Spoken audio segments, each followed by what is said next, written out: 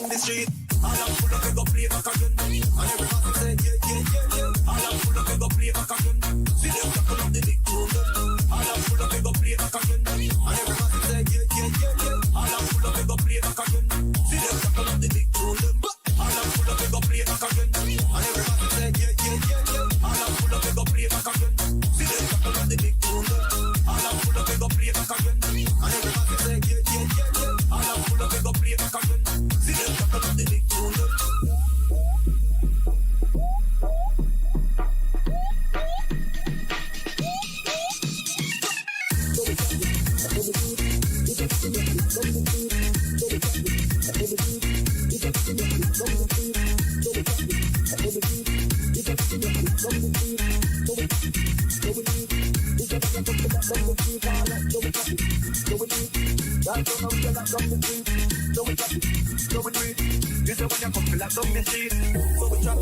So we do it. This a rhythm a lot down the street. So we chop it. So we do it. This a when you come feel like down the street. Alright, so we chop it. So we do it. Land down we a lot down the street. So we chop it. So we do it. This a when you come feel like down the street. All I'm full of go play back again. And everybody say yeah. All I'm full of go play back again. See them tackle up the big tune. All I'm full of go play back again. And everybody say yeah. All I'm full of go play back again. See them tackle up the big tune. All I'm full of go play back again. And everybody say yeah. All I'm full of go play back again. See them tackle up the big tune. All I'm full of go play back again. And everybody say yeah. All I'm full of go play back again. See them tackle up the big tune.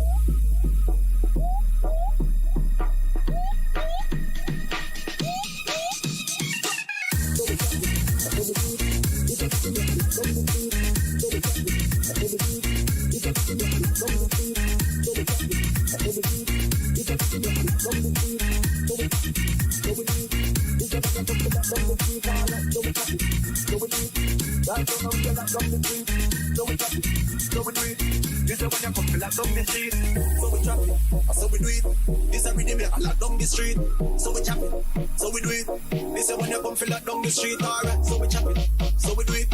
Land down and we a lock down the street, so we chop it, so we do it. This is when you come feel like down the street.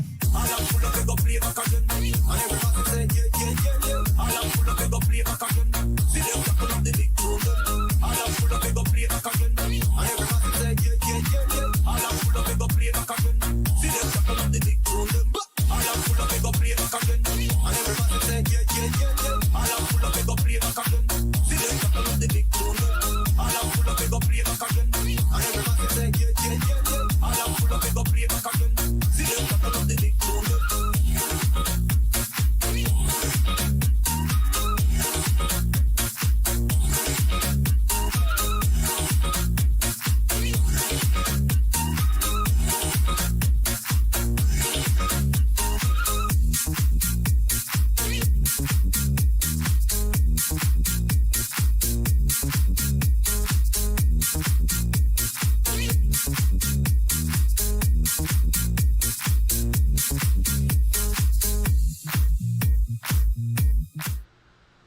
All right.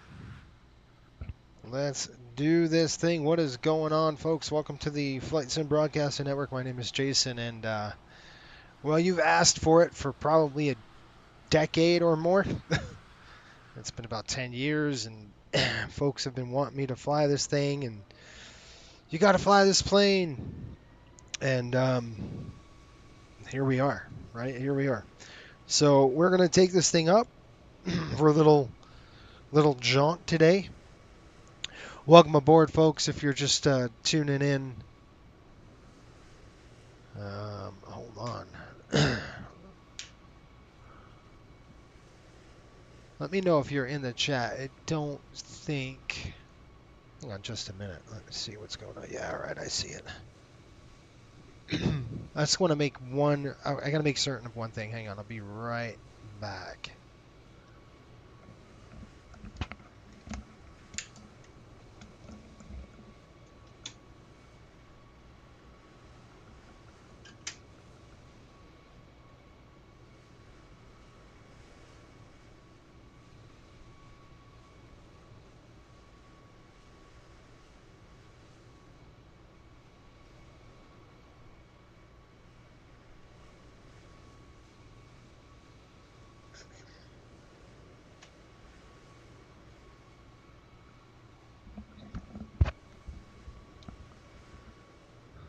Now. All right, let's try that now. That should work. Let me know if you can hear me. If you're new to the channel, you want to know about, it's pretty simple. Do it right, have fun, and learn something. So you guys are going to learn, I wouldn't say about the Airbus, but you're going to learn how frustrated I can get flying this thing. So you got to understand, I come from Boeing for a long time, right? So Boeing product put into a new, totally different alien aircraft to me.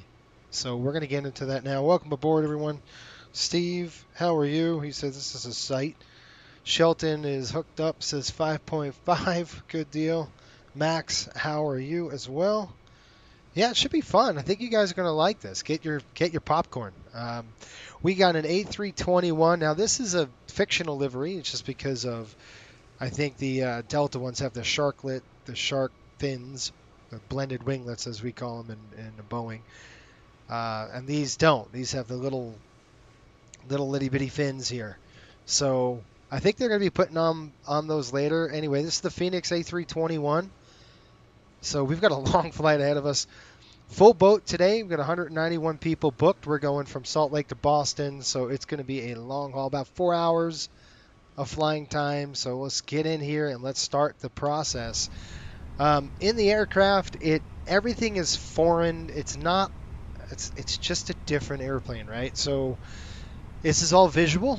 It's different than a Boeing product. The Airbus is just one of those. It's just different, right? There's no. I got to turn that pump off for a minute, don't I? Oh no, I should have had it off. Okay, it was off. Anyway, it's pretty simple. This machine is a pretty simple aircraft. Once you get the thing programmed, it does everything for you. I mean, I'll show you how easy it is. I mean, really, it doesn't take a lot to fly. It's not like a Boeing. It's nothing like a 737 in terms of thought process, thinking ahead of the aircraft, all that stuff. You still have to do that, but the autopilot's a crutch, and it does everything for you. Folks, when I say everything, it does everything. Like, this thing's got so many bells and whistles on it. I call it the Gee Whiz Wonder Boy jet, because it really does everything. It manages your energy, it manages your speed, it manages your flap speeds, it manages everything. You don't even have to think. You just slap a flap sending down, the airplane slows. It's just insane, the technology. And we're going to go into that a little bit. Now, what's better, Boeing or Airbus? And I'm not going to get it. We'll get into that during cruise, but we'll see how this thing is going to go today. All of you know my camp and where I come from. I'm an old school pilot. I'm a pilot's pilot, right? I like to fly the aircraft. So Airbus is not for me. Doesn't mean it's not a good airplane. It's just not for me. There you go. I still love the 737. I think it's much better than this airplane. I'm always going to say that because it's a pilot's plane. This isn't. And I'll show you why. Doesn't mean you still can't hand fly it. It doesn't mean you still can't fly it. It's just not for me. And we're going to get into it. We're going to have fun. Let's do this. Mike says, watch for 9.7 on the tail for takeoff. Okay. Definitely not missing this one. Good deal. Dewan, how are you? He says, excited to see you in the bus. Okay, good. All of my charter needs, it's coastal all the way. Oh, man. Hello, Mr. Airbus. Hey, John, what's going on, man? Mike, he says, Boeing has some issues, so how are they allowed to build a spaceship? I have no idea, Mike. When I say Boeing, let me rephrase that. Boeing in the 90s, right? So let's split the Boeing of today to the Boeing of the 90s. I prefer the Boeing of the 90s, not the Boeings today. How's that? Press the PTU switch that has its own auto logic. Okay. We're going to get into this here. What do they say when a basketball player loses his mind? Here's a case of March Madness. It's pretty good. Sean, what's going on? Sean checked in. That's pretty cool. All right, folks, we're going to get into this. We're going to do normal procedures, and we're going to use real-world procedures here. All right, we're the best we can.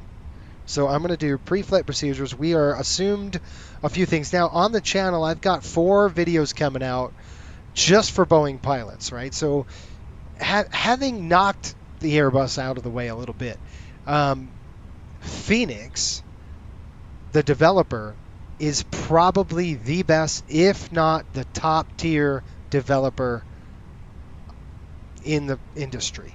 As of today, as of this video, I think Fenix did a tremendous job, right? And they did a lovely job, and you're going to see what they've done. I mean, the airplane is beautiful. The model's beautiful. It's gorgeous, right? It really, really is. They did a superb job on this. All right, so let's go into this really quick. So we are flying from, again, the EFB, I think, just kicks everybody. We've got 9 minutes. We're going from Salt Lake to Boston, 4 hours and 3 minutes on this flight, so pretty long one. It's plenty of time to get into, you know, the goods, the bads, the uglies of this, and you're going to teach me a little bit about the airplane today. How's that?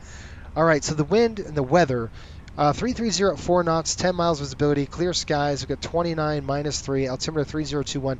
We do not have any weather really to worry about. The only weather that I'm concerned with is right above Detroit. Right now there's some weather up in Detroit area, in the Michigan area, and what that's doing is it's moving. It's kind of moving. I got to get the sunlight on. Just give me a second here. I'm going to kind of zoom out. I'll show you. The one thing I'm concerned, we've got some turbulence through here, through the Rockies. Once we're over the Rockies, it should be good. But we're going to zoom it all the way back. And there's a line of thunderstorms right up in here, and I went way high. You can see we're going to go way high over Michigan and then drop in just because the weather, there's a break in those cells, and it's about right here. So when we get here, we'll just kind of look at the weather really good. Probably about 100, 200 miles away. We'll kind of try to see if we can't weave our way through it. We're not going to climb over it. It's 45,000 feet, so you just got to go around these things or pick an area that's green. We are on VATSIM today, so help me. I have a little bit of time in this airplane, but not a ton, so I'm a pretty good rookie. I'll need your help. If ATC starts telling me turn here, turn there, do this, go to this waypoint, it's the MCDU is nothing like the 737s. It's just a different animal. All right. So with that, it's kind of the briefing, at least with the weather. So we can go out of here. And I will show you, we are going to do Salt Lake City. We've got departure. We're doing the Rugged 3, which is going to be right there. We'll go ahead and highlight that. I'm going to start engine number 1 before engine number 2. Hey, Mark Johnstone, what's going on, buddy? Welcome aboard, by the way. Hope you're having fun. Hope you're having a good time. You're going to laugh, I think, on this one. You're going to see me screw it all up, because this an airplane is just not familiar. Anyway, we're going to take off out of Salt Lake. We're going to Bubby, and then over to rugged, and then we'll make sure we're good to go. It looks like the flight plan, and I'll show you the flight plan here. I gotta get my dog out if she's gonna bark. We're gonna show you the flight plan. It is, let's see what we got. I just got to find out the Rugged 3. It looks like Rugged 3 to OCS. Right there, Rock Springs. We're just going to kind of go to that northbound. Right now, they're taking off to the north, so that's good. We can fly directly north, intercept Bubby, and then hit the Rugged, and then that north track is going to send us to Rock Springs, okay? Really good there. Let's go to the Fenix page, and I like to go to the, you can see the ground services. We do have GSX on auto, so I kind of want to see how that goes. It's been kind of wonky. We got 191 planned. That's a full boat on this airplane, folks. That's in the Delta configuration. It's 191 people on their A321s, so we got a full boat today. All right, we're looking at planned with 38,000 pounds of fuel. Right now we got 6.6 in the fuel, and that's good. Now, do we call GSX first? Somebody has to tell me on that one. Buddy, sounds like talking to your loved one of my little buddies when it makes these names. Yeah, well, I think the FAA does. I don't know.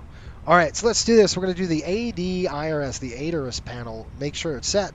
And what we're going to do is drop into the MCDU, MCDU, and right there. And I'm going to just select desired system, and I want to just do the FMCG, the Flight Management Guidance System. Let's go and flip that over. We're going to make sure we got the right engines. We are on CFM 56-5B2s from August 4th of September. So that's the new AIR Act data coming out next week, so get ready for that. The airplane's letting us know right here, GPS primary, which means it's taking the primary signal from the GPS. We can throw the clear signal on that, and that'll be good. Nothing here, we don't have to worry about any of that, but that is done. Now, the first thing we want to do is go upstairs and make sure it's aligned. Now, I'm going to go ahead and flip this over. You could flip it to 1 or 3, it doesn't matter. North 40, 47.1, west 111, 59.4. I'm going to just make sure that that settles with what we have in our gate. So, give me a second here. Let me get that going. Charts, we'll pull up our charts here, and you can see, well, I can show you right here as well. So if we go to the charts tab, let's pull that up really quick. We're going to go to ground charts, and you can see this airport info. We're going to lock that up, but we're going to keep going to parking gate coordinates. So we are in the north side of the airport. Well, actually, our gate, I believe it's like Alpha 17, Alpha 15, right around there, one of those two. So let's go to the parking gate coordinates. We're going to light that up, and we're in Alpha 15. So now in a Boeing, I would have to do a quick alignment. I think you could do the same thing on this airplane. I'm assuming it's done. North 40.47.2, 111.59.3. So 47.2, 59.3, 47.1, that's fine. West 1159.4, that's good. So that is good. That means it's aligned and ready. I think you could do a quick alignment, but I'm not going to even, I would have to go to, supplementary procedures to do it, but I'm just going to leave that alone. It's assumed that it's done. All right, how's that? FMS, we're going to go ahead and check that. We checked our aircraft status page. That's done. So init A, which is one click here, that's init A. We're going to get into that. And then if we click it again, it's init B, which is odd. We're going to do the co-route, and we're going to get that installed. And how we do that is come over to here. This is why their EFB is so cool. If we go to Phoenix, and we go, I believe it's My Flights. Well, I don't want to do that. It's, where is it, guys? Is it, it's not there. It's this right there. There's a way we can implement it or input. Massive balance. If I resend load sheet, I'm going to load aircraft and send to the MCDU. I think that's what we want to do right there. That's success. I'm going to start loading the airplane. I think I do it with GSX first. We're going to call for fuel, right? Or it does it do it automatically? I don't remember if it does it automatically. It should do it automatically. So you guys have to remind me. If I go to ground services, won't it pull in? We're at -1 minute, so it should be. I've got GSX automatic. If I hit load aircraft, it's just going to load it. But if I click request refueling, what happens? Delta Airlines. I don't know. I'll guess with you. Click load and then GSX. I gotcha. So let's do that. Let's click the load and then GSX. I might have done it weird. Load aircraft and then GSX. Gotcha. There you go. So I'm going to go ahead and request. I don't know what I did. What's it doing? Okay, I'm not doing anything. It's going to be doing it automatically apparently. So I think the fuel truck's coming in and all that good stuff. So we'll get that done. And then I'm going to keep rocking and rolling on this. Mike says, Dewan says, I only fly Boeing in the sim regarding airlines. I will try Airbus. Yeah. I mean, I hope that this stream does one thing. I've been, like, for 10 years, I just didn't want to touch this thing. Just didn't have the, whatever, what is the desire to go, oh, yeah, I want to learn it. You know, I didn't want to just because it's not my kind of deal. But I want to take that from, you know, I want to kind of let you see it's not that bad. Once you get in and you start, you know, dealing with it, it's pretty good. It's pretty cool too. The tech is pretty wild. So if you're a tech person, you're gonna love it. It's right up your alley if you like the tech. I like tech as well, but you know, I like to fly a little bit. So let's get into this and we'll see what we've got. We are requesting the load. I don't know if it's going to load now. I might have threw the sequence off. Let's hope it does. And you guys got to help me if it doesn't. But this is pretty cool out the window. You can see what's going on there. Don't uplink the current weight to the MiG-2. That's your current weight. That's exactly right, Max. I've done that a few times already. They're going to light up the in-ground fueling. That's an underground fueling tank that they have here in Salt Lake. I like the hustle. He's running. That's what I'm saying. All right, good deal. Let's start fueling. Waiting for your action, open for right. That's done automatically, I hope. Let's see. I want to see if it's going to be done automatically. So before we get back in the airplane, I just kind of want to see this and see if it starts pumping the fuel in. It should, but I've been stuck here before. You can use your load now. So, okay, now it's pumping in. Good. We're getting fuel pumped in. I like that. Let's take a look at the fuel tank right here. You can see the FOB, fuel on board coming up. So that's good news. All right, so let's go into down here. And we're going to do this init request. You see this right here? Init request with a little star. Just go ahead and flip that. You're going to call, we're basically recalling the route into the MCDU. All right, and it says AOC aircraft flight plan uplinked. Clear. We're just going to clear. Good. Flight number is going to be 6. I think you guys do, isn't it? Do you do the DAL and everything? I think you guys do something like this. DAL 657. That's our flight number. Yep. Cost index. Let me pull my paperwork up. I think the cost index was pretty darn high, if I remember right. We've got. I was hoping it was higher. I saw like something like 47 on cost index. Oh, that's pretty fast. All right, let's see. Cost index is 46. That was close. We're gonna put 46 into there in the cost index. And this is easy. You just put your cruise flight level and your cruise temperature. So our flight level right now, we're gonna do a step climb. It looks like we're gonna go 330 first. So you could probably go FL. So we're gonna just go FL. Again, I wish it was a Boeing and I could just slap it there like that. Oh, good, that worked. And then it went negative. Top climb. What's the top climb winds? Plus a 9er. What's that mean? A 41. I'm using a delta release. I'm just kind of trying to fish where it is up at altitude here. Just looking at the temperature.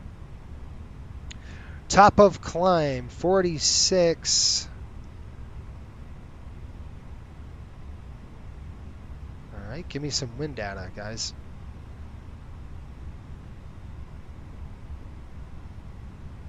Huh.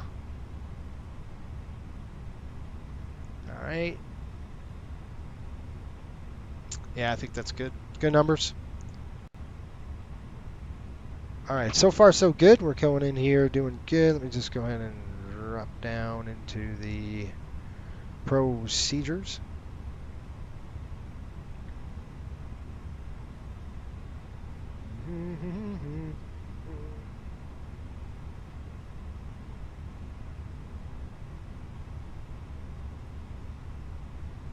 All right, let me get back to your comments. The fueler just walked his elbow on his, yeah, hit his elbow on the truck. Yeah, what is it? Okay, I don't know what it's saying, but it's probably doing it automatically. Boarding is requested. I'd like to see that. That's good. Let's go here.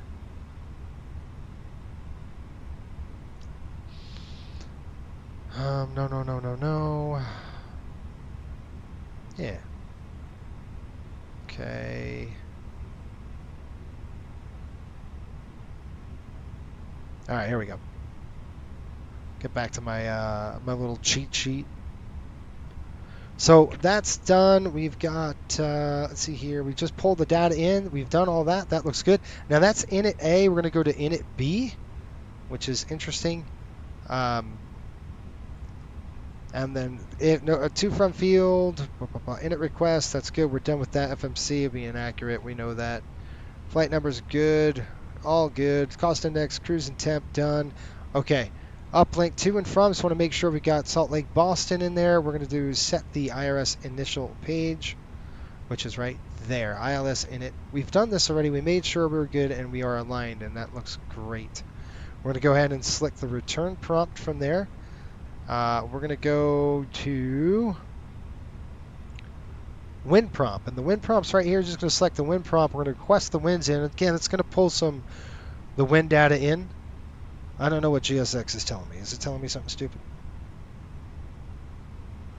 Yeah, we're going to get wing data uplink is now done. So that's good. We're going to click clear, and you can see it's all populated now. So that's good. We can click after the wind data is there. We're going to do init B page. So hit the init again. That's A page. And we got an arrow over as the B page. That's the B page. So we're going to have to fill this out a little bit. We'll throw our block fuel in, at least that, and then everything else is going to populate as we get boarded. We can do the best we can with this as putting stuff on, but we're going to do block fuel 38.7 on the gas. I've got to get my paperwork running here. 38.7 on the fuel. So 38.7 on the fuel, right? 38, if I can do that. 38.7. We'll throw the block in there. By the way, do me a favor. Because I'm tackling this, make sure you hit the like button for me. It would be nice. Do that. If you're not a subscriber, just subscribe. You know, we're taking this thing on, and it's pretty crazy. So we got block in there, 38.7. It's a lot of fuel. We're looking at alternate time. I'll leave that blank for now. I think trip wind, that was already entered, and then we'll have to wait. So we've got verify uplink taxi fuel, right? 0.4 on the burn. Verify uplink tax fuel. We've done that. We did all thing. We verified zero fuel. Now that's going to be a little odd and wonky because our zero fuel is going to change. I'm looking at a zero fuel weight of 148. So we could change that right now, and then we'll have to 148.4. It's really heavy. I think it's heavy enough, and then we're going to just pop it in there. The reason why you don't want to go there now is because, just like Max said, this is real-time weights. Okay, so you can see the passengers are starting to come in. Why can't I hear anything?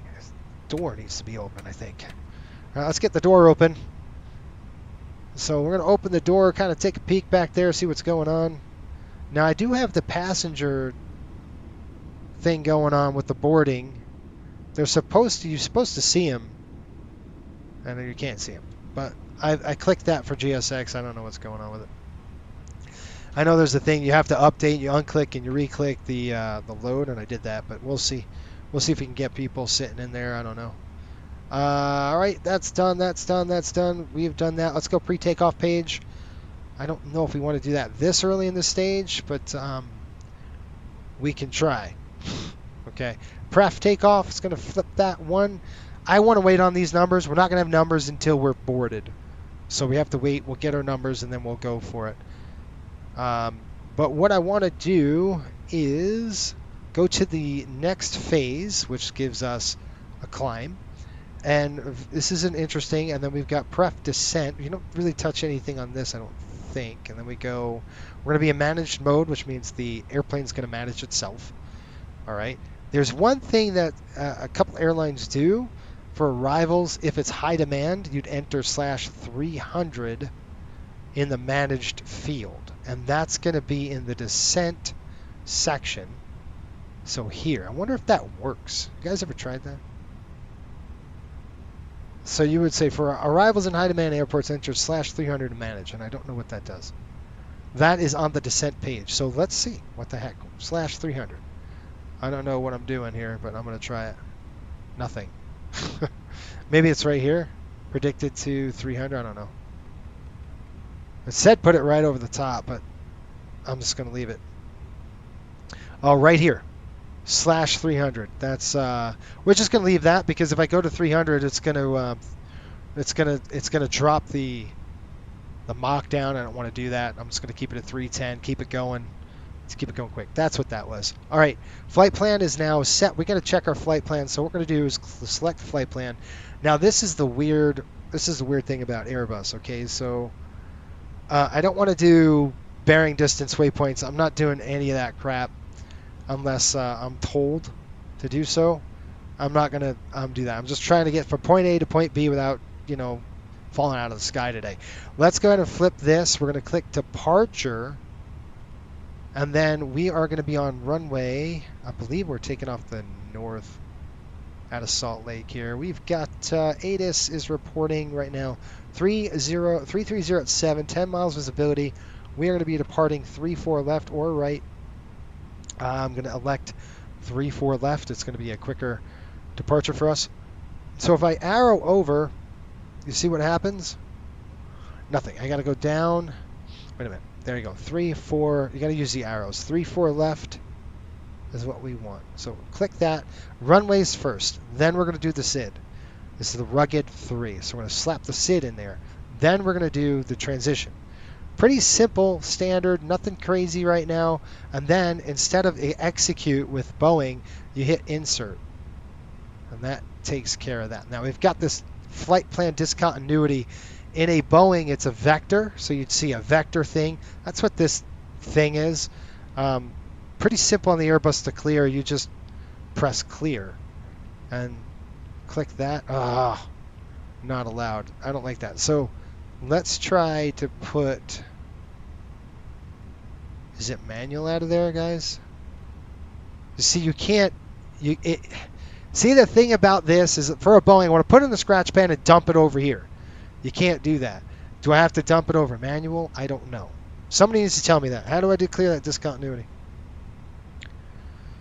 I am DJC. Welcome to the bus world. I love it. Yeah, I'm glad you love it. Killing me right now. How are you, buddy? Hopefully you're well. What time is it over there anyway? Let's see here. Enter the step plan. Enter plan, step, climb. I've done all that. The only thing I'm going to have an issue with is getting rid of this dang discontinuity. We're doing the rugged 3. The manual thing, I think it's just going to take us... Maybe I delete that? I don't know. I don't want to start messing around. Yeah, okay, it's a vector. I gotcha. If you leave the disco and use the direct... Use a direct when airborne. All right, thank you. So how would we do that? We'd hit direct right here. Direct to Bubby. There we go. I got it. Okay, good. See, it's just the little weird things different than Boeing, right? Boeing, I could easily just drop it in the scratch pad and dump it over the top, and it's gone.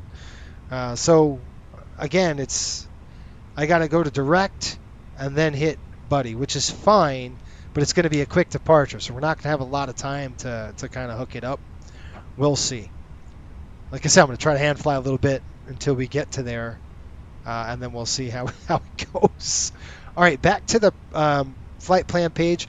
Folks, I can't tell you enough, the human factors on this thing is jacked up. Okay, so I'm a human factors minor, okay? My major is in aviation safety. You guys know my background. If not, look on the link below in the description. You'll see my background and my career and all that. I started my career in the NTSB, so human factors is a big deal. All right, I want to go down on the flight plan. I want to see what's down. You would think you'd hit the down key. This is the biggest problem I have with this stupid thing. You hit up to go down. We're in opposite world today, folks. Up to go down. It doesn't make any sense. I guess what they're thinking, I get what they're thinking, but that's not what a human thinks. A human thinks I need to go down, I need to press the down key, not the up key. I'm going down on the flight plan, not up on the flight plan. All right, I'm going to get off my soapbox. You're going to hear this all night tonight as my complaints start coming out. Anyway, we got Bubby, Rugged, Spine, Ski, then People. And let me tell you, I'm looking at this with a fine-tooth comb, because if you don't, this thing it'll screw you up. After that, we've got Top of Climb. Then we've got OSC, which is Rock Springs. Then we're going to go to DKDU. I got a passenger in here that does not like that. We got OSC. Yep, we got KD75U.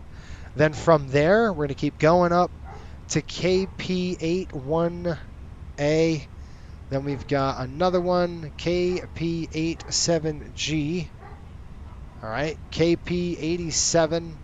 Then GRB, which is going to be Green Bay. Then we got ASP. We're all up in Canada now, very close to Canada, in Michigan.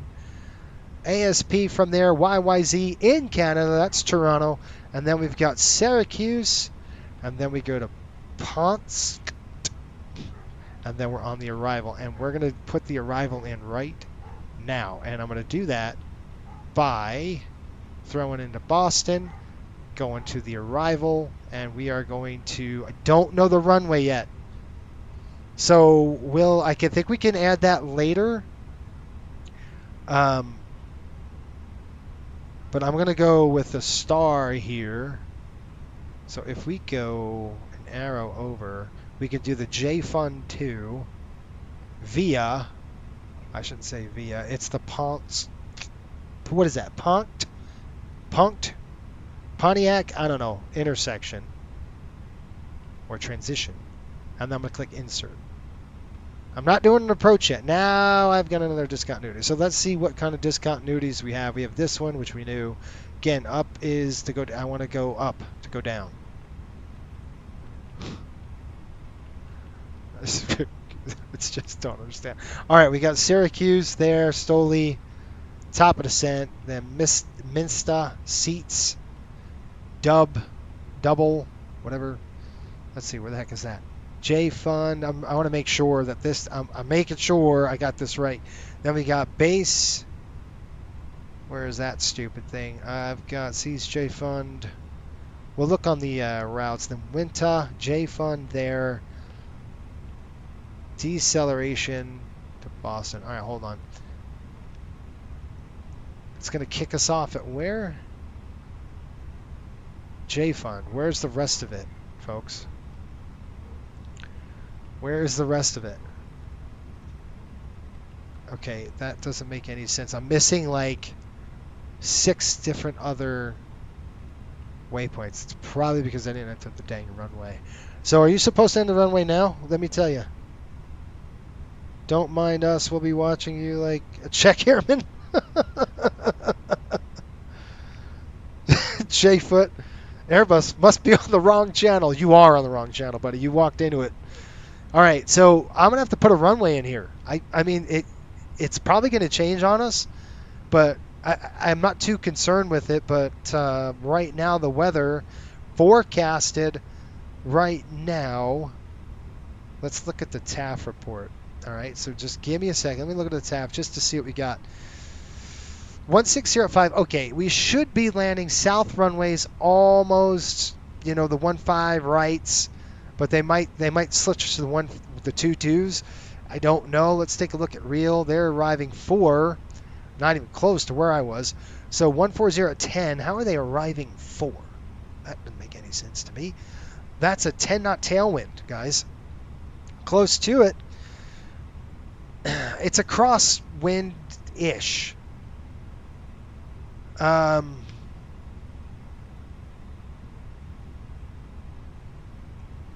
Let's add 4 right. I mean, if they've got the configuration of 4s right now with a quartering, it's not exactly a tailwind. It's kind of a quartering tail a little bit. It's at 10 knots. That's right at our limits. So let's try this again. Let's go to Boston. Let's see if we can't load the arrival in. And we're going to click the ILS 4 right first.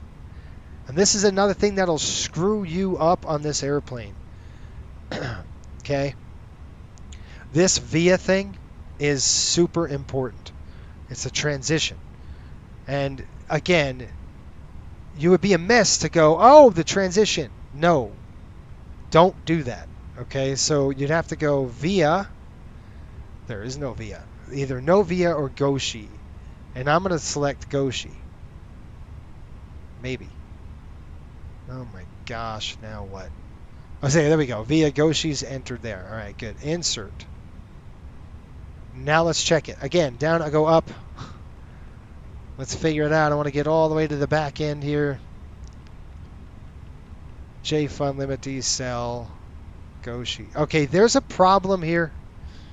Hello, instructor. There's a problem with this airplane. The J Fund, let me show you what I got going on here. Let me show you what the problem is. Let me show you how, I don't know how we're going to do this, so you're going to help me. All right, if we go to Boston here, and we go to departures, or excuse me, we'll go to arrivals. Let's go to arrivals, J Fund 2. All right, see, this is my dilemma. It dumps us off at J Fund, and it doesn't do anything else. It doesn't go to autumn, winter, nothing. There's nothing here. It goes from J Fund directly to Goshi. That is not correct. So how we get it out and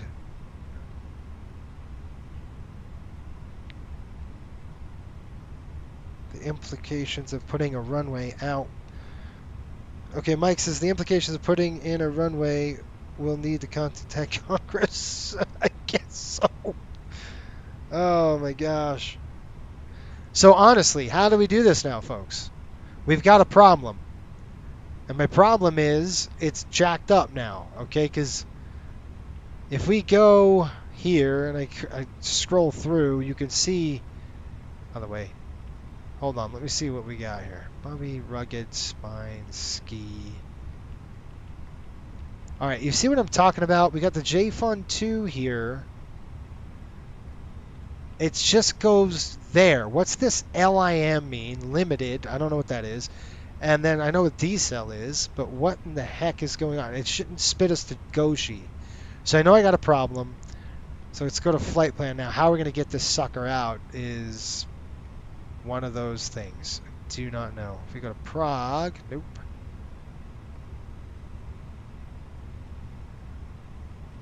Now there's a way to do this. But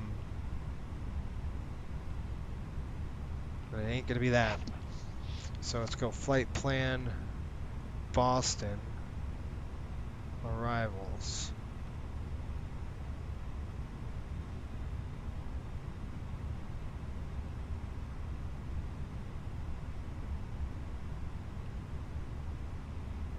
Huh. Alright, you guys are going to have to tell me that. I don't know how to do it. Oh no, where's Alex? Yeah, where's Alex? Somebody help me here. Let's get Alex on. Thrust limited. Alright, it's a restriction. Okay. Pops, what's going on? So, all right. The smart pirate says you have to enter runway with a star. Try a different star and then select J-Fun star again. You broke it. Okay. So, Boeing pilots, when you break the thing, it's not logical to get out. When you really screw a Boeing up, or you could just change, all you can do is go and say, all right, I'm going to go here and go, like I can't even get to pref. I could just change. I could go SLC/Boston, reset the whole thing, and I'm good. So what I have to do is go to data now. And I mean, I guess you could do what you said. I'm going to try what you said, but there's a way you could just completely get the whole thing out. So let's try again. We're going to try this again. All right. We're going to go to, it's not the pref page, flight plan. And we're going to go to Boston. I'm going to go to arrivals. And I want to go, what's this arrow up mean? All right. If I go to stars, will it give me a... Nope. Okay, what if I go over here? Okay, let's try Ocean 5, or no star. Execute. Okay, what does that do? Opposite world, folks. Down is up is down. Okay, we've got little stupid stuff in here. I don't know what's going on. We've got limited, thrust, decel, Goshi. All right, 4 right is entered. We're going to go ahead and throw that up there again. We're going to click arrivals now. We got 4 right, no star. So let's go to the star now. If I click star, nothing happens. I've got to hunt for it. Does it give me a star here? No, okay. So let's go over JFun 2, Ponce transition, execute. Could I just go down? No, I don't know what the crap's going on. Hold on.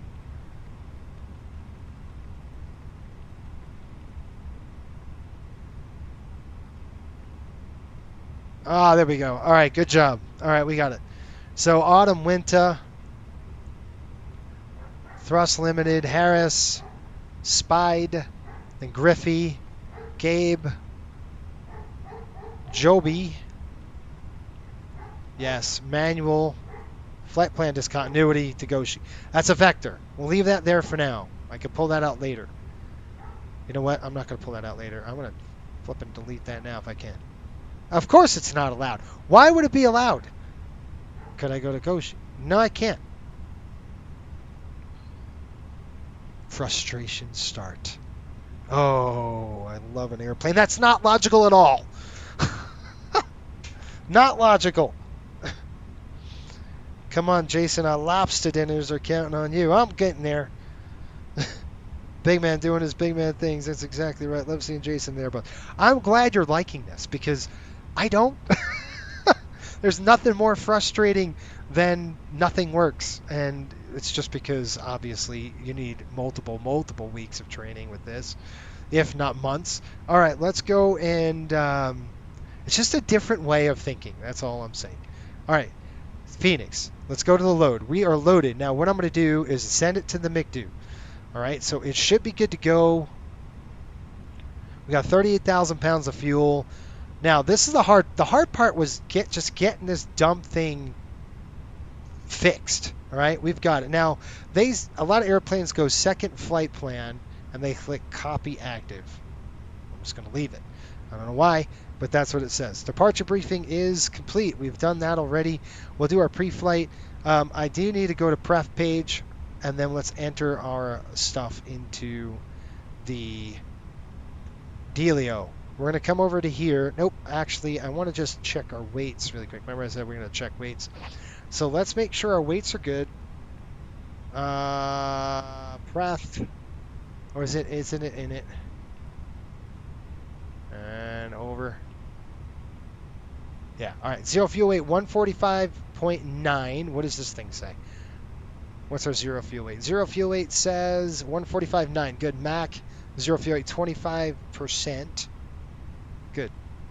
So that I should put in there. All right, max zero fuel weight 25%, zero fuel weight 145.9. We're in there. Good. Done. Whew. All right. Jeez. What time is it on the clock? We got to get out of here. 16:44. That's not too bad. All right, we're going to roll out with this. Okay, everything else is good to go. Now let's go to the... I think we're good on this. We'll do NavRad just to make sure it's good. We've got TCH. This is your VORs. It just programs everything for you. Well, that's it. Fuel pred. You just make sure we're good here. We got Boston. We should have 12.4 on board. That is great. Good stuff. Let's go back to the pref page and let's put in our numbers. We're going to go over to here, over to here, and let's take a look. We've got 3-4 left on the outbound. We're going to sync load sheet to final. Now, somebody explain this pack deal. Are the packs off or on when you take off on an Airbus? I've heard that the packs will automatically shut off. Is that real or is that not? I don't know. I haven't looked at the manual yet. Flap configuration optimum. We're going to go force toga, whatever the heck that means. I don't know what that is. I don't know. No, I'm not going to force toga. Anti-ice is off. Packs are on. I think that's probably I want a decelerated or a flex temp, something like that. Takeoff weight 184.1. We're out of here soon, folks. Max takeoff. That's a little low, isn't it? Wasn't it 25? Oh, no, that's max tow. We had that right.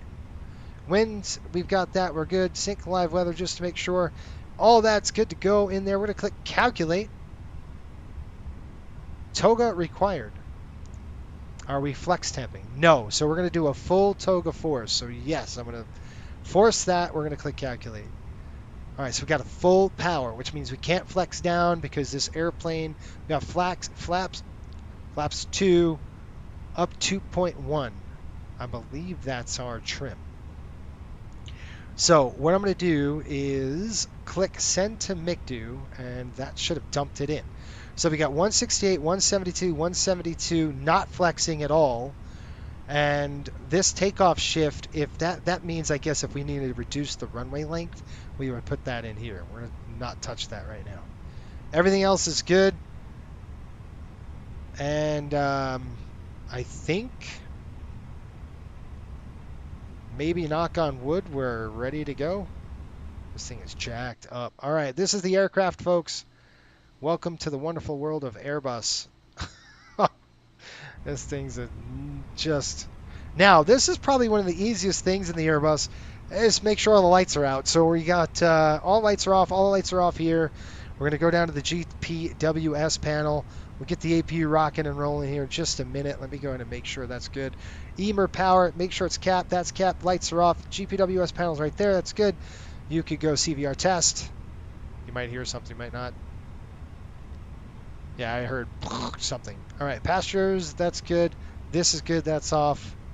That's good. Ream repellent, we got wipers are off. Okay, crew supply, this is oxygen. You want to make sure, again, that everything is, lights are out. All right, this is what's cool about this airplane. It's lights off. I'm going to go ahead and flip this on number 2. We've got beacon off, strobes are in auto, wings are off, that's off, those are off. Seatbelts are on right now. That's on. We're going to get ready to go. EMR lights are, that's off. Those are armed. That's fine. Everything in there is good to go. Probe heat is, well, it's off now. It's on auto, so we'll keep this. That's good to go. This should be off. This is auto. This is our pressurization panel. Super, super, super easy. All right, let's see here. Going up the panel, I'm good with the lighting inside the cockpit. So all that is going to be set, and that's kind of be down here. Your lighting in the cockpit and stuff. All right, I'm going to go ahead and go throw it a cold a little bit, this to cold a little bit, that to cold. And let's throw on the APU. But before we do that, we're going to come up here and test. Is there a way to test all 3 of these? APU's coming up. Is there a way I can hit all 3 buttons? I don't know, it seems a little stupid that I got to do this. All right. PTU coming on auto. And cabin pressure done. That anti-ice panel set. Air conditioning panel set. And we got engine 1 and 2 bleeds are on. You can see down here. Right there, every little lights are out. We get 2 fault lights on. That's normal. Hot air push button, which is somewhere up there. Right there, that's off. I mean, it's on and the lights are out. Cockpit cabin zone temperatures, I did that up here. That's good to go. We are good. Electronic panel, let's jump up to that. It's this guy right there. Gen 1s are capped. Fault lights, 2 fault lights are on. External power is on. APU gen is off. Obviously, it's not running yet. We're going to get it running. I got 27.6 volts in the BAT 1 and BAT 2 are looking good. All right, want to make sure that's good. Galley push button is right here. Again, lights are out. Good to go. Fuel panel set. Want to make sure all the pumps are off. Push buttons are all off right now. We'll have to turn those on. Verify mode selector and crossfeed push buttons. Center tank left transfer buttons for lights transfer position are out, and they are. We're going to go ahead and throw all of those on.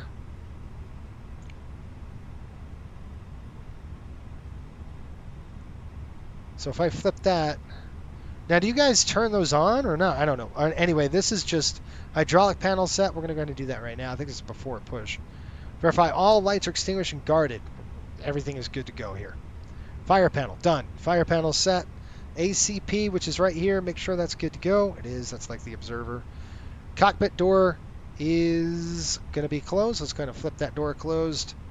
And then we get the front end closed here. Yeah, I don't know why it's not showing the passengers, but it should be. Okay, that's closed. Woo! Okay, now what? NC power seat supply set. I've got that. Packs are good. Flight control panel set. Cargo heat panel is set, which is over here. We got to go up. All right, down here, flight control panel set right there. Cargo heat is all set. We'll test the smoke, and we'll start the APU. Good. All right, 1, 2 are good. Blowers off. Cab fans are off. All right, shut up. Thank you. That's good. Let's go ahead and start the APU. We're gonna go click master on. I'm gonna wait a few seconds. All right, what's the double?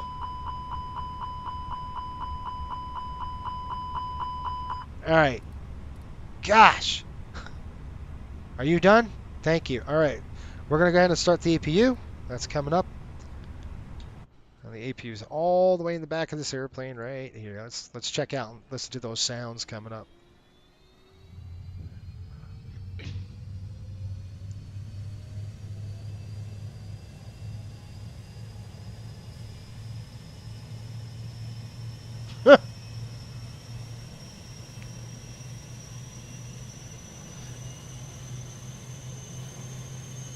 Christopher, what's going on, man? Christopher says, I'm just checking in. All right, APU is fired up. Now we're going to shut off these lights. 1, 2, 3, 4, 5. They want all light conditions off. That's what's very simple about this airplane. Just everything's off. Okay, now we're going to come to the ICAS. ICAS. Ha! That was a Boeing one. I'm sorry. What do you guys call this stupid thing? This is the... I don't know what you call this. I forgot. It'll be APU. Just want to make sure it's good to go. Yes, APU is running. We got good volts, good hertz on there. Let's go ahead and put it on. APU is coming on. See available right there. What we could do is just shut off the external. That should work, right? It's unavailable. You never know because it's like on. Well, I'm going to throw this off. See how it just clicked? All right, good. Let's go ahead and get that off the airplane, and we'll start. We're on our own power now. Let's go to Phoenix here. We're going to go to the ground settings. We'll take the PCA off. We're going to take the GPU off, and we're going to take the cones and chocks off. All right, we're ready to go, man. Not really, but I think we are. Pack's coming. Pack should be on. They are on, they're just on fault. The APU bleed needs to be on to get the packs on. So you should see 2 faults going off as the packs start. And that would be right in here. So we hit the air conditioning, And now it's starting to kick in. See that valve open? It's going to start conditioning the cabin in the back, which is nice. Okay, that's good, that's good, that's good, that's good, that's good. We are ready to go here, folks. Terrain on my side, we'll flip that up. We're going to go up to an altitude of, now it's just kind of normal. Getting ready. We're ready to go here shortly. It's 11,000. Top altitude here is 23,000 feet. So I'm going to go altitude. We're going to go ahead and bring this up to 230. Now the Airbus is very interesting. I've never flown this. You see this big dot? You want to make sure those dots are there. That means it's controlled by auto. The autopilot's going to take it over. I'm going to throw constraints on here just to get a good look of what's going on. And we are good to go, folks. Ready to rock and roll. Whew. Okay, ECAM. That's what you call it, an ECAM. Sorry. All right, that's good. Landing gear panel check. We did that auto brake panel. We're going to go ahead and check that right now. I'm going to make sure I've got an alert somewhere. It said it's not armed. Why the heck is... Okay, let's push that down. That's good to go. Rudder trim, 0. Park brake is on. We're going to go ahead and set this to 2. Wasn't it 2 up? Of course, it doesn't want to work. Why doesn't my yoke work on this thing? Does this work? Nothing works. Why doesn't it work? Can I set my trim now, or do I have to wait? I don't know. I thought that was a trim setting. We might have to wait for that trim setting. I think that was like a 2 up or something on the trim.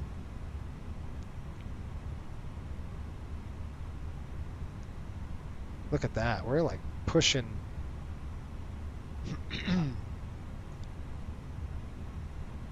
2 up 2.1. Okay. But I can't... does that not work on the trim? Okay, whatever. I'll see if... remind me on the trim before we do anything.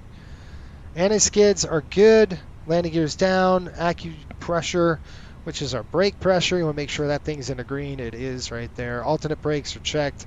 They are fine. Clock is checked. Ensure. We've got GPS. The UTC sector's GPS position. What in the... Okay, it is. Takeoff config. Now that's one thing that we got to do. You go down here, you throw the takeoff config on.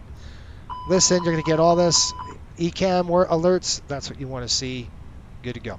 We're going to come down here, predictive wind shear. I'm going to flip that thing on. It's this little guy. I'm going to throw that to auto.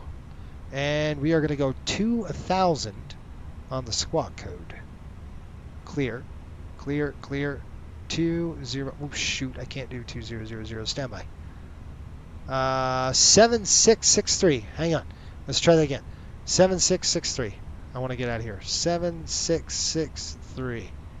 All right, all set. Right on the TARA. We're getting ready to go, and I'll throw the beacon on, and we'll rock and roll. We're out of here. Packs are on now. Beacon's coming on. Beacon, beacon, beacon. Where are you? Right there. Throw the beacon on. Okay, let's get GSX running. And hello. What? No, don't interrupt the pushback. Get me out of here. Okay. Checklist. Thrust levers are idle. Master. Engines are off. Engine mode should be set to normal. Yes. Okay. Flood lights are all set. ATC traffic, TCAS panel, we just set that. All good, done. Park brake is on. Landing gear is stowed. Cockpit doors set, closed. Radar panels set. Blah, blah, blah, blah, blah. All right, that's done. What am I missing? Yeah, I thought the trim got set afterwards. Okay, thanks. You may not hear it, but I'm making angry Airbus guy noises right now. Thank you. I'm glad you are, because it's frustrating. For me. Angry Airbus noises. Okay, we're good to go. I'm ready to go here, folks. I think we're finally going to get pushed. There we are. All right, I got to change our frequency. We've got we're on VATSIM, so we're going to have to do this the right way. We got to do tower. Tower is deep. I think it's 118.3 here. So we're going to go to NavRad. So I wonder if NavRad does that. frequency 118.3. Give me a second. All right, I want to go nose to the right, tail to the left. All right, I'm just going to do this. This is our standby here. Let's try this. 118.3.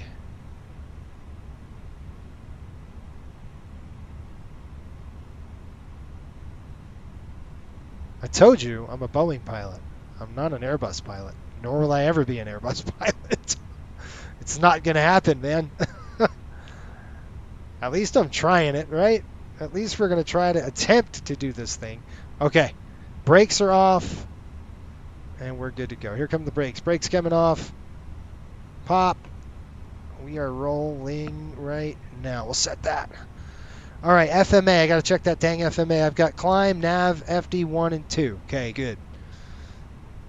I don't know if that's right or whatever. All right, ready to start the engines. Airbus is so nice. All you got to hit is start. Start the engines, Dave. Okay, you ready? So we're going to come down here. You don't do anything up on top. You just come down here and you click. I'm just going to click engine, actually. So this right here on the ECAM, I want to see what's going on. You want to make sure your oil's good. So 17, 17, 5. Oh, that's good to go. And then you're going to drop over here. And you're going to go ignition, start. Okay, which is fun. So you're going to go fuel panel set. Pumps are on. APU bleeds on. We're good. So transponder is on. Pushback check. Beacon on. Park brake off. Good. Done. Fuel panel set. Doors are closed. Oxygen's good. Flight doors closed and locked. Transponders on auto. Checklist is complete. We are going to go ahead and throw the engine 1 master switch right here to on. That's it. That's all you do. It's a full FADEC. This thing's got a computer in it, and if it's going to be a hot start, it'll shut it down. If it doesn't like what's going on, it'll shut it down. It's crazy what this thing can do. Full FADEC. All right, we got to go in and set the brake. We'll go on the we'll go in the next on the start number 2 here, and we will get it rocking and rolling. You could start eating your Cheerios in your table, right? You hear that clunk? That was the generator, I think, that just kicked online.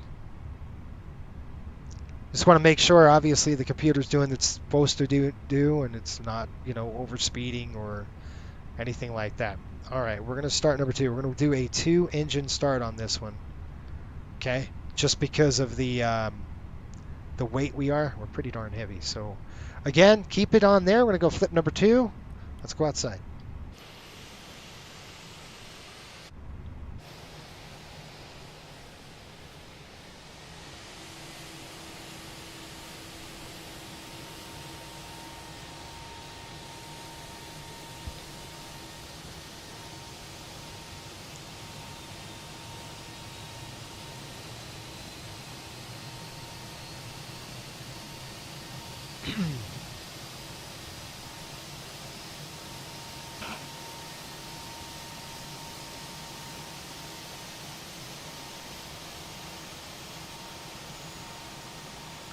Got a good light there.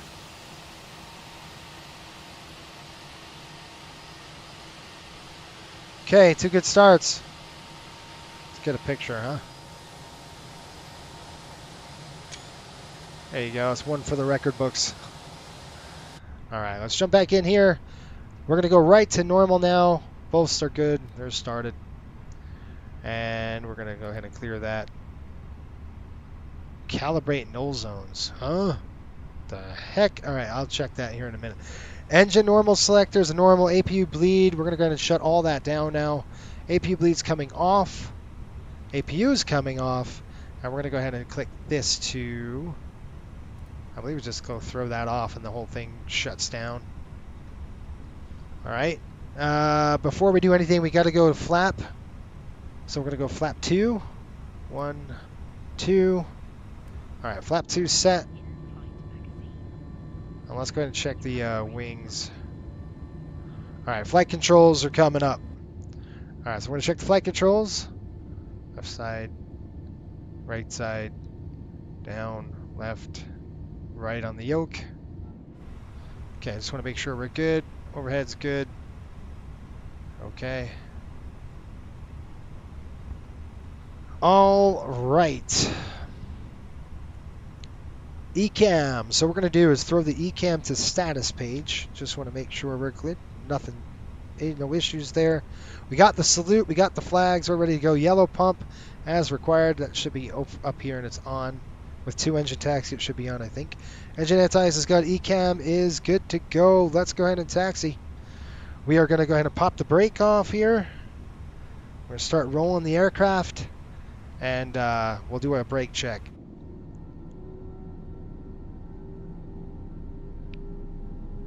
Now you don't want to get too far ahead of the game. And I'll just tap the brakes here just to check them. Yes, the brakes work. Good. All right, no smoking is good. Company messages, APU is available. I want to shut that off. I want to say off, dude. Isn't it shouldn't be on its shutdown? Nope. I thought I shut it off. I don't want it. All right, it should be on a shutdown cycle. It might have to take like, what, 90 seconds or something like that to do its shutdown. There it goes. Okay, auto brake coming on now. So we're going to flip on auto brake max. That's good. Signs are on. Cabin, check. We'll just go ahead and check the cabin. Make sure the doors are closed. Of course, this thing will yell at you if it's not. And then we're going to look at the oxygen. That's good. Right up to there in the engines. All right, we're doing it. Taxi lights coming on my side. There we are. I know you Airbus drivers are like, really?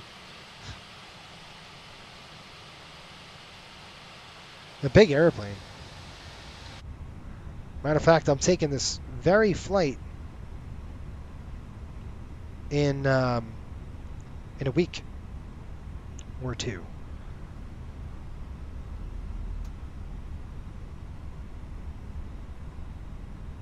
I'm just drawing on my charts here so I can see where the heck I am. Where we're going, what we're doing, how we're getting there. Oh, I got to do something, folks. I forgot. I got to have you listen to ATC. Ooh. Okay, we're going to go there, and our output is going to be there. We'll click apply. We'll click OK. All right, let's do this. Taxi checklist, please.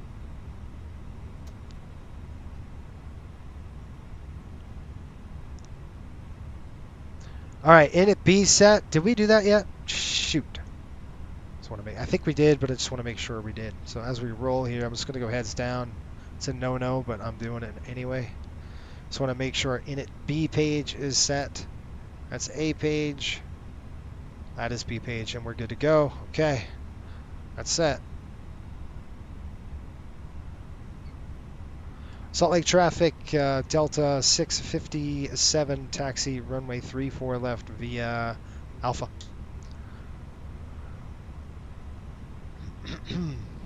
Am I broadcasting on that frequency? That's the next thing I have to find out. 118.3, yes I am. Okay, we're good. We're going to keep going to A. Okay, direct, we are doing max takeoff, and I think we told it that, right?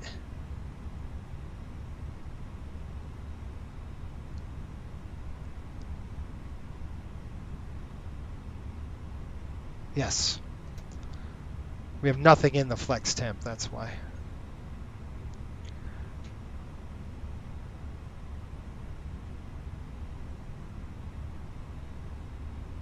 Okay, normally, like right now, an airline would receive the takeoff data. We've got it already, so I think you know, Fenix did an excellent job with the sounds. Like, listen to that. That's pretty cool.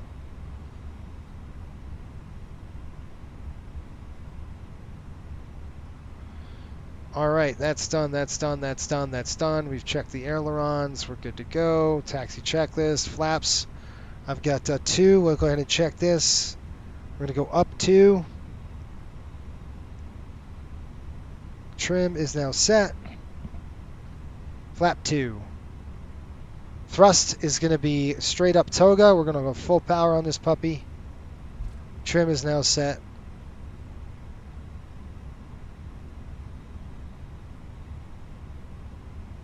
It's going to be right around that 2 up, right, guys? 2.1 up, it said. Not right there. Okay. I'm good with that. Let me get to your comments here. You're saying... I got to get to your comments here. Give me a second. Trim, it says ensure THS pitch trim setting and WDR toga are... Yeah. Takeoff gross weight values are approximate. Rudder trim tolerance 0.3, and I'm thinking we do that right. Yes, that is correct. That's all you have to do, right? You just got to make sure it's actually set, and I did.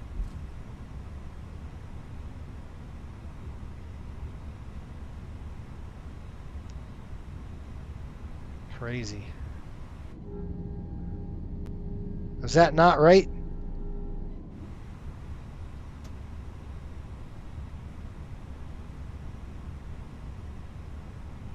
Flight control page shows me trim. Yeah, let's do that. So let's go to flight controls right there. Yeah, that's what we want. 2.1. So it's 2.2. It's approximate, right? That's going the other way. 2.3, 2.2. There's 2.1 on the trim. That's set. We'll go ahead and set the autos. That's all set now. CV brake set on max. Good to go. Takeoff config coming up. Let's go and check that. Push this button right there. Takeoff config. It's going to light it up. Make sure it's all green. Yeah, it's good to go. Rudder's good. 0. Elevator's good. Ailerons are good. Everything's good. The computer's happy. And I think that's a good thing. All right.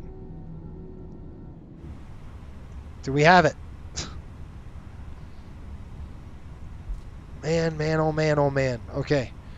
Rudder check, done that, did that. All right, engine anti-ice off. ECAM status is complete. We've checked it. Flight controls are checked. Departure runway coming in. Altitude is set.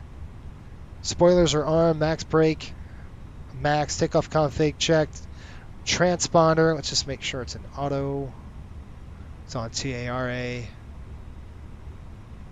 Yeah, we're good. Standby. Now it's auto. Traffic, it's good to go. Traffic. Huh. Yeah, I see a lot of traffic out there, actually, buddy. Okay, we're good to go. Runway position. We're good. Flaps are set too. Takeoff memos all green. Brake temps are checked. Takeoff brief complete. Transponder TRA. Flight attendants notified. All right. Let me get up here. We're going to go. It's going to go to 10.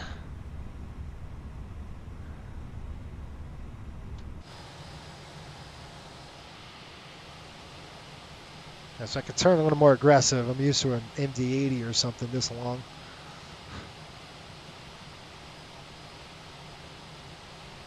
Okay, I'll stop it right here. Everybody's just eating leather in front of them. We'll just take a peek and we're ready to go. I got this dang A-frame in front of me. How far do you think he is? Now we'll wait for that. We'll wait for that one FSLT traffic to come in and then we'll blast off. How's that? Salt Lake traffic, Delta 657 will be taking 3-4 left after this landing traffic. Of course, that might be an FSLT target. I don't know. All right, what we want to do is go straight to Bubby. I'm going to flip this over. We're going to go to pilot brief. Nope. Yup.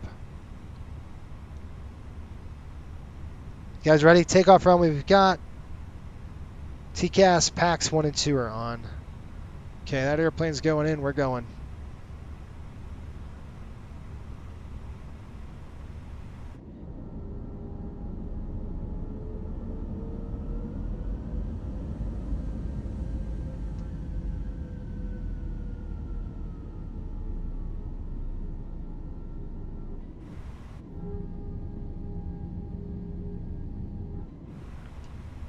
All right, lights coming on, folks.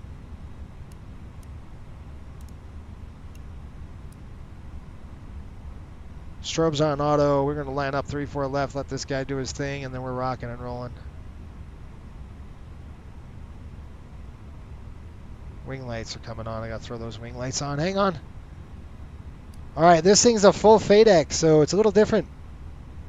Okay, so what we're going to do is we're going to bring the throttles up to 50, but right there. Wait.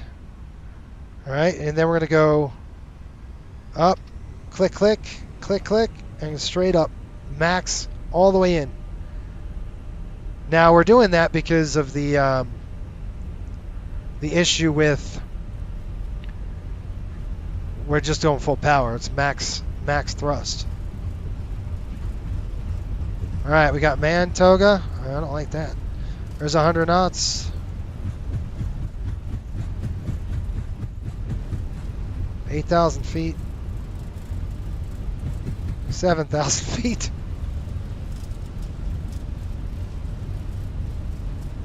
Yo. Got 5,000 feet.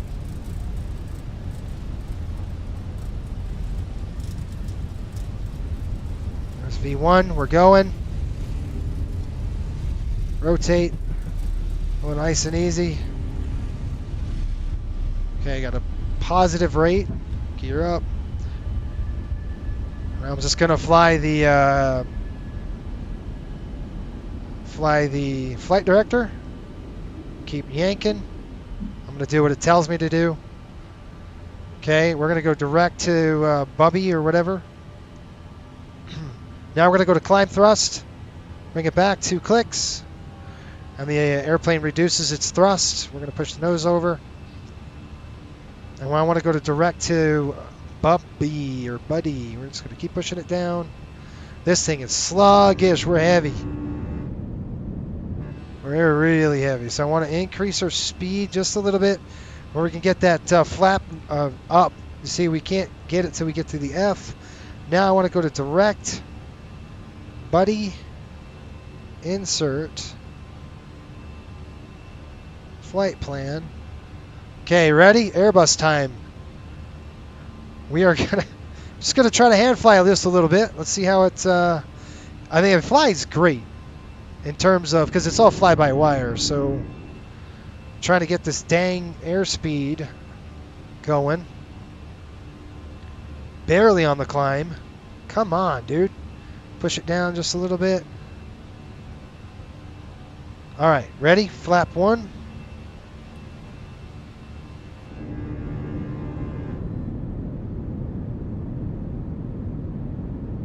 Maybe. I don't want to do that. We got to get some altitude.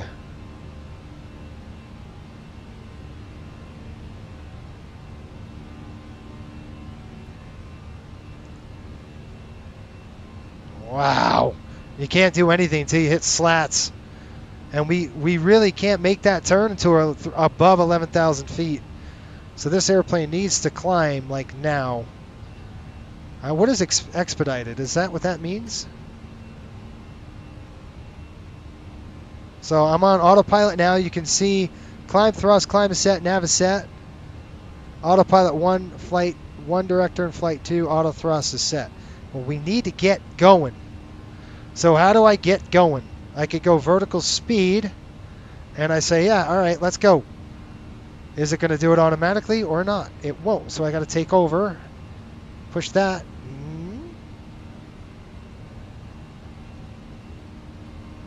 Come on, airplane. Thrust come in. Let's go. Push it.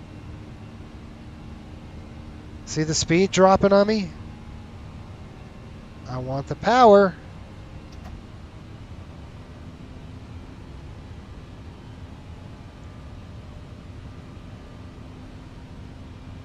Did I just blow past my waypoint?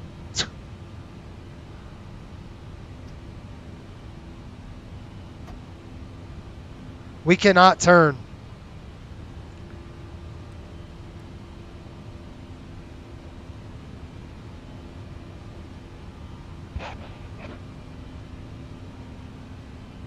What the heck just happened? What happened? Oh my gosh. All right, let's go vertical speed. Something bad just happened. Quit hitting buttons. Well, it's not climbing. The thing is a pig. Let's go, airplane. All right, so I'll go back in a climb.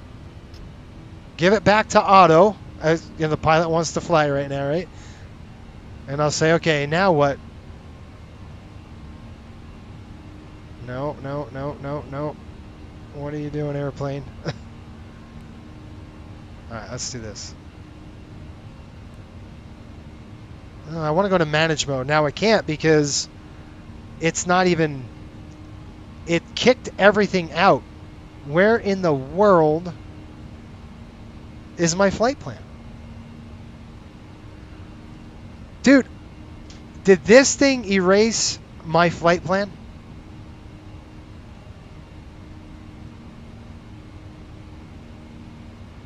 What in the blazes is going on?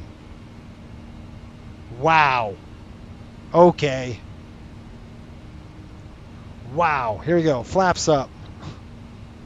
Okay. I thought I saw it all, but now I really have seen it all. Why are you leveling, airplane? I want you to climb. We're going toward a mountain. Okay. Here we go. I got it. We're going to go vertical speed, 1,300 feet. I'm going to throw the heading. Unbelievable. Heading mode. Let's see if that worked. I need to turn the aircraft. All right, let's try this. Down? No. Autopilot's off. Oh, good.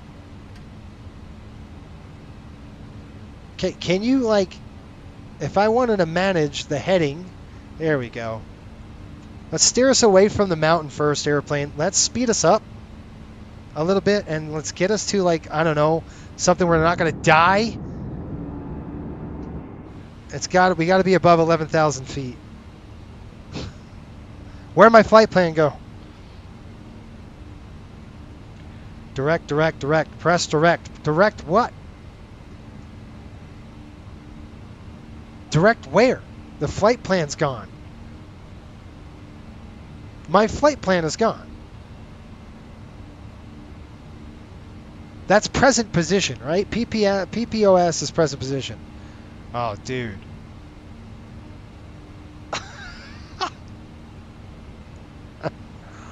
You know what's not going to do this to you? A Boeing. It's not going to do this to you. You're not going to lose a flight plan. Wow. I thought I've seen it all, but I can really honestly say this thing is absolute. So how do we restore this now? Do I have to do this all over again? Oh my goodness. See, look, direct to what? So let me go to Bubby. How's that? If I'm going to have to type this in, BUBBY.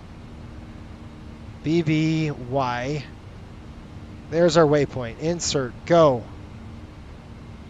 Stupid piece of... This is a piece, folks. A piece. You heard it from my mouth. This thing is a downright piece of... It shouldn't have done that. Why did it delete the entire flight plan? It deleted the flight... I hope you guys are having fun because this is crazy. Now, how am I going to redo this entire thing? Oh, my gosh. What's this TP? What's this mean? What does this mean? I don't know. All right, there's Buddy. Now what? Can I go to the Rugged 3? Let's do Prague. Nope. Let's do Init Ref. There we go. Oh my gosh. Max says, Just returned to the airport.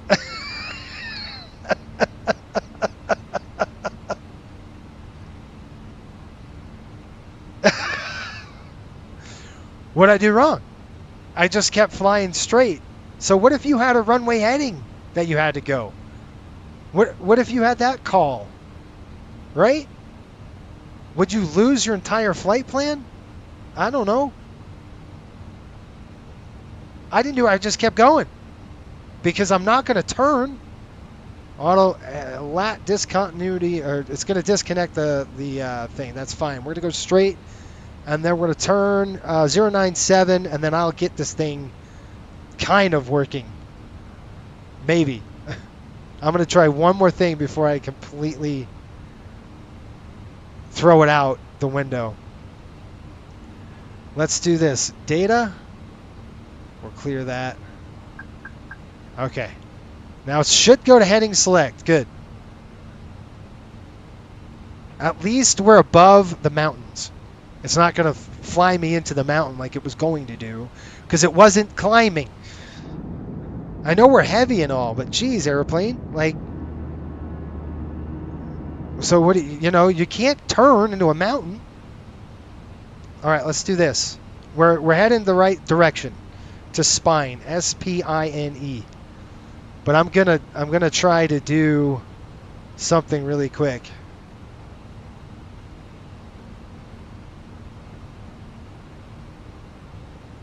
Stop hitting buttons. You guys having fun? I didn't do it yet. All right, so I want to go to data. Let me try direct. We're gonna go to spine really quick. S-P-I-N-E. I love it. Let's try that. All right. See, I told you I was in the right direction. I just want to let you know we're just above stall. Just there. That's how much performance this thing has. Holy cow. Everything's inside, right? Feels like the gear is up, right? It just feels like something's really sluggish. Oh, I'm sorry. That's the airplane. Oh, I forgot. Boeing would have had me out of here. We'd have been, what, 20,000 feet in a Boeing already. Like that. We're almost 17,000. Barely above 11. Okay. We got spine and then ski, but I want to see if I could do this. Pref. No. All right, guys. I want to get rid of the... We got to redo this thing. So if we get rid of this, we go to data. I think it's waypoints. How do you do this again? Ooh.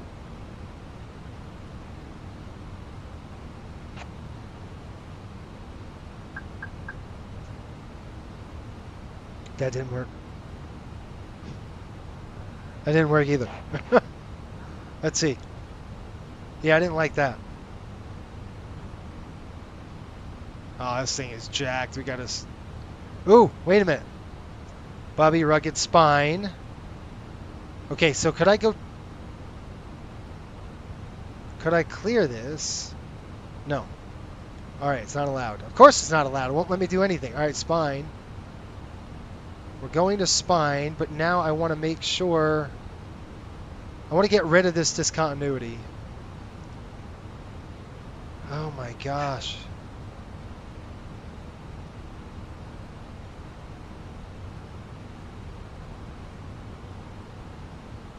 All right, this is our flight plan.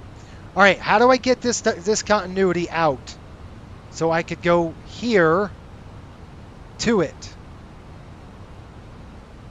All right, let me look really quick.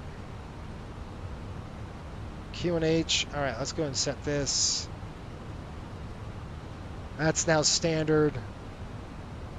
Airbus fans, is it supposed to be, I don't know, right at... Speed is being controlled. All right, hold on. I think that's... All right, I want this to control the airplane. So, okay, good. I think that's what that did, but I don't see...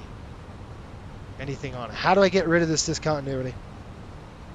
Direct page, direct to ski. Okay, let's try it. Let's go to direct to ski. Insert. Did it work? All right, now how in the world is the performance this crappy? I'm just asking you because we are right on the caution line here, and I need to go. I need to get speed. So what is going on that the airplane does not like? Right? What's it doing now? Right? How do I get this dumb thing? I need a dot here, folks. We got autopilot 1, autopilot 2, throttle climb, optimum climb, nav. Is this how slow this thing climbs? There's got to be more performance than this. And we're going super slow. I should be at 280 right now. At least. Yes, I'm taking over. This is where the man-machine fight happens. Go! Go! Is there nothing else in the tanks? The airplane's going to level off. I'm going to increase my speed. Holy smokes.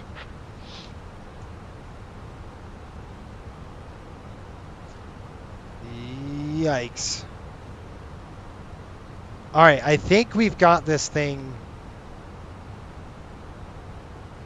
I think we've got it. Let me look. Like I don't know what I'm looking at, but let me look really quick. We got ski, then people, top of climb. Guys, we'll be in Boston, and then we'll hit the top of climb, so we're all right with that. Check climb page. Yes, this thing is climbing like a sick pig. It just can't be right. There's no way it's got this crappy performance. There's no way.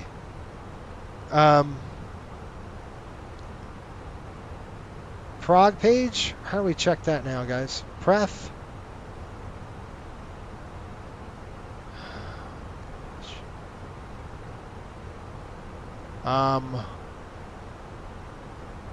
Where is the climb? How do you find your climb page? Pref, right? Oh my gosh.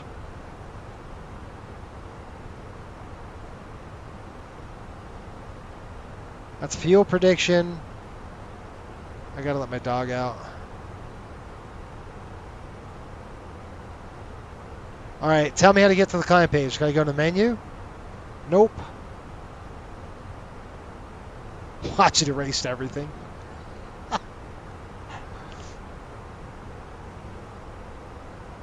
All right, there's 230. It's going to level off. Fine. Let's go up to... I don't know if it can go up that high, but let's go 330. And let's try to engage. I got to get my dog out of here.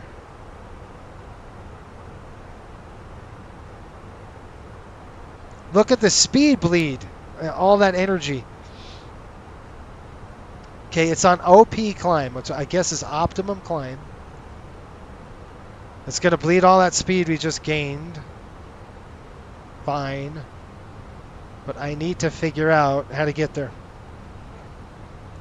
I feel like you changed the cruise flight level. It exits go-around mode, if I remember correctly. You're in go-around mode. Could somebody tell me where the heck that is? How do I know I'm in go-around mode right now? How do I know that?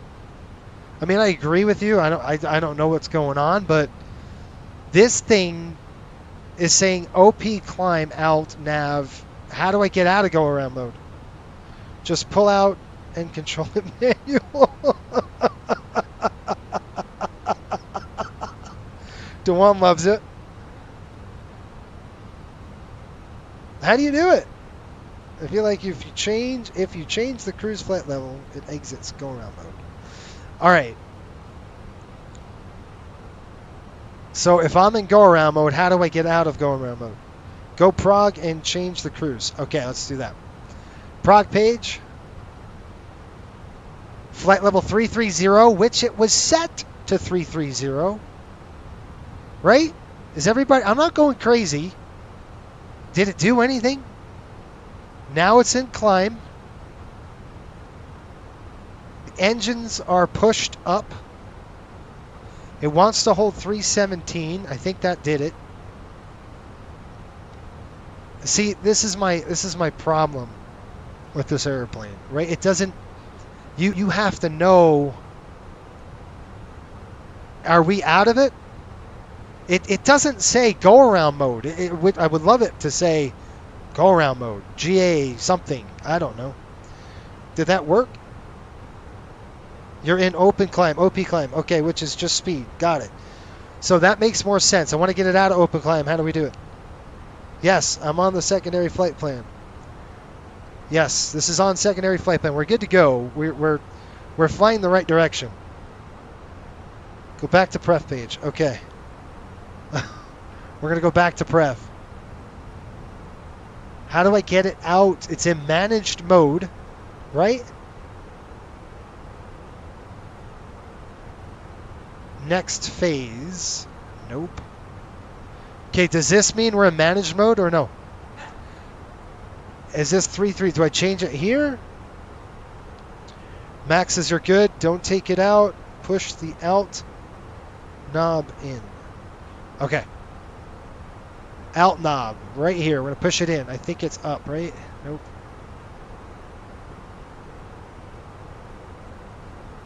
Yes. Okay, now we're out of open climb. See, open climb, we're out of that. We're in climb mode, which now it's starting to level off, pushing it up, and I think we're out of the woods. Wow. Okay. You see how crazy that is if you try to fly it? So let me ask you a question. Airbus pilots in the room. If you rewind the tape, or rewind the video, not right now, but when we were in the climb, we were not going to hit 11,000 feet, which is a restriction at Buddy. We have to be at 11,000 feet before we climb over the mountains. If I hit Buddy and started the turn, we were like 6,000 feet. We're nowhere near it. And I wanted to go straight because there's no way I'm going to have the airplane fly us into a mountain, right? So in that particular example, what do? You can't turn. You have to go off the autopilot. You got to fly a heading. That's what I mean. That's what's frustrating about this thing sometimes. It's like, I don't know. The performance is the performance that terrible, and I know we're heavy. I get it. And an 800, we would have been pretty clear of it already. I mean, we would have been at 11,000 or close to it. At Buddy. We would have been there. So let me go ahead and throw this to retract. Oh, sorry. That's probably putting the drag on there. That's probably why the airplane's not climbing. Wow. I got to take him off. Anyway. You guys, this is good entertainment. I'm sure it's good entertainment. And you bus drivers like, what are you doing? Well, open climb sounds more familiar. So I was flying a vertical speed, right? And now, folks, Boeing pilots, you know why you get a secondary flight plan ready to go. For that reason. Fly present heading and notify ATC. I got that.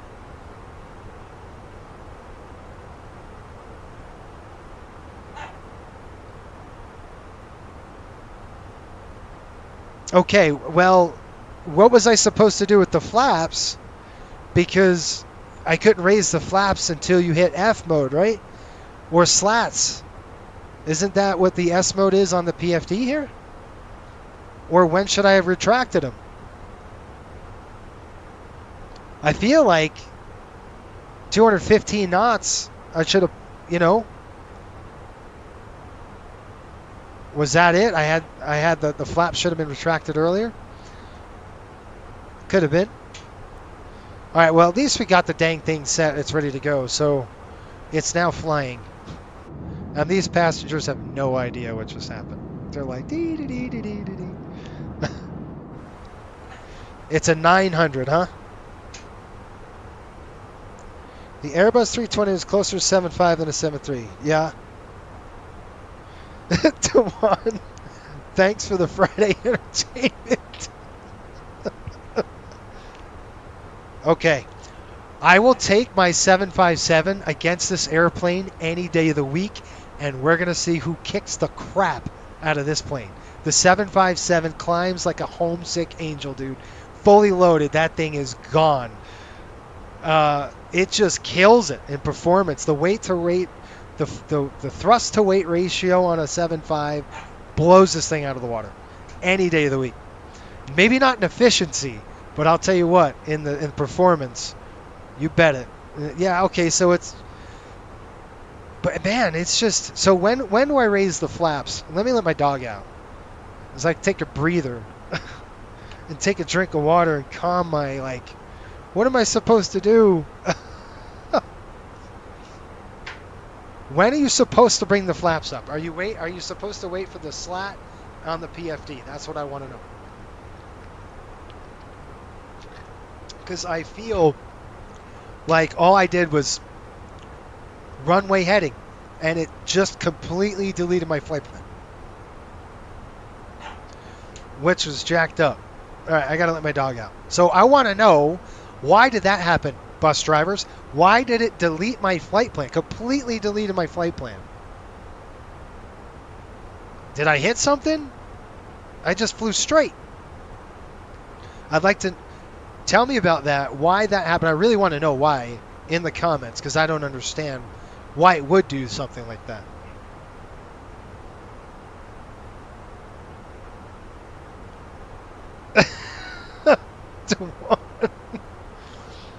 Dewan, it's a gas guzzler. The 7.5, absolutely. But the performance is just, it's a rocket ship, dude. You pay for the performance, my man. Anyway, we're going to have to look at the manuals, because I want to see, when do I bring the flaps up? Look at the profiles, right? I got my dog out. But I appreciate all of you Airbus drivers having the patience, because I know it's frustrating, right? It's frustrating to go, what are you doing? But I appreciate your patience. I really do, because I don't understand open climb. When you told me it was open climb, I'm like, because I had the vertical speed on, I could see it's gonna hunt the speed. It's gonna try to maintain vertical speed without stalling the aircraft. I get it. All right, let me let my dog out. I'll put you in a wing view, which is pretty. There you go.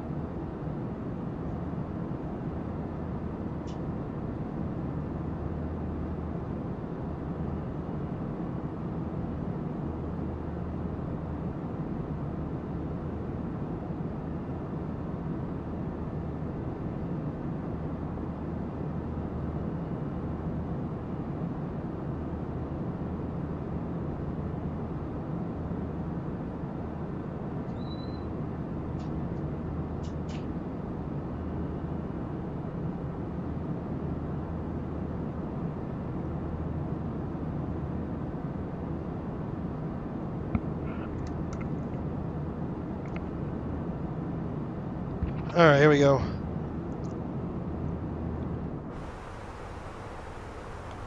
All right, here we go. Good stuff.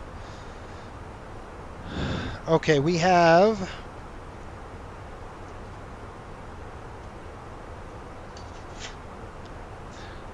Let me get your comments. I gotta laugh. It's hilarious.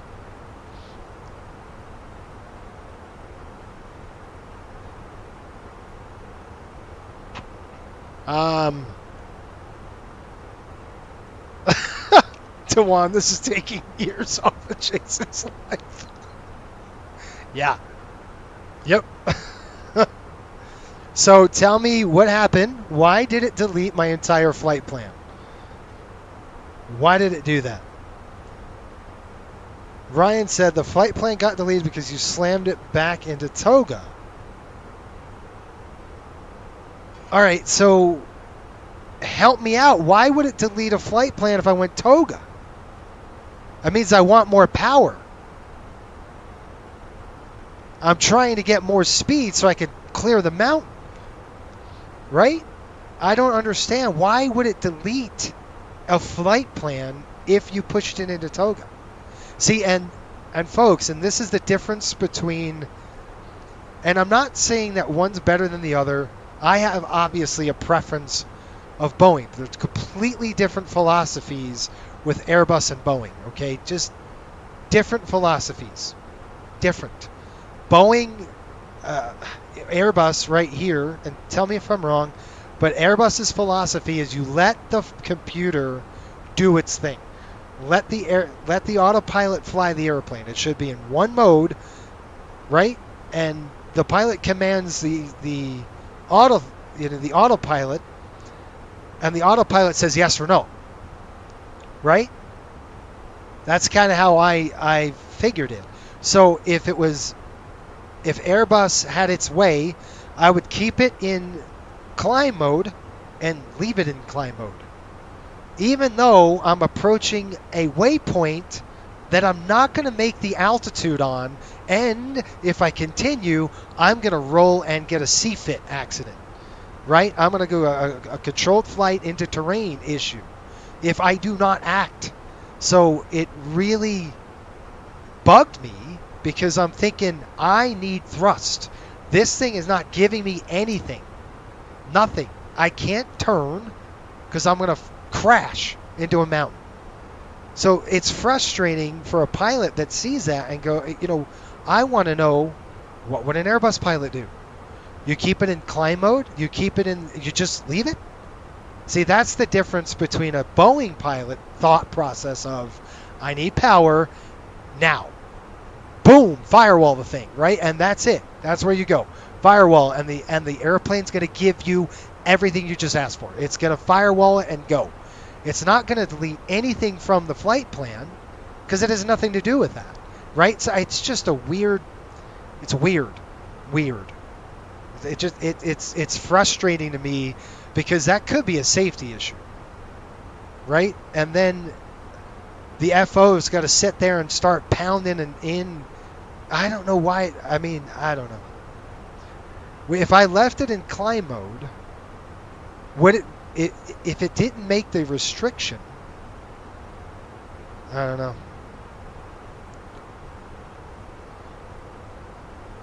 It's like pressing the toga button. Okay, I got that. I deleted the flight plan. How? They're scaring my cat. Oh, you guys are awesome. Dewan says, yeah, man, stop hitting buttons.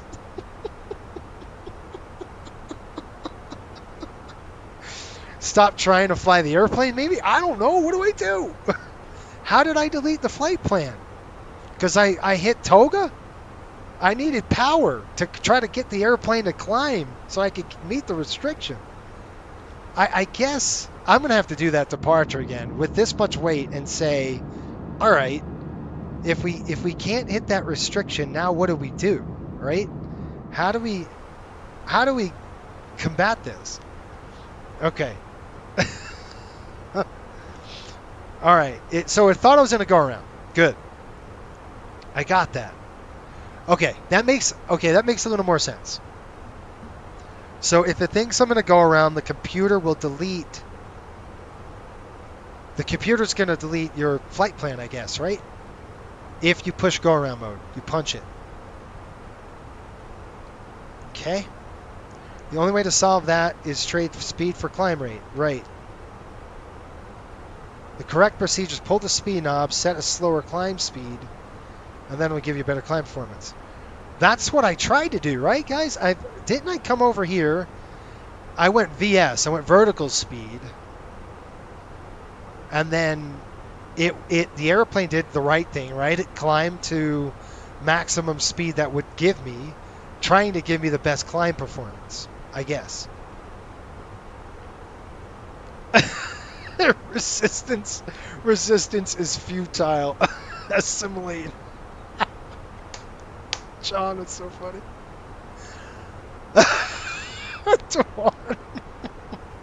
I guess why we see Coastal has no Airbuses. Oh, you guys are awesome.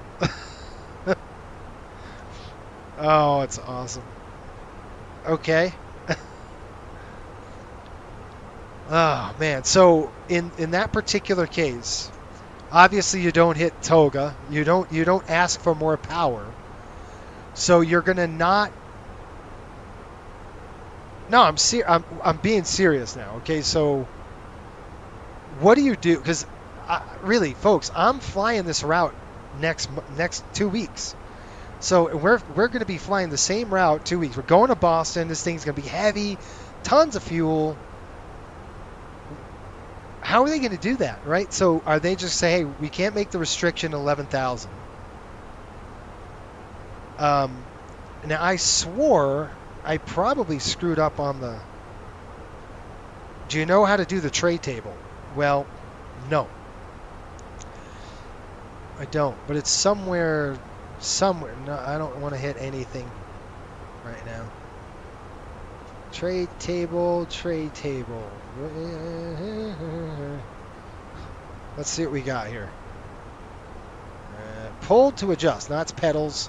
There it goes. Look at this. I can fly a desk. All right, now what? Look at this. That's fun, huh? Now what do you do? Okay, folks, we're at 33,000 feet. I think the well, we hit OCS. Good. Now we're on the next waypoint.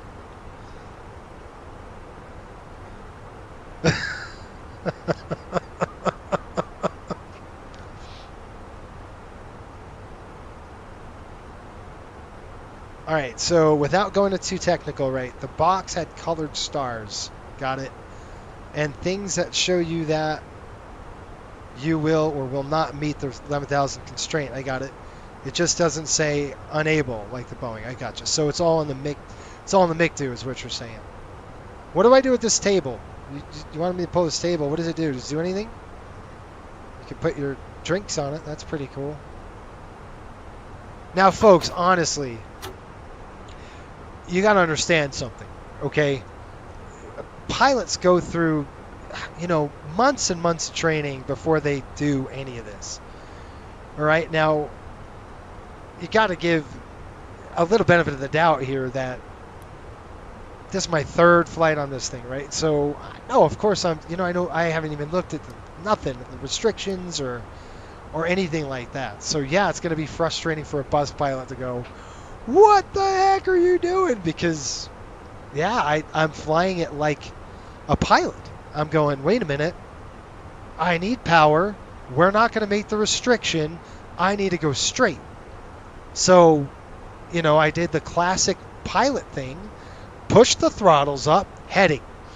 Right? It's pitch and power, baby. That's how I'm wired. Pitch and power.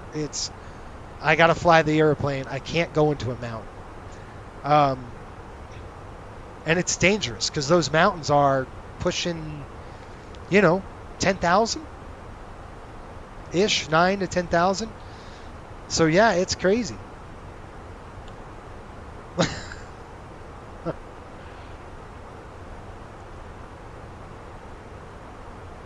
Okay, so they would likely climb at flaps 2 speed until above 11,000.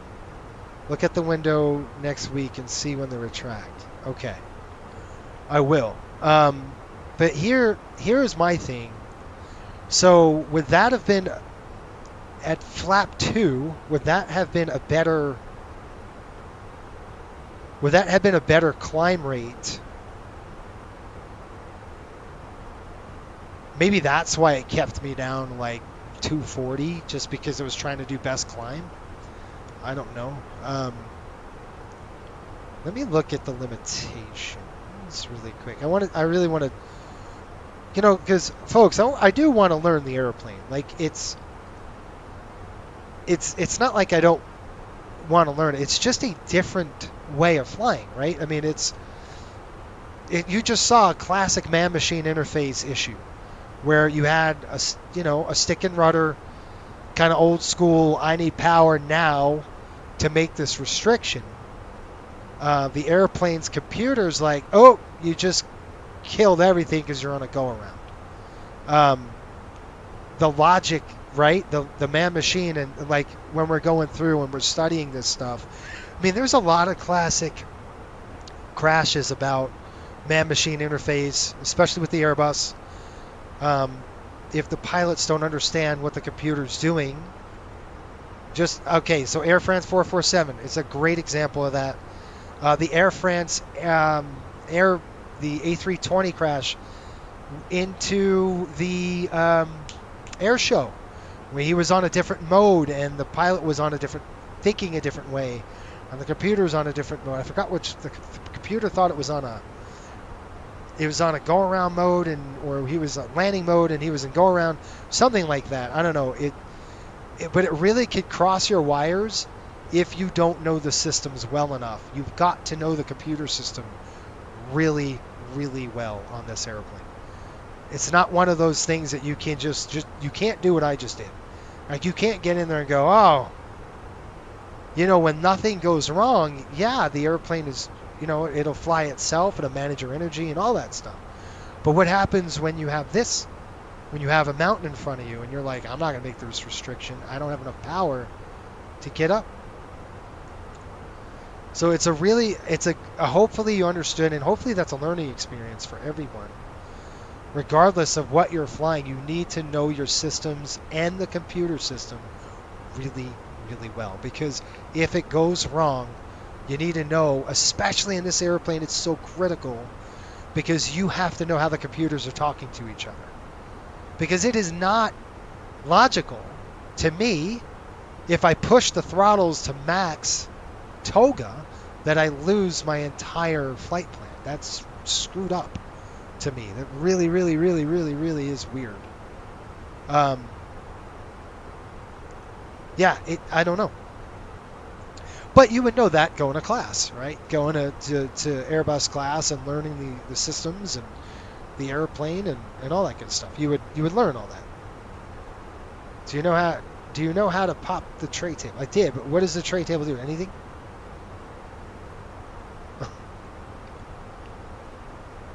All right, so flap 3 would be better. Interesting. Quick question. Since we're on the subject, would you ever do a corporate jet like the Cessna Longitude or a CJ4? Maybe if I had to, yeah, we could showcase this, once in a while. So, like, I've got a series of videos coming out just for, Boeing pilots, basically, out of Vegas. Everything went fine. I didn't have a mountain in front of me that I had to worry about, so that was good.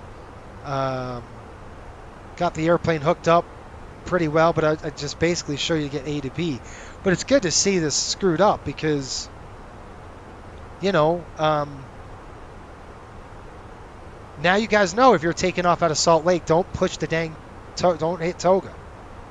So take off, go around. This guy will force the computer to think it's in a go-around mode.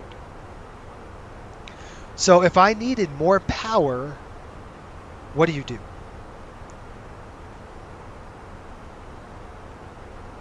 Like, how would you get, what I'm trying to say is, how would I extract more power from the computer?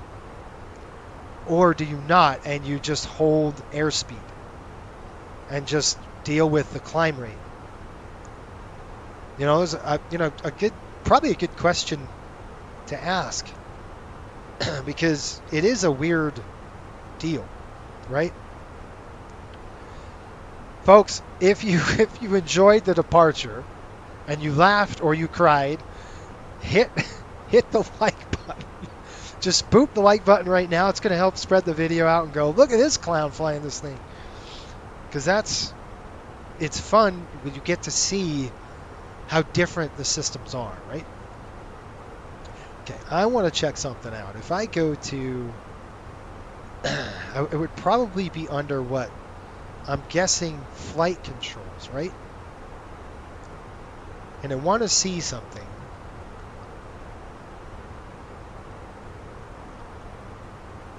If I go to flight controls, where the heck would it be?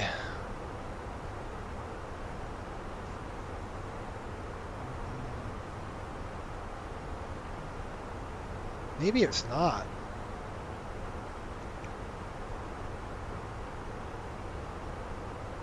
Okay, maybe it's not there. Let me look at profiles here. Let me see if I can get some profiles going, because that will help me see what in the world was going on there.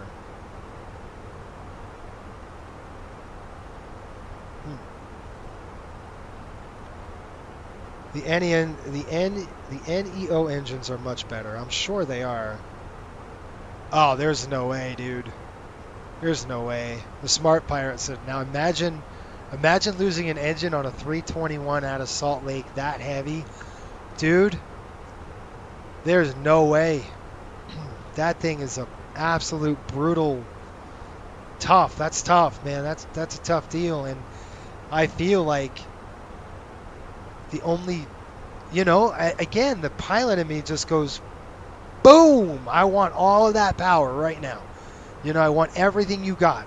And of course, when you lose an engine, you probably have to firewall it, right? You're going to push it to take off, go around thrust. You want that power in there. The NEO engines are much better. Yeah, that's what Delta flying out of there. I'm flying in the new engine, the NEO version. So, but it's cool. I mean, it's cool that Fenix simulates this, right? It's really cool. I'm sitting here just watching the mountains come up, and I'm like, holy crap, we're not going to make it.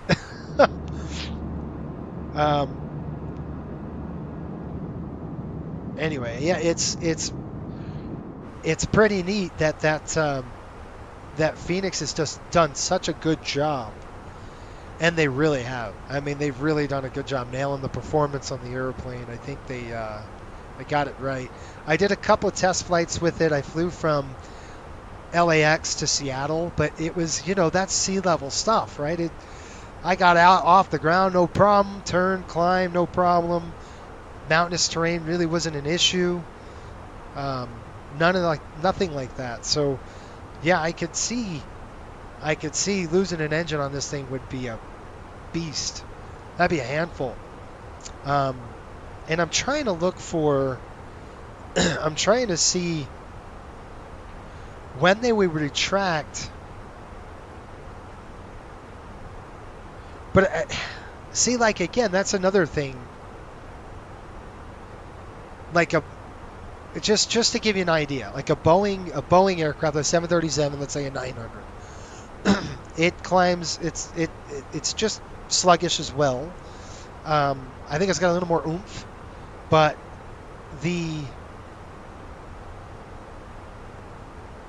so I'm just trying to think. Like if we're in a 900, just as heavy, taking off out of Salt Lake City, right?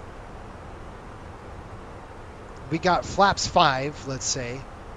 I'm assuming that's probably the equivalent of 2 or whatever. I don't know. We would want to get the flaps cleaned up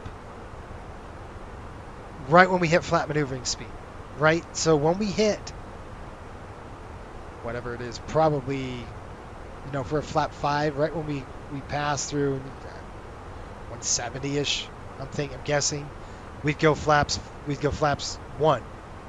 We hit flaps 1, boom, and we're up, and we hit that 250 knots, we're gonna, like, that's the thing about a Boeing aircraft, that it's gonna accelerate to 250 as fast as it possibly can, right? So it's just a little, just a little, it surprised me where I was like, whoa, whoa. And I'm trying to look at profiles here. So if you guys want to talk about something with that, let me know, because I'd love to hear your thoughts on what you think if you've flown this airplane a little bit. Have you experienced anything quite like that before? Did you let the airplane go? Did you try to take over and go, wait a minute? All right, let's talk about, we got a step climb. Yeah, I know what you're saying. Don't touch anything. I get it. But we're going to have to do a step climb, folks. So we're going to step it up. That's another thing. Let's take a look here at the MiG-2 really quick. So I'm not going to touch anything, but I want to know if I go to Prague. Okay. So our maximum altitude that we can go, and I wouldn't want to, is 359 right now. We're at 330. We can get up to 34. That's optimal.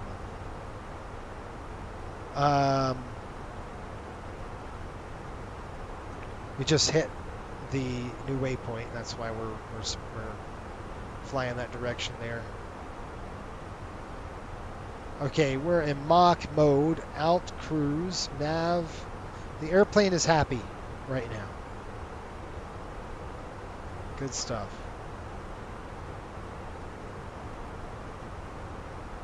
So what I want to do is get, and I'm going to try this. I'm going to try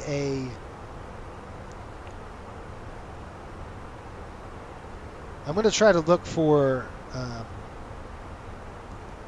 a profile here. And I'm going to look for a takeoff profile. Because I think if I look at the profiles, I'm trying to dive into this, I think it'll help me, you know, a little bit going, oh, all right. But man, it was just, it's super sluggish coming out of there.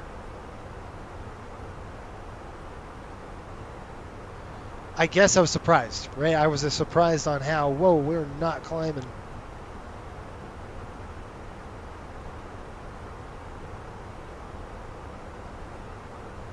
Tawan says, I think the only problem I had was I was flying on VATSIM into San Diego. I didn't like it.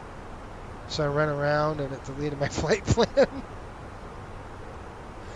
So Approach was yelling at me. I didn't know what to do. Oh, man. Brady, if you look, I want you to go on the description.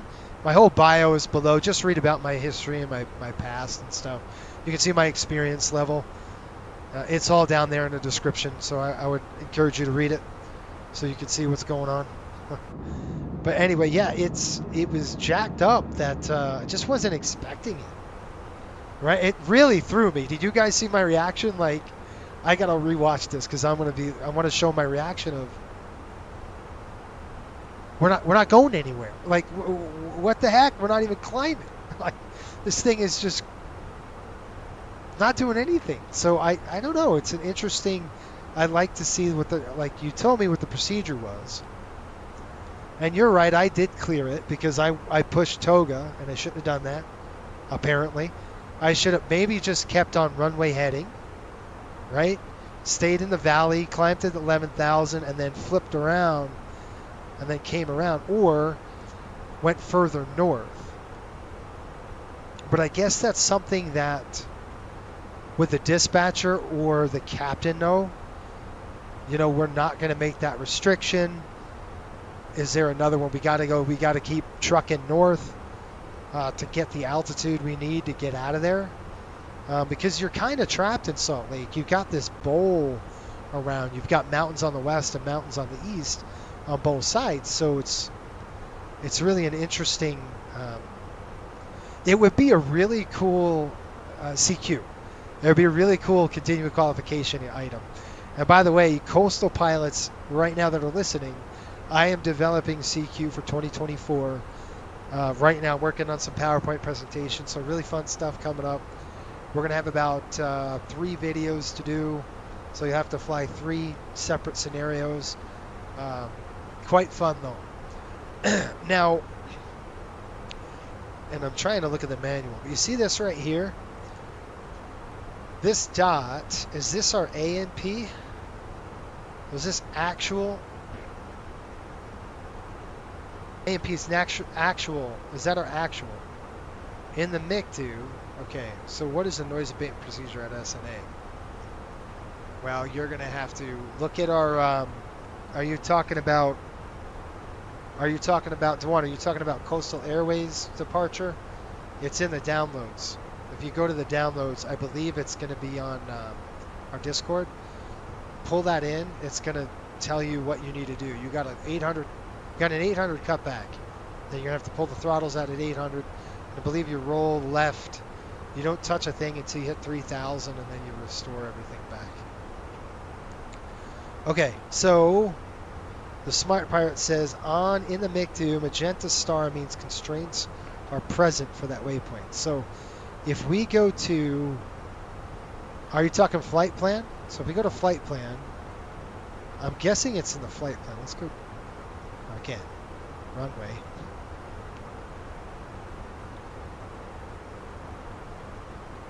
I'm not seeing stars, so it might not be in the flight plan. Here, hold on.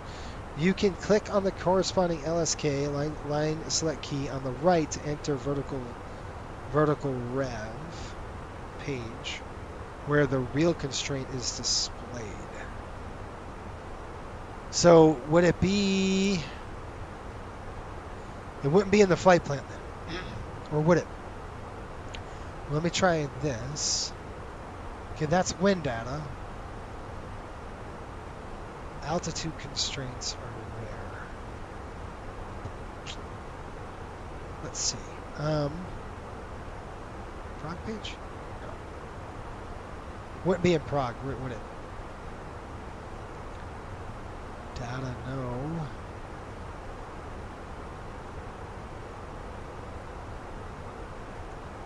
Okay, the the constraints are not achievable. Amber stars are shown instead.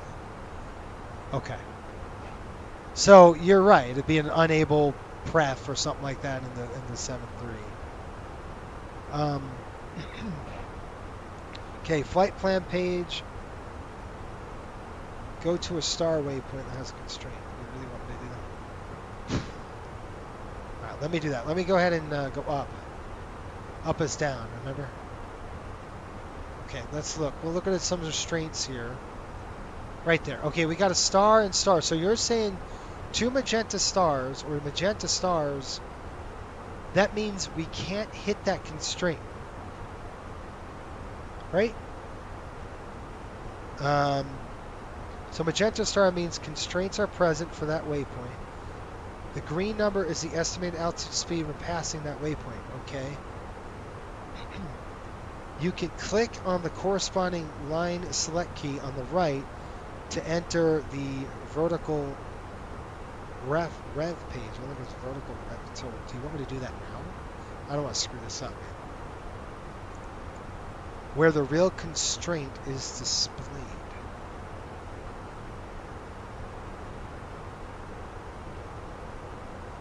Okay, we got vertical rev. Maybe is that reference or no? Is that what's rev? That's a weird one. Throw me. What's rev mean? Rev.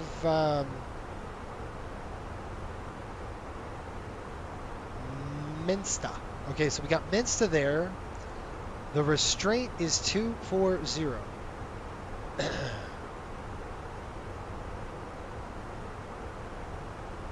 Interesting. Anybody know what that means? What does rev mean? Vertical rev? Reference? It's not reference. Now let me look for my top of climb. Let's see what we got. We got to do a bump.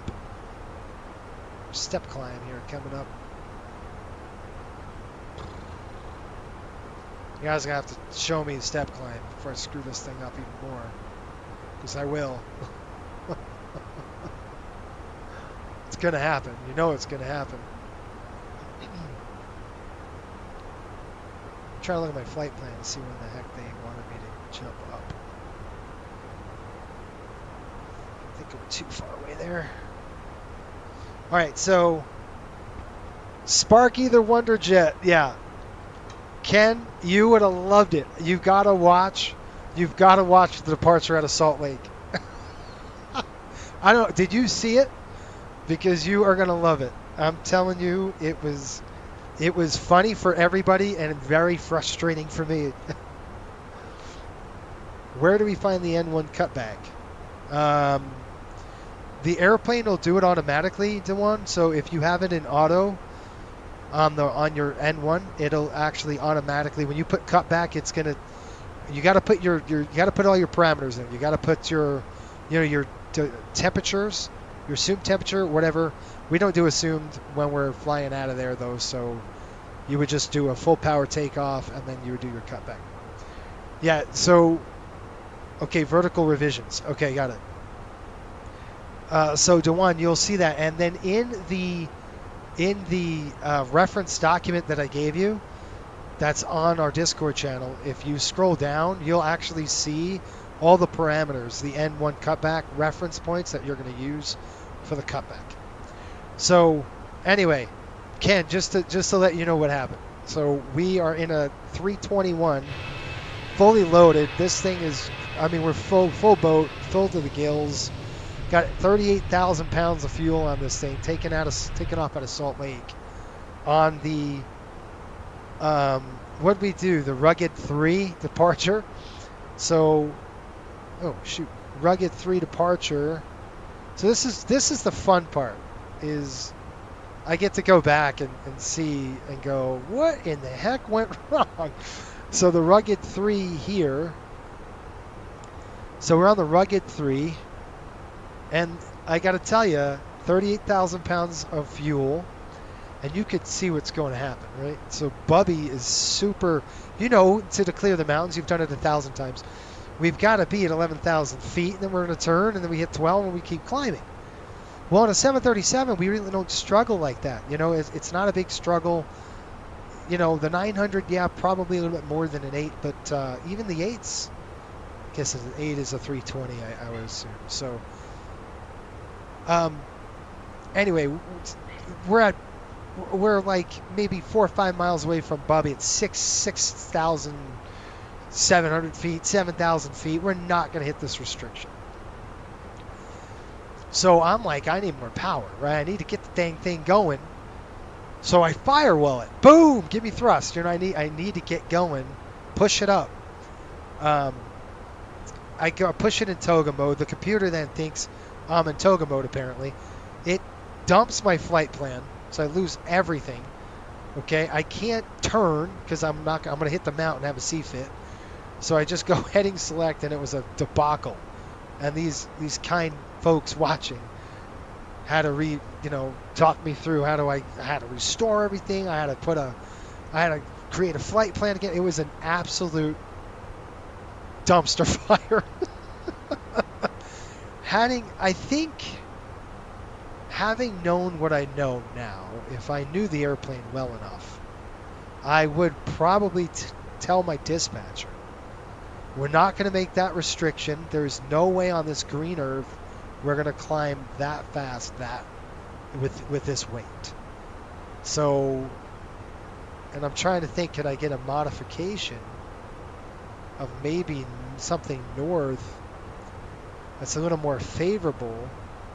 That's all southbound stuff. So, I mean, I would probably tell air traffic control or my dispatcher, look, we're not going to make Bubby. There's no way.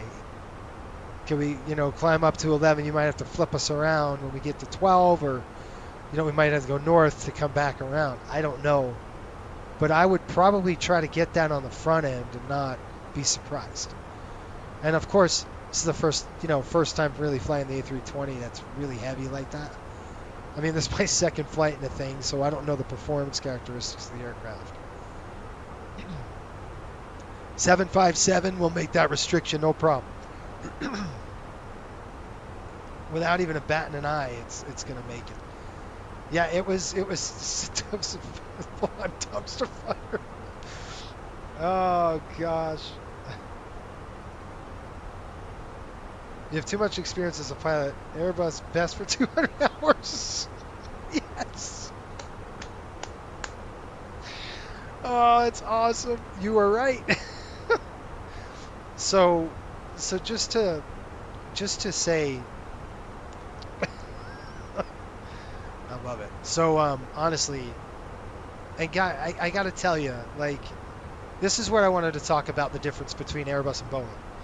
And I'm not going to sit there and bash Airbus. I won't, because they have a good product, right? So I'm not going to talk too much bad about them.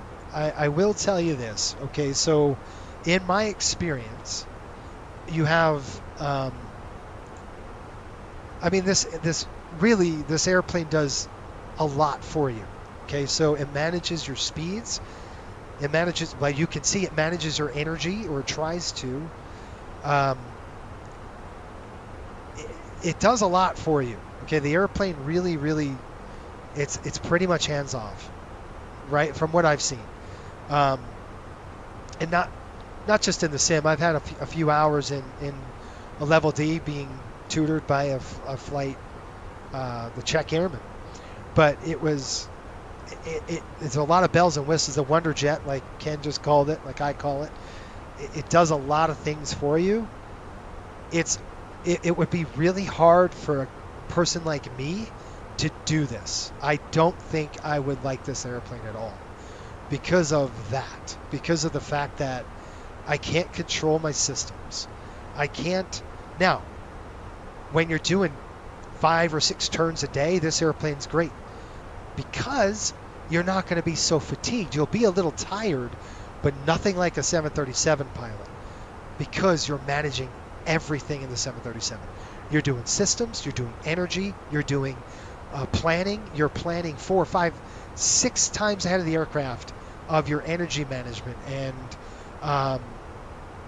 you're just, it's engaging. You're busy. The workload is high in a 7.3. So at the end of the day, on a 3 or 4 day turn, you're shot. You're mentally spent in a 7.3. You're like, oh my gosh, I'm shot. That's what I'm used to, though, folks. I'm used to that kind of, you fly the airplane, the autopilot's there to assist you and help you, but you have to fly, right? I have to manage the energy. I have to manage the speed. I have to manage thrust settings. That's my job. If ATC tells me to do something, I have to tell the airplane what to do, or drop a level on automation, or kill the automation altogether. And that's kind of what we do. And when you fly a 7.3, right? You and same thing with, I think it's probably the same for an Airbus, but it's a little different because Airbus, you're pretty much on level 3 all the way in. And what I'm talking about that is, and you folks probably know, you have different levels or different stages of autopilot. Level 1 is pretty much manual, right? You're level 1, you're flying the airplane. You can do that on this too. I'm not saying you can't. Level 2 is like in a 7.3, it would be like your vertical speed, or maybe your speed ref, vertical speed mode, that, you're hunting the speed, or you're in vertical speed mode. You're dropped down from a level 3. Level 3 is LNAV, VNAV, and the airplane, the FMS is controlling the airplane, right? So that's level 3. In a 737, all the time, you have to go from a level 3 to a level 2 to a level 1. All the time. You're doing it on every flight. You're kicking it off at 1,000 feet. This aircraft's not like that. This is pretty much a level 3 all the way in. Matter of fact, we don't touch the throttles until we're 10 feet above the runway, which it throws me. It's just, again, it's just a different school of thought, right? It's a different thought process. And my buddy just retired off the Airbus. He was a 737 pilot for many, many, many years, flew the 777, then he had to go into a 350, and he hated it. He absolutely hated the airplane because he's like, I don't do anything. That's what he's telling me. He's like, Jason, I don't do anything. I don't manage anything. I don't do anything. All I do is monitor what the autopilot is doing. Now, this airplane is for some people. Some people love it. And I think And that's great. It's got a lot of cool protections in it. It's safety out of the wazoo. Again, it's got bells and whistles. Like, dude, I mean, the thing that with this airplane is the technology in it is pretty darn cool. We haven't even scratched the surface on like what it can and can't do. So there's a lot of pluses and minuses to this as well as the 737. It's just what you were brought up with. Really. Are you, a pilot's plane, like the side stick is a great example. And, this thing is solid as a rock, by the way. If you're really feeling that side stick, it's solid. It's very hard to move. It's tough. It feels great. The thing is, if you're flying and I close my eyes and I grab that side stick, I don't know what the airplane's doing. I don't know if it's a left turn. I don't know if it's a right turn. I don't know if it goes up or down. I cannot feel what the airplane is doing. In a 737, I could close my eyes, grab the yoke, and turn it and go, nope, we're in a left turn, or oh, we're straight and level. I can feel the wind resistance on the aircraft. Or if the FO is flying or the captain's flying and you're sitting in one of the seats, I can look down and look at the yoke. And I see, oh, shoot, we're in a left turn. What is my thrust level doing in a 737? All I got to do is look down. I see exactly where my thrust is. This doesn't move. It's FADEC, right? It doesn't move. The computer is controlling it. Now, I'm not saying one is better than the other. One is better for me, but that might not be the same for you. You might love this airplane, and that's cool. It's really a cool aircraft. It's really that's probably the only compliment to give it. I'm kidding. It's a good airplane.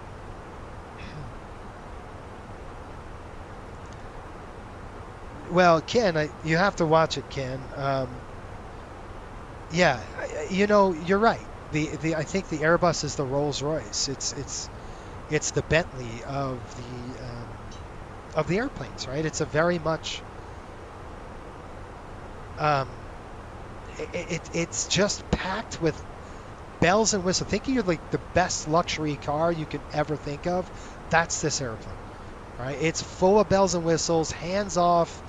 We're flying the airplane for you. You just sit back, relax, monitor the systems.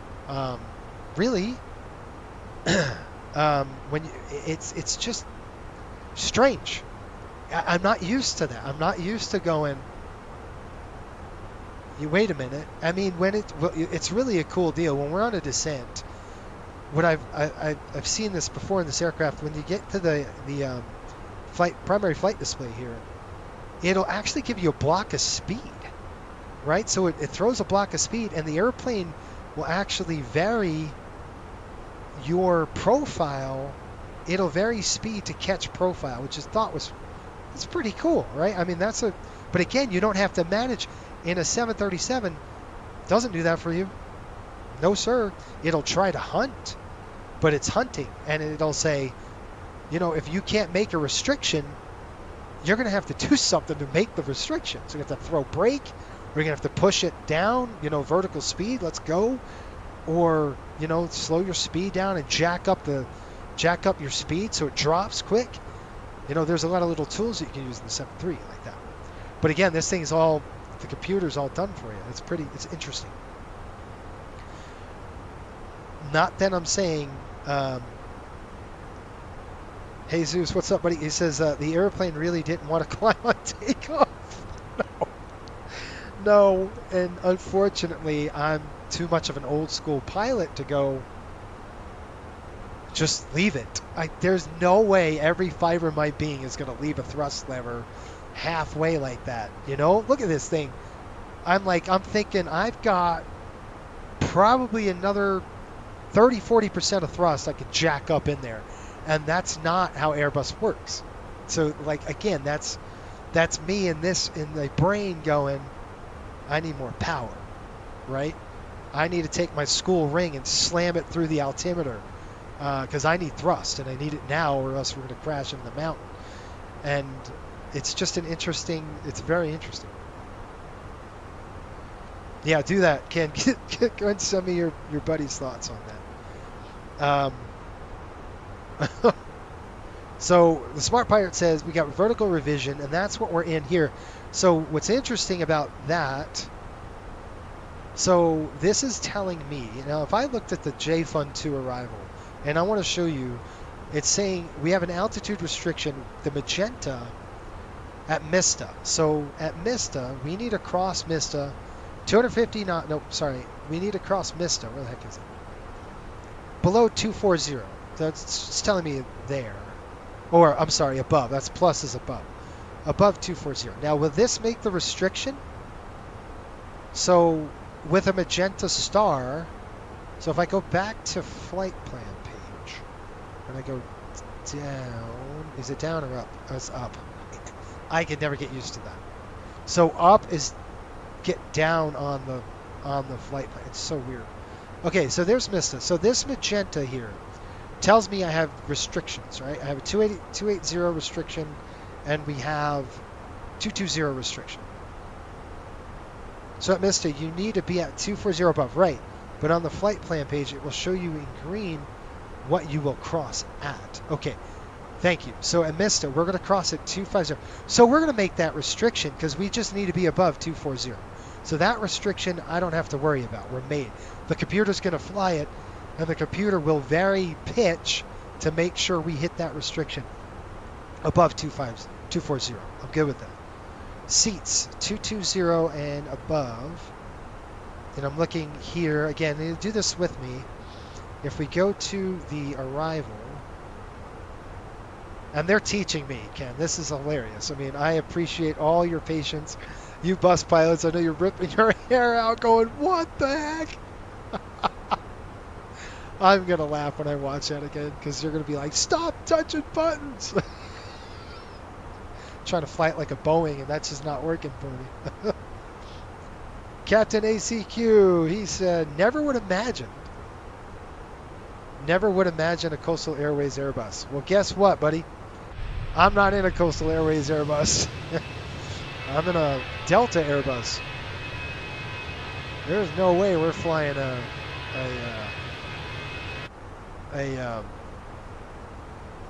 Coastal Airways Airbus. That's never happening. It's just not my style, guys. That's all. 122.8. Not that I'm saying it's full of tech. That's what I'm gonna leave it at that, right? I think you said the best. The Airbus is a gentleman's airplane. It really is. There was a meme I saw, and I'm sure you guys have seen it. Have you seen it on Instagram? There's a bus driver, right? And the bus driver is like shifting the bus like this with like two fingers. He's putting it in his shift.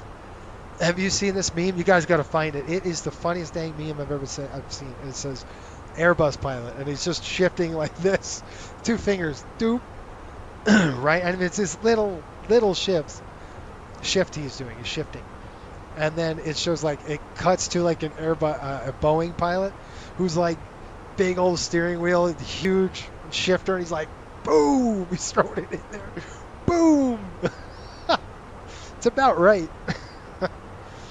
Oh, man. Pops, he says, have you figured it out? Well, Pops, we're flying, so that's good. And we're flying on a route, so that's even better. So, yes, I figured it out with the help of, I don't know, everybody in the chat that was pulling their hair out. It's funny. What joystick are you using? I'm not. I'm using a yoke. There's no way I was gonna get a joystick for this. I'm not, folks, I'm not gonna fly this airplane a lot, you guys. I'm just not, right? Sometimes I'll bring it back. Maybe once every quarter we can fly it. I might get a stick for it, but I don't know if I want to spend a couple $100 on something I'm really not going to use a lot. I was thinking about Wind Wing. They have a really cool side stick. The thing is, the way my sim pit is set right now, my tiller is on the side here. So, and I'm a lefty, so I use my mouse on the side, right? So I don't know if you guys can see it, but let me see if you can see this. I'm going to try to show you what I got going on the left side here. I don't know if you can see it. Let me see. Let's see if we can see. See if we can see. How's that? That's not working. Okay, that's not going to work. Forget it. This thing doesn't work. It no work. Was the other one work?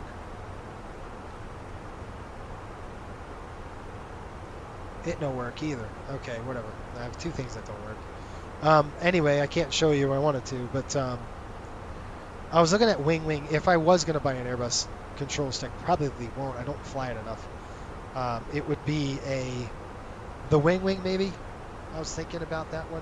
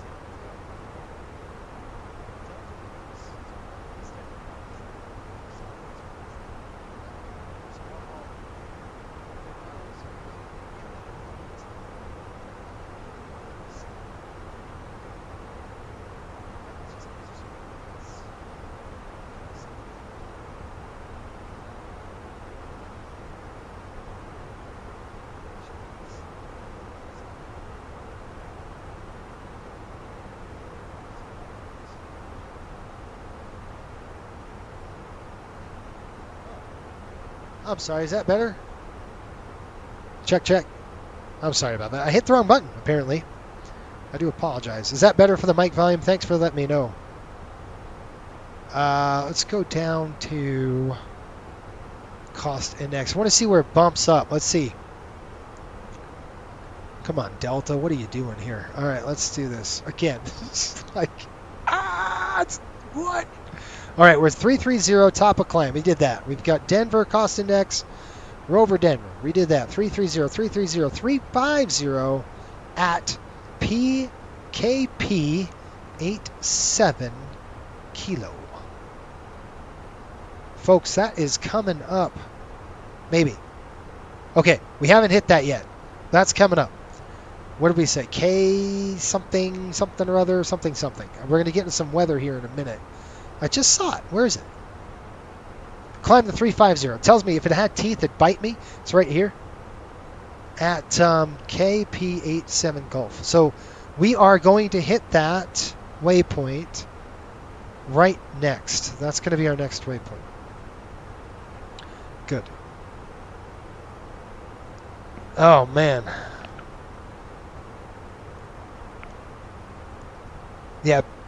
Yeah, I got that. Exactly on the Boeing, you're the computer basically to provide input. Yes, don't get me wrong. I would love an Airbus typewriting. Yeah, exactly. Okay, I got everybody else's stuff. So anyway, that's kind of the differences with the airplane so far. The differences on the Airbus is just those little nuances that, you keep the thrust in, you don't touch the power, you just keep it right there and climb, and that's it. It's kind of I don't know. It's just different, right? But they did a phenomenal job. Like, honestly, Fenix, I think, did an amazing job, folks. They really, really, really did a good job. That's off. Skip that. Okay, I want to make sure the seatbelts are off. This, no smoking signs off. That is armed. That's off. Folks, I cannot wait to get our filthy little paws on the 757. I am so looking forward to the Bluebird 75 like you wouldn't believe. We have ordered 4 of them at Coastal Airways, and we're going to put them to good use, let me tell you what. But I think Fenix did a phenomenal job. Like, look at the modeling on that wing. It's beautiful, right? The weathering looks great. Inside the cabin is just... There's a bulkhead here, sorry. Inside the cabin, and my favorite seat on this aircraft, by the way, in Delta configuration, this seat is gone. Right? So in Delta configuration, this seat is gone, and I sit my little tail right here with no seat in front of me. So I got tons of leg room. I got the bathroom right there. It is awesome. The only weird thing is the flight attendant has to sit there and during takeoff and landing, and I'm like, hey, chit-chatting her up, you know what I mean? Or him, whoever. It's just a lot of fun. Matter of fact, I'm going to see if I got that seat. I really want that seat, but it's a beautiful cabin. I mean, they did a phenomenal piece of work here with the aircraft. It's really cool, the detail that they did.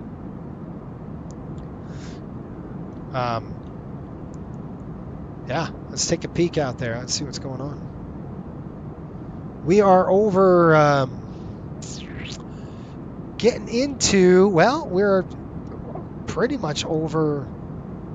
Geez, we're going to be approaching Michigan soon. So Green Bay's coming up. We got Green Bay, just about a few miles. It looks like you can tell it's just flat ground.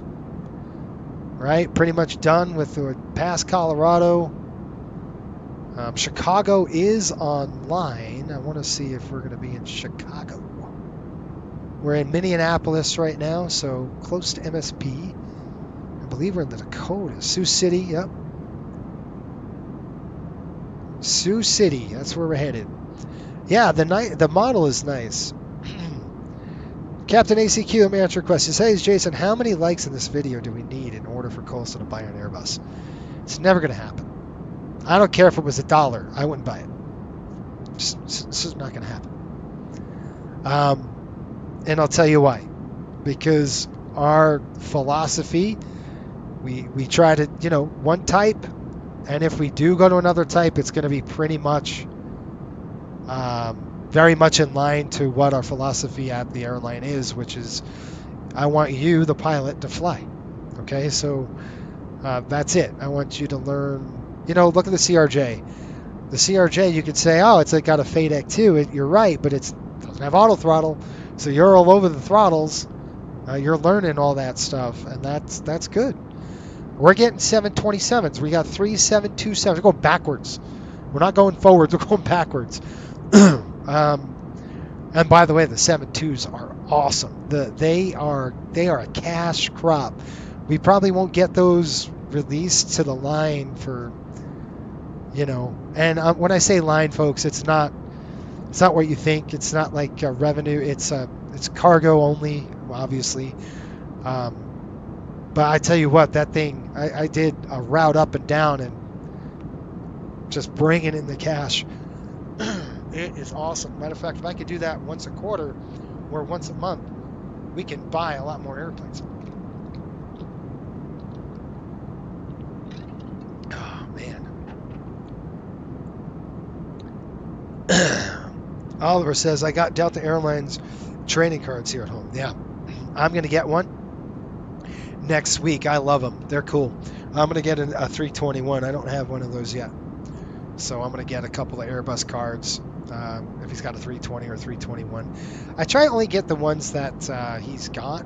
That would be cool to do for Coastal. What if we got trading cards? That would be cool to do. I wonder if we can get those produced. Then I could do giveaways with them on the channel or something. That'd be pretty fun, I think. So anyway, yeah, I'm just not going to get an Airbus, folks. It's just not going to happen. We'll do it once in a while on the channel, maybe once every 3 months or so, once every quarter. We'll pull the Airbus out of the hangar and fly it around. I would like to do this flight again, to do the takeoff at least again with heavy stuff. Shelton said, did Coastal get the DM I sent on the 727 compression stall? I don't remember. I don't know, Shelton. You sent the DM to me, right? Shoot, let me look, man. I hope so. I got so dang busy. Let's see.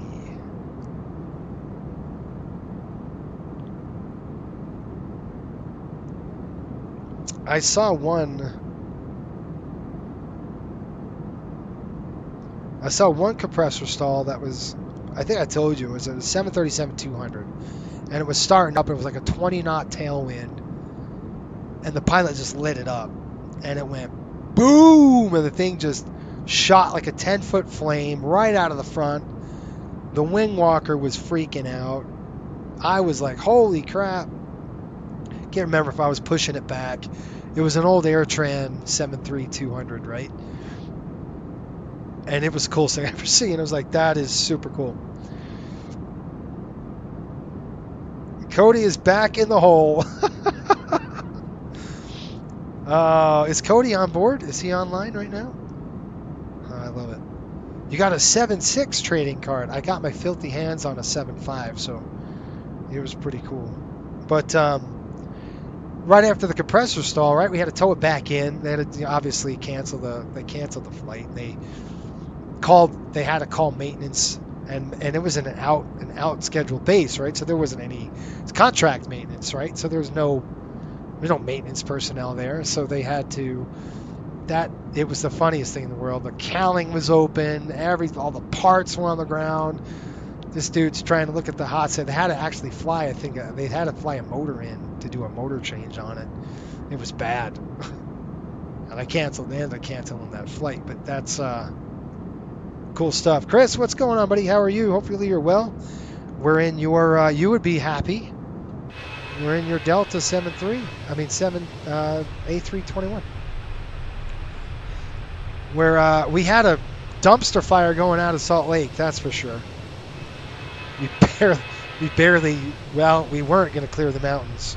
So, very interesting away here. You got all the Delta training cards, of course. I got to get my hands. Like I said, next week I'm jumping on. I'm doing this flight next week. I've got to go to Boston. You know, I should look up Ross. If Ross is around, I should go, eat some dinner. If he's there, I'd love to meet him. Ross is like my counterpart with the Airbus. He is like a guru of the Airbus. Like I love the 7.3. He loves this airplane, so be fun. My mom got it upgraded to gold on Delta. What do you mean? You could get a gold card? Did I miss that? What are you talking about? Okay, we got Sioux Falls here, and that's another thing. Maybe I could flip this. There we go. There we go. That was my bad. I should have had those flipped. I want to see where my VORs are, so. Kyle says, my wife, an agent, had packs going to Boston. Get sent to Salt Lake for Logan, Utah. Yep. Okay, going to Boston, Logan. Get sent to Salt Lake for Logan, Utah. I love Logan. That was awesome. I'll send you an email to get your address and send you some stuff. Yeah, Chris, man, I love it. You know, yeah, I pretty much fly Delta exclusively now. I don't hate to say that, but I used to be a loyal Southwest fanboy. You know, just really loved the airline in the 90s and the early 2000s. And you guys know my history with Southwest, right? Love them, right? Love what they had. And I'm not going to go into that, but man, it's just like, it's just hard to see a culture kind of implode a little bit. It's just tough. So, I'm a Delta guy now. I really am. But doesn't mean I won't ever. I love Southwest too. Like obviously their product is at the 7.3s, man. I love the 7.3s. But I got to tell you, as a passenger, I'm going to be honest. The bus is better. As a passenger, the 321 is a great airplane to fly in as a passenger. Takes turbulence nice. I think this thing's got gust suppression too, doesn't it? Kyle says I get on WN side. It's all good. On the EFIS control panel, select APT or VOR. Yeah, I've got it right there. Good, got it. And that's what ATP I think did, right? I slid it all to VOR. What the heck is ATP? Where the heck is that? Where is that? I don't know. I don't know. The thing about Boeing, the thing about an Airbus, look. All right, get a deck of cards. Let's play solitaire. What are you doing? You guys got it made, honestly. Do you guys know how hard it is to write in a 737? You have to do this, or you have to do this, or this. You know, you don't have the luxury of a desk in front of you. Spoiled rotten. Delta has a nice product. They really do have a nice product. I'm a fan. I fly Delta probably 5 times a year, not a lot. But I have to go, like I said, I got to go to Boston, and then, crap, we're going to Alaska coming up. That's going to be a fun trip. I'm looking forward to that trip for work. But how do I put this dang thing back? Somebody know? Right there. There we go. Freaking. I got to do a step climb. You guys, we're doing a step climb in approximately 72 miles? No, 184 miles. That's what that is. Skip that. No, on the top row. It's on the CSTR. What the heck is that? CSTR. Top row. Am I missing something? Where?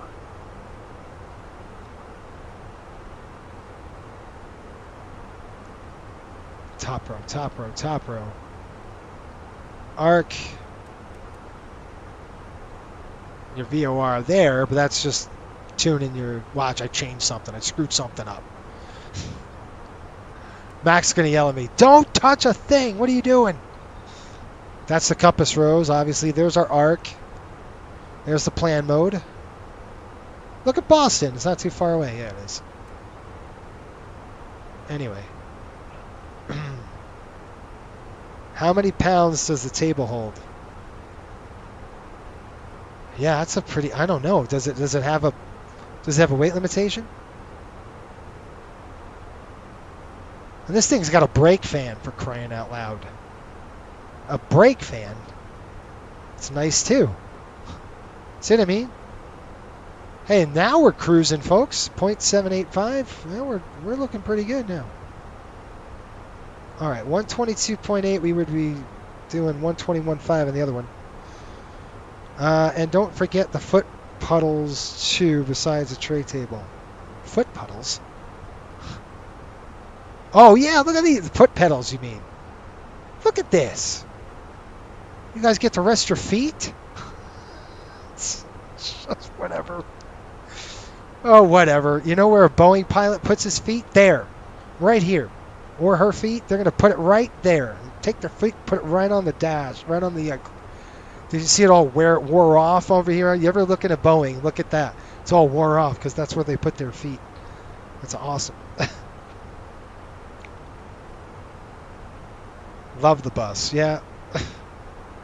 Cody, we need to get going. How do we get going? Cody, did you watch the beginning of this thing? Did you watch the departure out of Salt Lake? If you haven't, do a rewind tomorrow or something when this thing is over, because you are going to laugh your butt off. It's comic relief. For you, it's funny.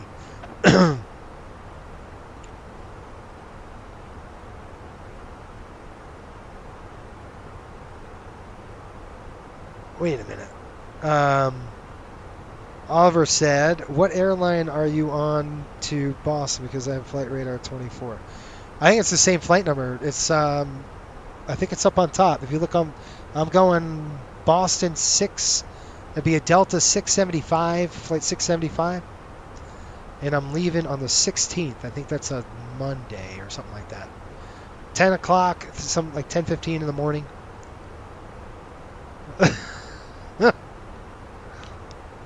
Oh, I love it. There's Cody, our favorite investor. Yeah, Cody, good job. Thank you. Cody just climbed out of the hole and he's back in it again. He Ken says absolutely all wore off. Yeah, exactly right. You have to. There's nowhere to put your feet. How are you going to rest your feet anywhere on that thing? Unless you kick your seat way back, and then if something happens, you're not going to be able to control. I know it happens all the time, though. Hint, hint, wink, wink. Okay, the Smart Pirate says this. He says, above the range ring selector. Okay, that's this guy. Oh, yeah. Well, that's airport, isn't it? Above the range ring selector, ARPT will show you airports. Right. Constraints. Right. That is airports, which is cool. Good to see. I'll throw those on so you can see where the heck we are. I do like a VOR. Now, we're at Sioux City Falls. We're MHE's behind us. Wait a minute. Wait. Okay, folks. This is what I'm saying. This is the safety person in me. Okay. Did everybody see this dang Indy? I got some people. All right. So, check this out.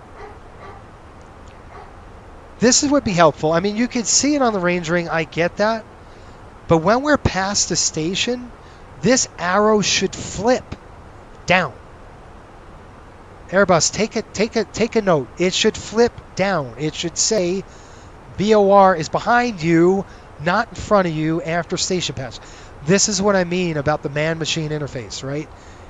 It drives me crazy. It's not intuitive. It's like, I mean, I see it here. I understand. But again, I got to sit there and go, look, it should be pointing at the VOR. That would be awesome if the thing started moving. Like with this little arrow. Don't tell me it can't happen. They can do that. Are you kidding me? They should do that. What gives, dude? I don't know. It should be relation to, like when we pass the station. We're 28 miles to go. Or 27. So when we're past the station, I want to see, I would love to see these arrows flip. Even if they don't want, okay, let's say they don't want to move. They should flip to tell you they're behind you now. But I gotta sit there now and look and wait, or look at my ND and wait. See what I mean? It's so much. It's visual, man.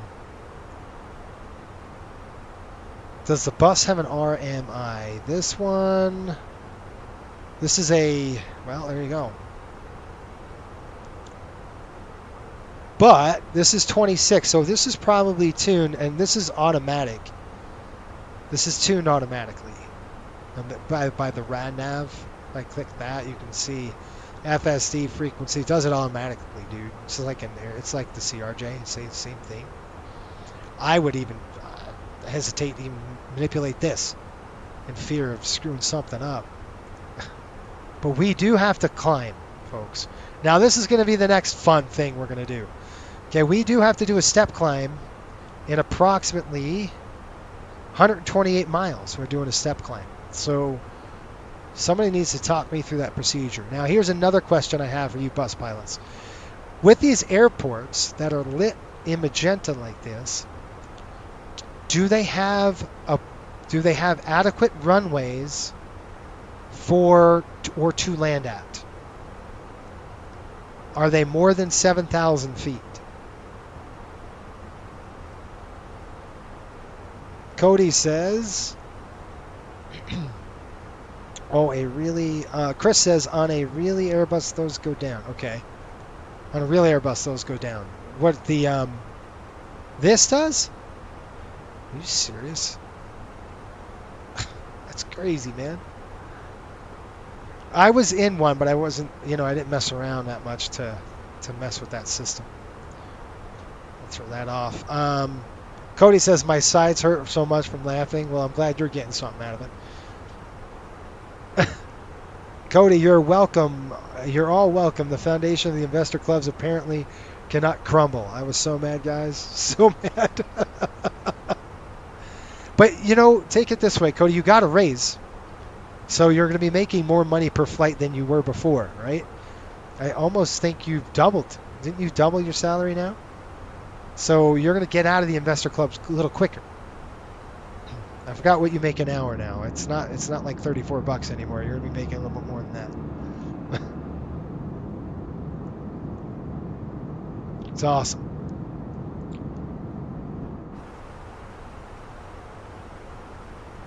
The ARPT airport is operator specific. I gotcha. In real world. Okay, that's cool. So it just depends on what the software sets and how they set that. Okay, for the step climb, here we go. I was just hoping you would say something. For the step climb, just select new out in the FCU and push in to climb. All right.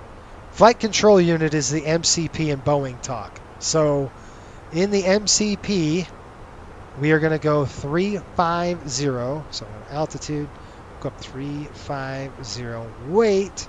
We can't really do the step climb until we get to that waypoint, and then we're going to push up. And then if I tell you how long we have to go to Boston, how do I find that? Distance. Oh my gosh, no. We have 1,100 miles to go. We're getting there.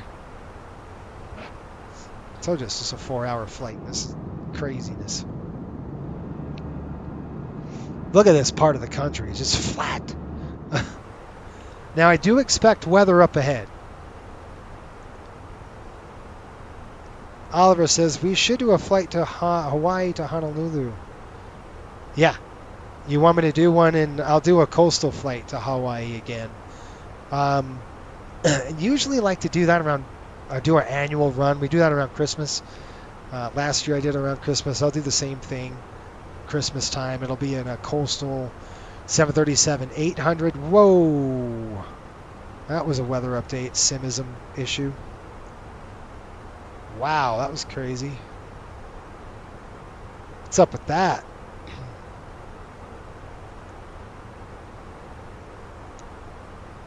Nice. Gotta love that crap. What are the flight times? Yeah, exactly. We will go to Hawaii. It'll just be probably Christmas time, and it might be in a 757. I hope, knock on wood. If not, it'll be in our 737-800 E-tops. We'll get it over there. But right now, folks, I am even for MSFS. That was a rough weather update. Yeah, it was. That's what I call some turbulence. Yep, you should press flight control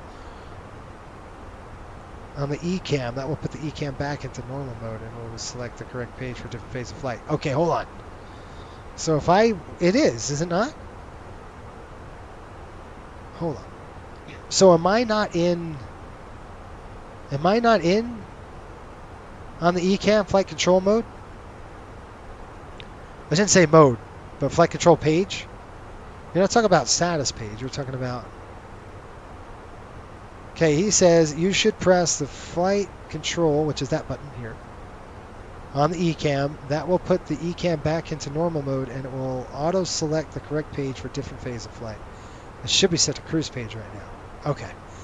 And I think the reason why I was kind of looking around. So, crap, how do I get there? I go to Prague. Cruise. Okay. So what's this? I know I was talking to Dewan, and he's like, are you doing bearing and distance? No, I'm not. Now, there's a way to do it in the 7.3 where you could do, that kind of, oh yeah, you could adjust. No, flip it. Look at this thing. Well, you folks can't see this. Look. So I could pull this, and I could push this down. Does it work? Nope. So this thing goes up and down? Are you crazy? Dude. You guys have it made. Click it to turn it off. All lights out down there is normal. What do you mean?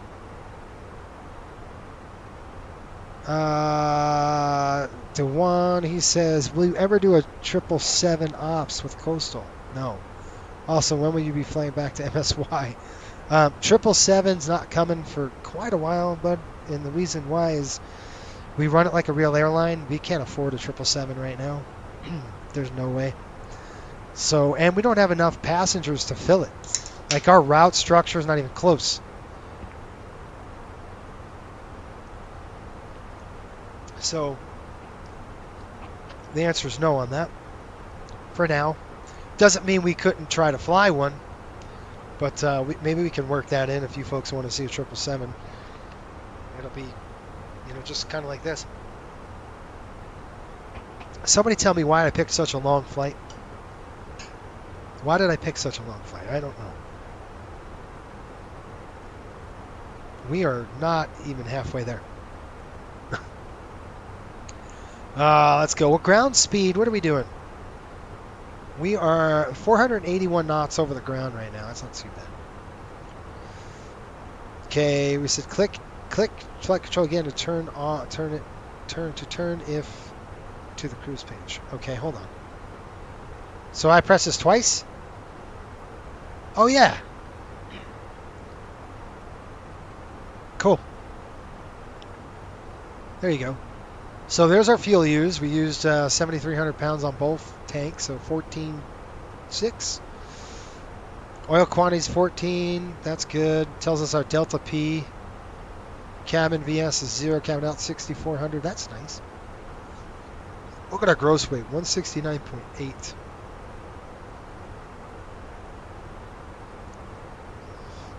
Cockpit 72. Crazy. Who puts the cockpit at 72? That's got to go down a little bit. We'll all fall asleep up here. I will. How about 60? Wear a coat.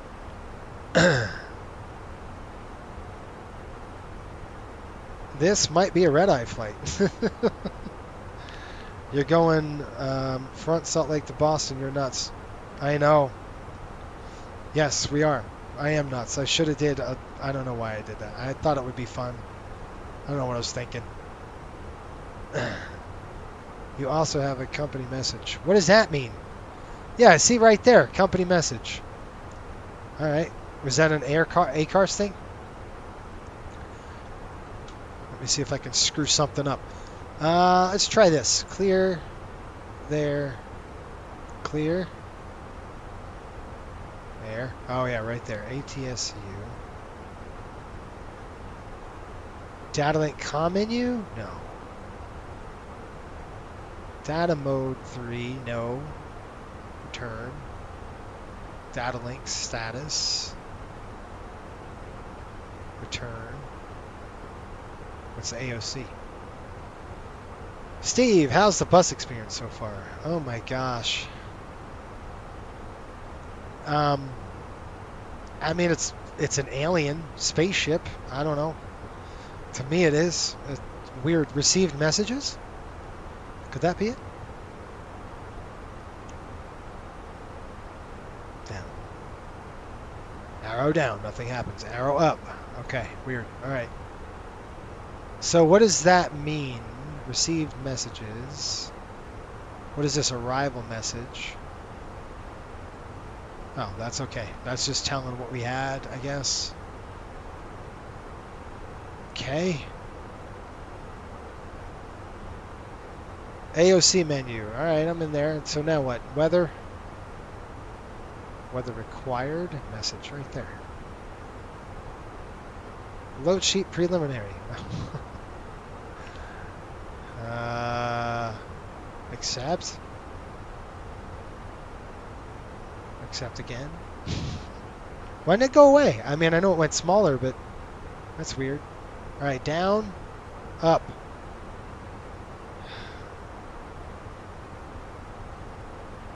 Okay, that's just load. That's just our load sheet.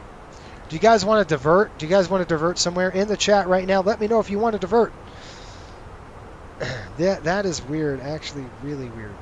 Yeah, it's. I should have. They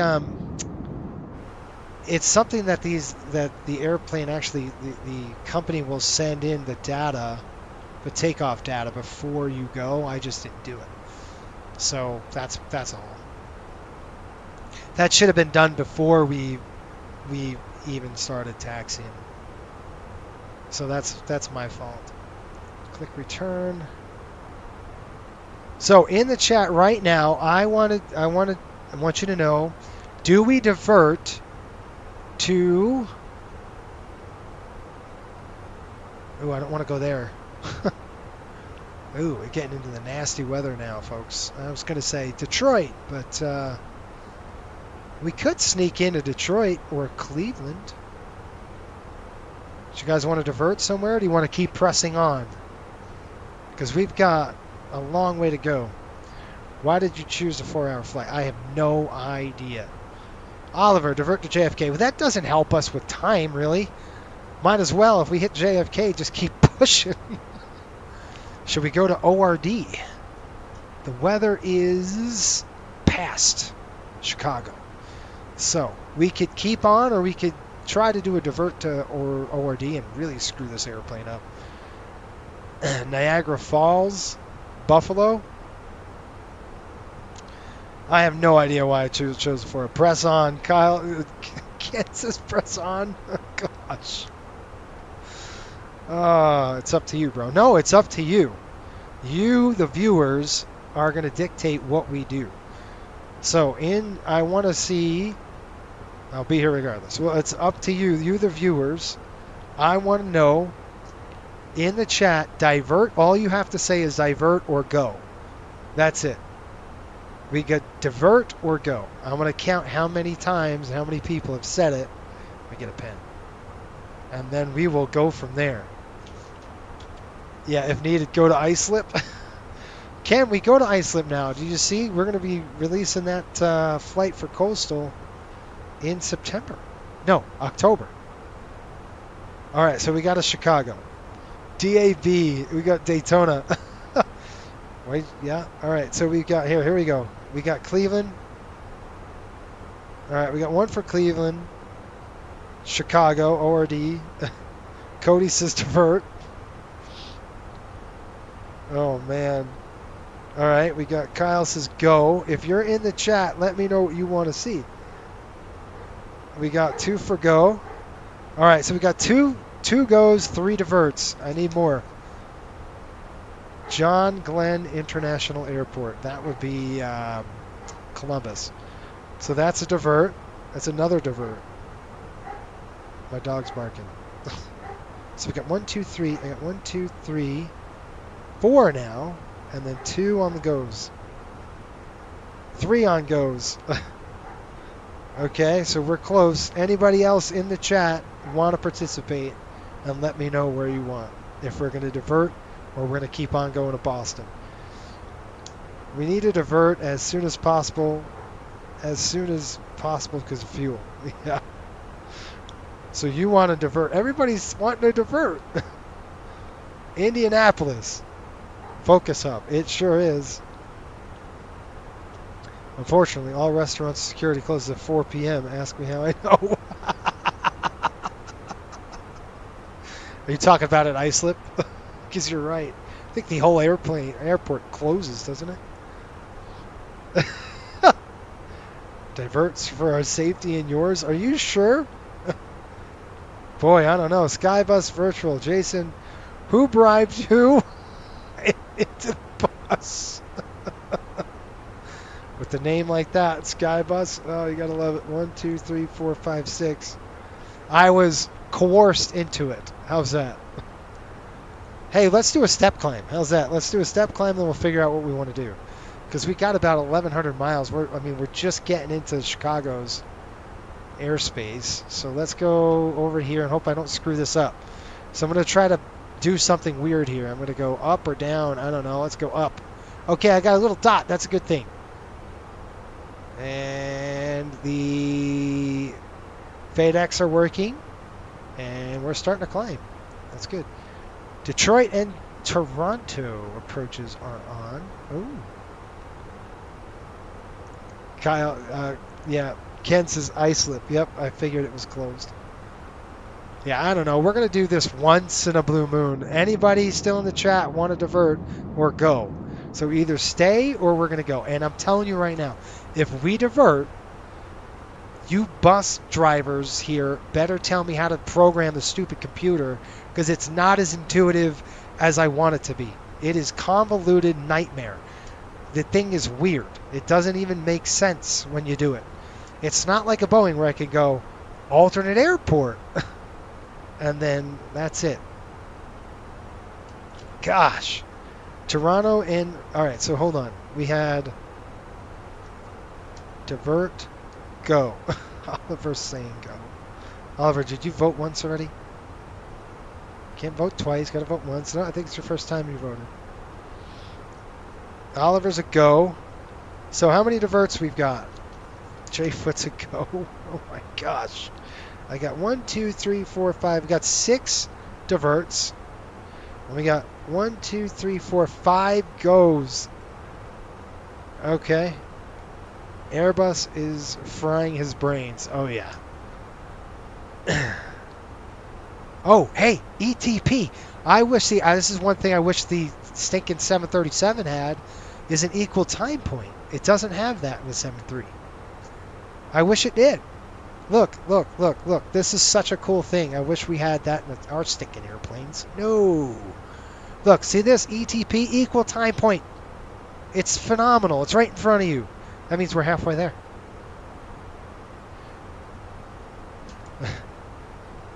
All right, the Europeans made their airplanes like they made their cars. Yes, that is very true. Backwards. You betcha.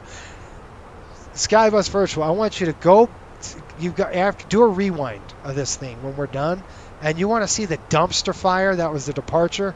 Go for that, because this thing would not climb. I couldn't clear the mountains over Salt Lake City. It was an absolute cluster. And what did I do? I actually flew the airplane. But I shouldn't have flew the airplane because I screwed everything up. I said I need more power and I'm going to go heading straight. But that was not the thing to do apparently. I should have kept the power where it was and just kept heading straight. All right, what are we saying? Steve, divert. I think we're going to divert, folks. We've got a lot. I'm going to keep it open for another 2 minutes and you're going to tell me what we want to do. As proof of dumb design, the landing lights switch on when you pull them towards you and not push them away like a Boeing. Yeah, everything is reversed, and I think they did that on purpose. Right? On is down, off is up. Not like that in an Airbus. It's different. Anyway, folks, I hope I gave you some comic relief for sure. Absolute dumpster. So we are going to go to divert. Is that what we want to do? Everybody's on board with this? Get closer before divert, ... Well, we're at equal time point here. And we got weather. So I'm trying to figure this out. We are going to have a bunch of turbulence coming. We got Green Bay headed. We're heading to Green Bay. The good thing is you have Cliff on board. Yeah, no crap. Let's look at our ETA. How's that? Let's see if we can't find a good ETA to see what time we would land before we commit. And folks, I'm probably going to fly Monday morning because we're off. It's Labor Day. I don't know. It's probably going to be a CRJ flight. I'm probably going to fly just a quick leg up from MCO to Orlando because we start our. Oh man. I have to stretch my legs really quick. Good thing you didn't have Cliff on board. Yeah, we've got a turbulence coming, and we have a ton of thunderstorms coming, and there's no way I'm going to get around that. So, I mean, I'm going to get through the saddle. Man, it's really good. I took this route to get around the saddle. Oh, my gosh. But let's look. Let's see how much time we have. If I can find the button. All right. How do I find that? I go to Prague, I'm sure, right? Prague page?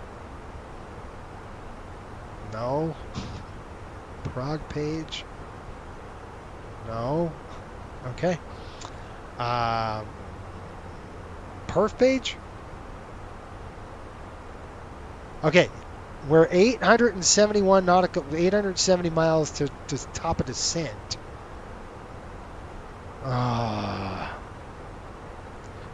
What divert location has the best food? Beef and buffalo wings. Buffalo? We're pretty close, though, of Buffalo. I feel like if we were in Buffalo, we're almost there. Do we really want that? Or do we want to go somewhere let's see. Buffalo is like right by Syracuse. I feel like if we were in Buffalo, we just kept going. Cleveland would be a cool stop, but there's a lot of thunderstorms from here to there.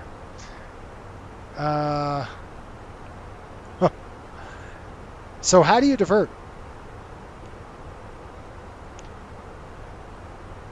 What divert? Okay, I read that. Ask ATC what to do. Divert or go. Well, you guys, Midway. Oh no, I ain't flying this thing. Nope, that's not happening. I don't think this thing could land in Midway, could it? Nope. Not when I can't control the throttles. That ain't gonna happen.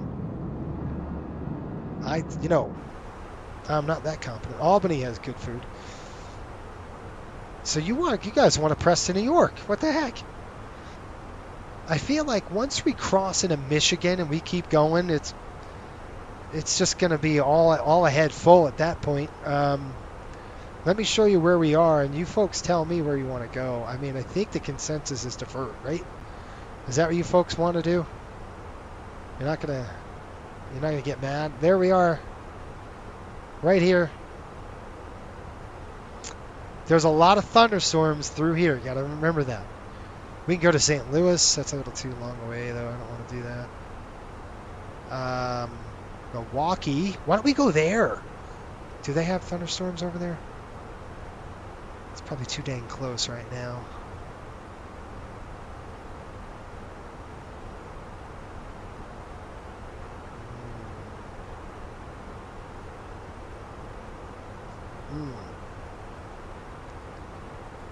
Delta 320s fly into Midway all the time, but do they have a 321 that flies into Midway?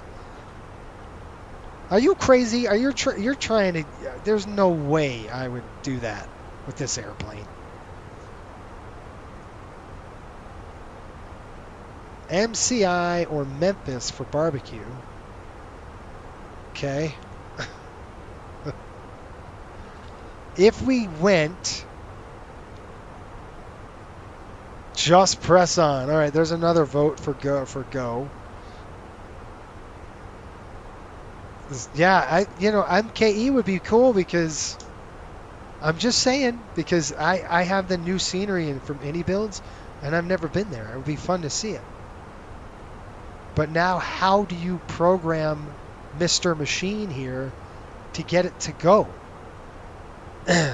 Ken says coordinate with dispatch, verify fuel, verify approach plates on board. I got that. Verify NOTAMs and weather, notify ATC, reset pressurization, blah, blah, blah. State reason for diversion. It's too long of a flight. See, we can do that because we're not flying on we're not getting any hours here on a virtual airline. But you can see, how do we divert? You guys want to divert? Is that what we want to do? All right, let me look at we got 1, 2, 3, 4, 6 goes. 1, 2, 3, 4, 5, 6, 7 diverts. State reason for diversion. Yeah, of course. Lake Perch in Milwaukee. I feel like Milwaukee would be a good one. The thunderstorms are past. They're still there, but they're gone. They're just south of the airport. Let me look at the weather in Milwaukee. I don't want to keep pressing on. We got to go south if that's going to happen. But I can't touch the airplane like I want to, because if I was in a Boeing, I would start pointing the nose in the right direction after I talk to dispatch. And if I feel like I do that here, I'm going to screw something up bad again. All right, let's do a search. Milwaukee, Kilo MKE, Glenn or General Mitchell Field. We got weather there right now. It is 290 at 4 knots, 10 miles visibility. Scattered clouds at 25,000, 22 over 15. Altimeter 3005. Visual approach 1 left into use. So the weather's great. The fuel on board is plenty. We got a lot of fuel. Are we under landing weight? That's what we need to find out. Gross weight 167.8. What is max landing on this bird? Does anybody know off the cuff? Because I sure as crap do not. It is Of course, I don't have the paperwork in front of me, and it doesn't tell me on that. So the Delta release doesn't tell you that. The Southwest release does. Unfortunately, I'm not using Southwest release, so I don't know. What's maximum landing weight? Christopher, he says, are we not landing in Boston? Welcome to the club, bud. Or do you want the consensus is, do we press on or do we divert? We had 7 votes for divert, 6 votes for go. Go means we're going to Boston. 7 means we're diverting, and right now diverting's winning. So did you vote yet? I'll teach you the change flight plan when you are ready. Depends what Chris says. Chris might change the course of action. Chris, do you want to divert or go? It looks like you're the last vote here, buddy. And whoever else didn't vote, please vote now in the chat if you want to. Also, if you find this entertaining, and hopefully I'm entertaining you, by my stupidity, hit the like button for me. It helps the channel spread a little bit, and it helps the video kind of move on. Christopher said, "What's keep on track with Boston, bro?" All right, we're tied. Holy smokes! All right, we got 7 go, 7 divert. Now we got a tie. Of course you would say that. My last SimBrief plan says 166,400 pounds. So do you think we burned 1,000 pounds before we got to Milwaukee? Probably. So now we've got to go. So we're tied. So folks in the chat, we should divert to Albany Airport, New York. That would be the safest thing to do right now. You think so?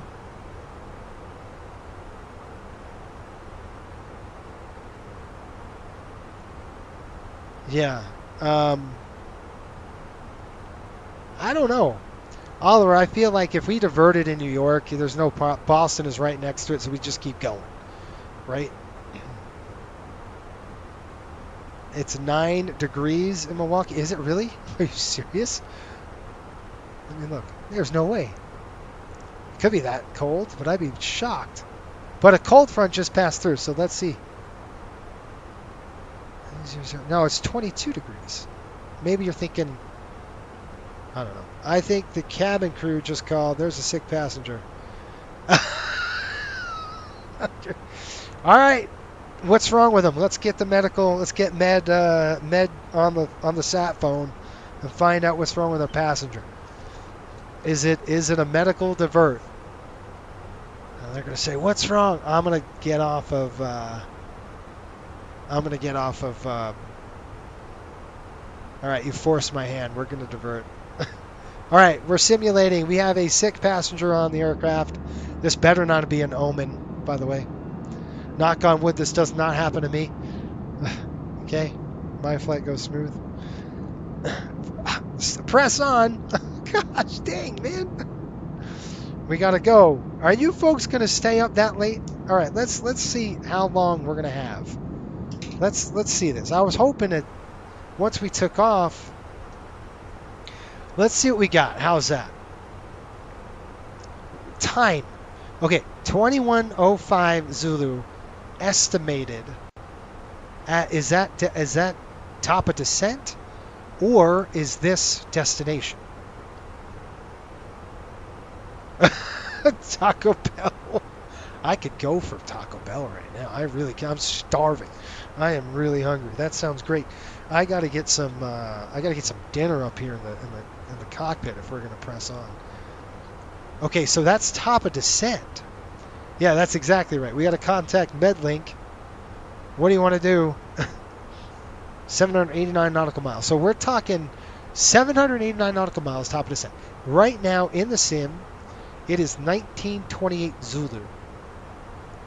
We are not going to descend for another 2 hours, a little less than that. So an hour and, 30 minutes or so?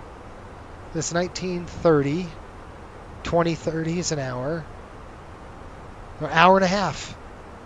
We have an hour and a half to go before top of descent.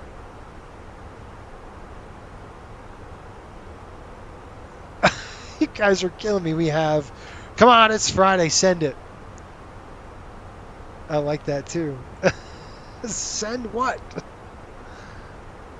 Are you saying send it as we go? So an hour and a half. What time's that put us? I'm okay with it. Look, if you folks want to stay up that late, I'm okay with it. Yeah, it's 1 a.m. Eastern. Exactly. You folks on the Eastern time zone, you're going to have a tough time. Because it's what, 9:30, 10:30? It's 11:30 right now for you? You'll get in at like at 1:30 Eastern time. That's crazy. Who's staying up that late? There's no way. I don't know why I thought 4 hours would be good, but it's not.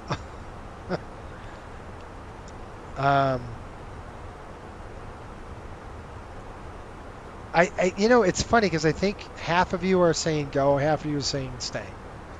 I don't know what the heck.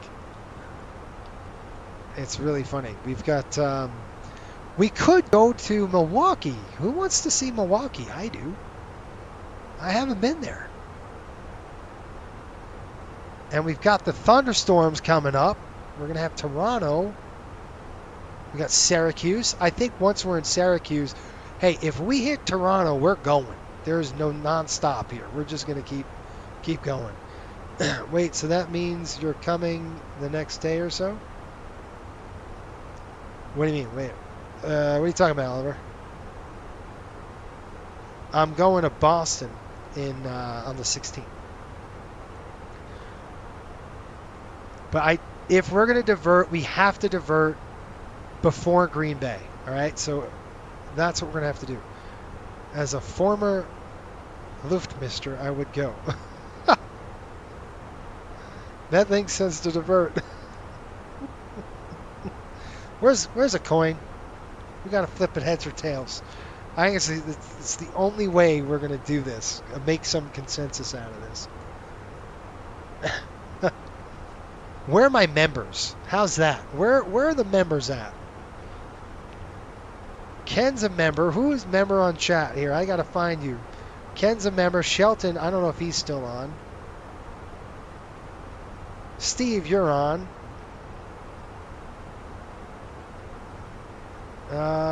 Sean is still on, maybe. Dewan, I don't know. He probably took off. That's exactly right. Whatever pays the best. That's exactly right. So members only now are going to vote. So if you are a member of the YouTube channel, vote. Do we go or do we stay? And I'm only going to count your votes. Sean says go, and he's a member. Gray says, oh no, Jason is flying an Airbus. This is a scary sight. Dude, you should have seen the takeoff. After you're done, rewind the takeoff. You want to talk about a cluster. And we're getting into turbulence. We've got areas of turbulence coming up. And I'm going to have to back it down to 0.75 now. All right, so let's go ahead and back this. Seatbelt's coming on. We got to get back to 7.5. Kyle says go. Steve says divert, so it's 2-1. Okay.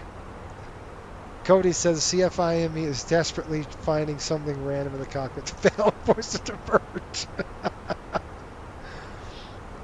What's the weather in Boston? I think it's good. We got to slow down, though. All right, so look. If I have to slow down, can I pull the speed back? Or do I have to tell the FMC to go down to 0.75? Will I screw anything up if I pull this out and drop it to 0.75? Let me get the weather in Boston. So we know Milwaukee is good. It's no problem there. The weather in Boston right now, folks, is 160 at 5, 10 miles visibility, few clouds at 2,500. Few at 2,500, scattered at 22. Temperature is 17. So pretty benign stuff. Pull the speed. Okay, so we're going to pull the speed. It's like a Boeing then. I guess it's that way. Nope, it's that way. And we gotta back it down to 0.75. Right? Is that turbulent penetration on this airplane? I think that's what I've read. But we're getting into the known areas of turbulence now. There's nothing we can do at our altitude, and we're going to be getting into thunderstorms up ahead. So we have turbulence from 30 to 39,000. I got the weather app. Good. Forecast. The forecast TAF report in Boston says nothing. Hang on. I got to take this off. That's why. Hang on just a minute. All right, now the TAF report says in Boston, TAF, it's good. It's scattered 2,500, broken 2,500. 06 Zulu. What time is it? 3:33 right now. So at 06 Zulu, it's forecasted to get, broken 2,500 feet. So a little worse than Milwaukee.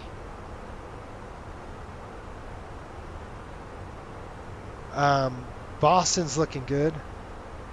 Forecast is looking good on both airports. We are approaching the lake. We're going to be crossing over to Green Bay here shortly. And we're getting into turbulence. Ooh. I wonder if we can climb higher. Let's see. Can we go high and get out of this crap? Let's see what we got. If we can get up to, how do I know? Prague? 3.6 is max. Gosh. Nope. Too much weight. So there's nothing we can do. We're going to have to hold on this crap. Obviously, we call the passengers and say, folks, sit down. It's going to be a rough one today through this area. And it probably will not smooth out until we are never. It's due to be bad all the way in. So what do I have? We have Ken says go. Steve says divert. Sean says go.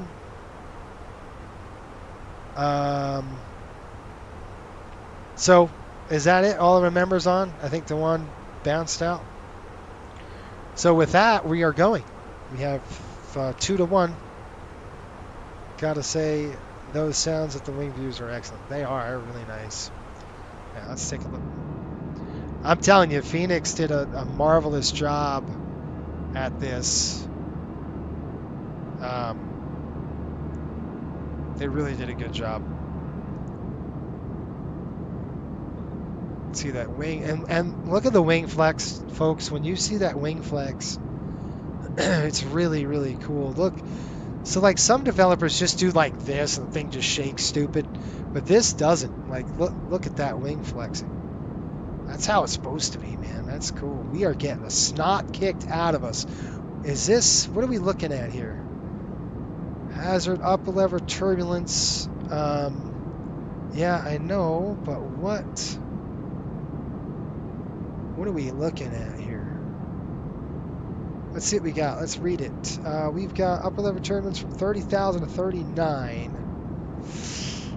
I don't want to descend and just to climb again because there's turbulence below it. Okay, we got AirMet Tango for turbulence valid until 09Z. AirMet turbulence, Minneapolis, all the states here, all the way until moderate turbulence between 30,000 and 390, conditions ending 06Z. We're screwed. We're in it.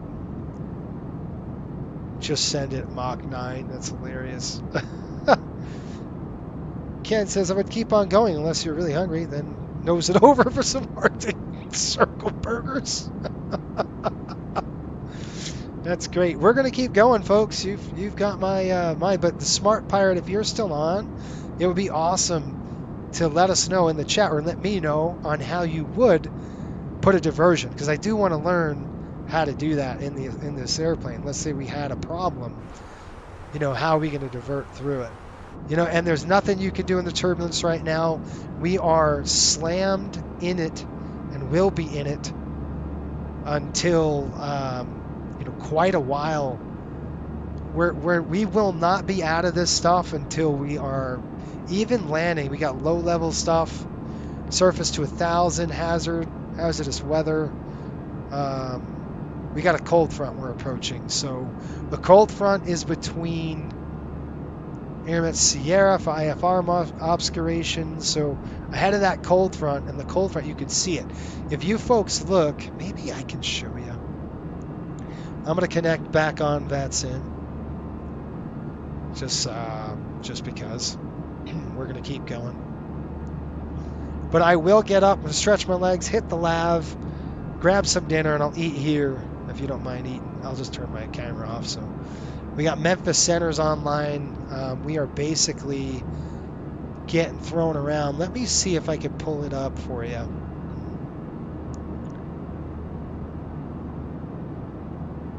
Let's go with weather.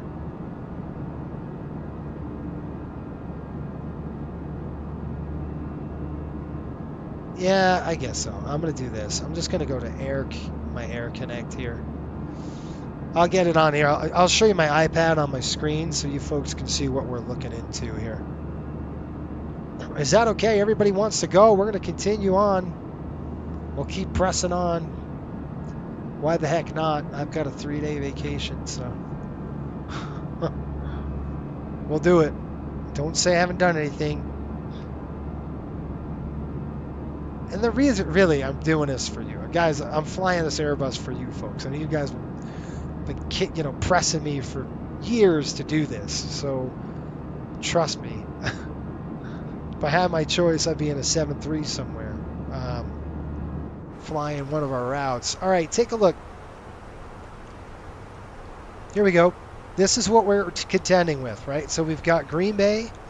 From Green Bay, we're all in this. This is significant weather, so if I turn the layers to the, off, and then I throw significant weather on, you can see we are just smack dab in the crap all the way in. We've got, turbulence forecasted, surface 28,000. Here's our weather up here. But like I said, man, this dispatch was perfect because I was looking like, all right, we're going to be in the crap if we go south. And I'm like, ooh, I could throw it right through the saddle if we go high and then drop it in. So it's pretty good dispatching. I'm not going to toot my own horn, but... And there's a cold front that's coming just right through here. You can kind of see. See, a jet stream's up on top, but there's this cold front right there, wreaking havoc. Yeah, let's go. We're going. All right, good. Ken says, unless you have a cool dance move for the chief pilot, they would really question a divert with this forecast conditions. There's no way I would think about diverting. There's no way. With the weather, I don't think so. Even through here, it's fine. It's gonna be bumpy. That's about it. Oh, I love it. You guys are awesome. So if we go leather, take this off. You can see we're in the, an area of turbulence. Let's go bring it up to 3. Where are we? 380? We're not that high, are we?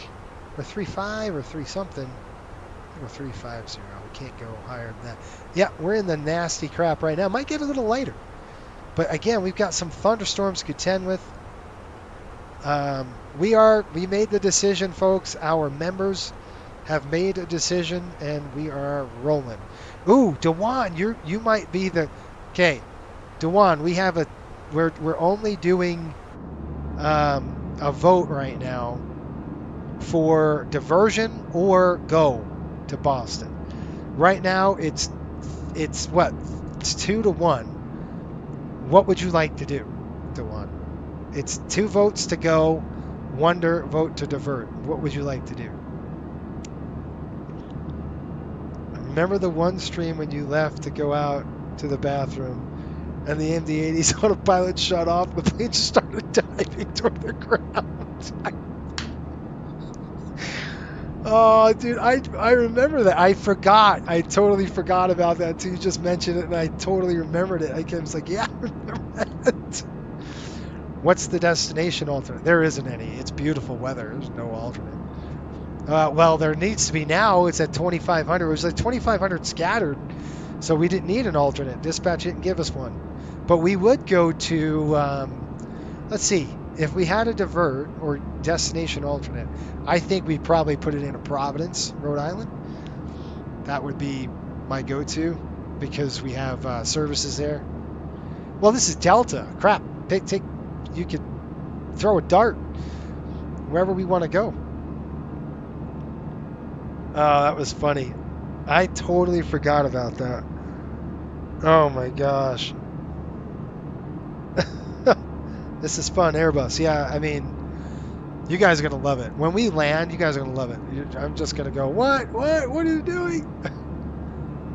I don't know. We'll see. Pretty cool, though. The model is beautiful. Did a good job with it. Look at the airplane just getting thrashed, man. And this is a heavy airplane, too. It's not a little light one. Getting thrashed and everything else. They did a really good job modeling it, though. Providence as good as, yeah, lobster. That's exactly right. You know all the romps, man. Ken knows all the good stops. He's been flying in the airlines for a bazillion years. Cool stuff. How long until you get to Boston? Well, we have about an hour and a half top of descent, buddy. So it's actually a little bit less now. We said our forecast top of descent 2100. It's 1945 right now. So we've got 20 coming up. So we're looking at 50 minutes ish, give or take. And we're getting over Green Bay, and here comes the thunderstorms. And I wish this thing had weather radar. Does this have weather radar? I don't think it works. Does it work? Anybody? Oh, shoot. Don't do that.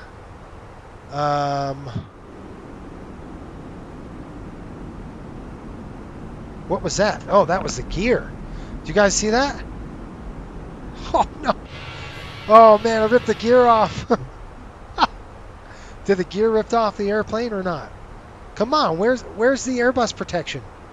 You can't do that, Dave. This right here fell and hit my landing gear lever. Oh man, that's crazy. Now we do have to divert. Do I have any gear? It would have ripped the stupid. Where are the protections for that?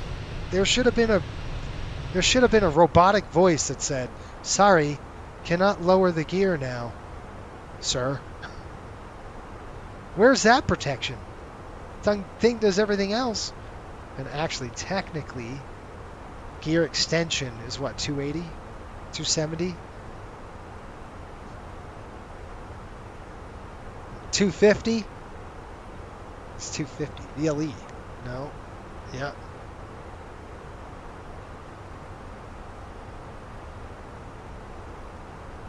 Oh, man. I had to disconnect all my FS stuff, so a few months and we'll be back. Okay.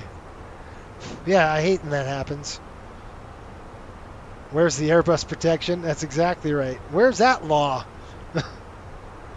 Jesus says, flaps full or flaps 3? I don't know. We'll have to see. What was I talking about before the stupid gear dropped on me? We're not even in the air. Oh, yeah. Where's the weather radar? Does this thing work? Got tilt. Auto. Cal. Off. System 1. Let's go to system 1. Does it work? Now, do I have to hit anything? Because it should light up here and say weather WX or something. I wonder... I don't know if it's simulated, but I hope it is. Probably isn't, because the weather doesn't really work very well in Flight Sim. So if we went to weather, I am going to take a break though in just a minute. Weather T, System 1, gain, Auto scan. Auto. Does it not work? It doesn't work. Sim limitation. Yeah, I figured that. Okay. Well, there's your answer. We're going to get into this crap coming up. Once we're through ASP, I'm going to get some... I'm going to get some dinner. It's pretty getting, you know, I'm sure it's late for you. It's leveling out pretty good, but we're out of the known areas of turbulence. But there's thunderstorms coming. So like I said, it's going to smooth out from here to ASP, and then it'll kick on again. So we could punch it. Let's take it off of the... I think I could just do this or this. And bring it back up again, and then I can turn on the seatbelts. I'll turn off the seatbelts. It's fine. We're out of known areas of turbulence. So I'm going to throw the seatbelts on in hopes of getting there a little quicker. And we might have to turn it back on here when we get close to ASP. Yeah, Ken, that's a shame that you had to disconnect your stuff. And anyway, how do you divert on this airplane? Anybody know? In the chat, bus drivers, let me know how you would divert. How would you program the MCDU to divert on this aircraft? I'm going to stand up, stretch my legs. You should do the same. Stay on, though. And I'm going to come back and eat my dinner right here in the cockpit with my table. I get to pull this thing out. Okay.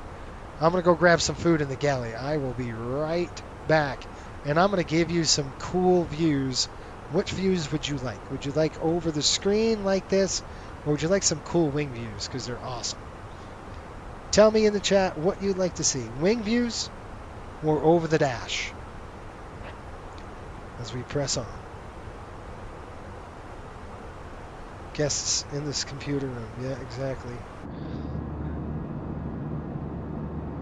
Wing views or on the dash while I go grab some dinner? Anybody? The wing views, I think, are pretty cool. They're awesome. Put you right there, right above the engine, so you can hear the whine of that. Wing, yeah, I figure. That's a really cool view right there. Dash. Let's get some more boats. Coming up to Sleeping Bear National Lakeshore on the dash. You guys got it. Dash it is.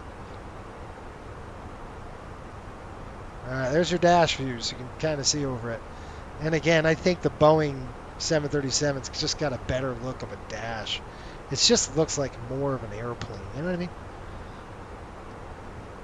You know, it's all banged up on top. You know, everybody throws crap up on there. You know, you look over here, you're like, where are the gauges? You know, there's nothing there. You should see the old 300s when you did that. It's just like nothing but looks like an old school spaceship. All right. Here's the dash cam. I'll give you a dash cam. How's that? Is that good? Okay, thank you. The Smart Pirate, he says, this is how you would divert. Go to the FMGC, select flight plan page, line select key on a waypoint, and you should see lat rev page, and there should be an option to type in the new destination. Cool.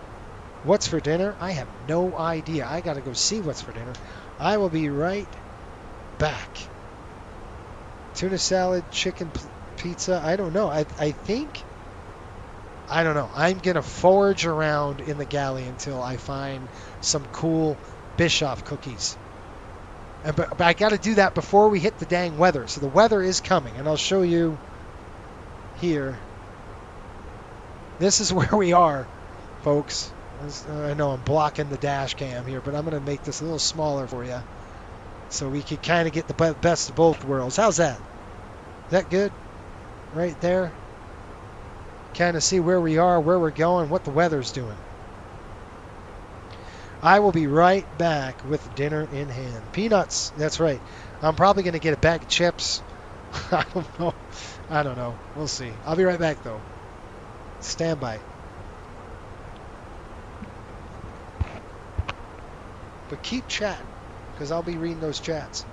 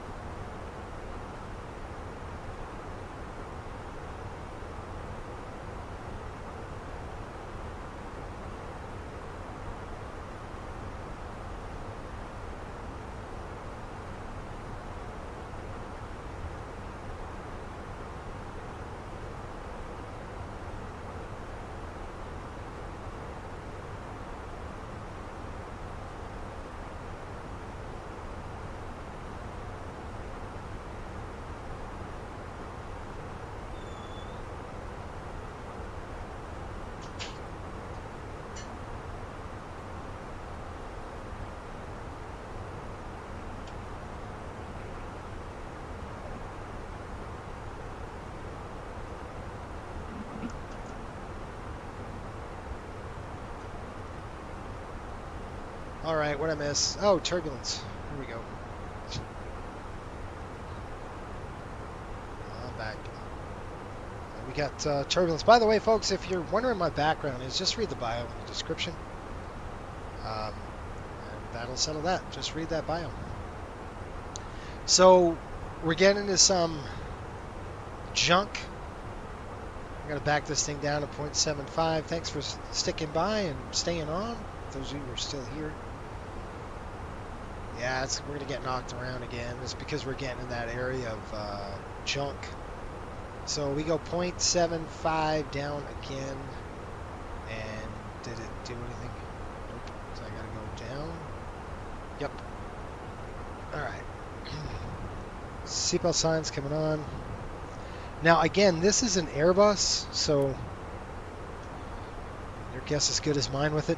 We do have to probably put on some anti-ice, engine anti-ice, I'm assuming. If we look at the indications, let's get rid of this table. Ken, I did read some of your comments about Ron McDonald House. That's pretty cool. I had just earned $8,000. How? Oh, on the flight, you mean? On the coastal flight? Good for you, dude. I like it. I expect half of that. That doesn't work that way. What flight did you take, Tawan? Did you go somewhere? What was I doing till I got thwarted? Okay, so we are looking at some crap up here. So if we wanted to go, there's nothing we really could do. The thing about FS Flight Sim, it doesn't paint an accurate picture of what's going on with the weather, right? So, you know, see if we can climb over it. Can we get over this crap? Max 3.7. We're at 3.5. Maybe we could climb 3.7, but that puts us right into that max range, and I don't want to do that just because the buffet range. I don't know. I'm not familiar with this airplane enough to know the buffet range is what's going to do. Normally, I'd like a little cushion below that. Max power 84.3 cutback sounds wicked. Yeah, it was. That's right. You did SNA to Salt Lake City. There's a couple things we could do. We could go that way, but it doesn't look like that way is going to be any better. Looks like we're just going to be in the crap. And the temperature, yeah, it's -20. So with engine anti-ice, I've never done this before in this airplane, so we'll see how it goes. Number 1 and number 2. So we put the engine on first. I'm assuming that's what you do in an Airbus, right? You don't wait for like icing alerts to come on, do you? I wouldn't think you did. You'd put the engine, but I'm thinking like a Boeing product, not a bus.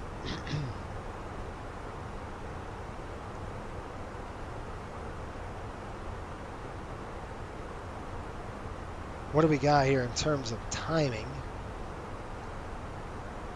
We're looking at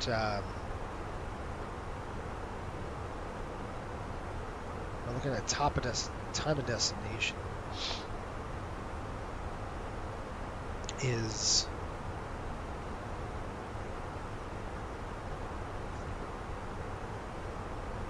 405 miles. That's pretty good. That's close, right? We can handle that.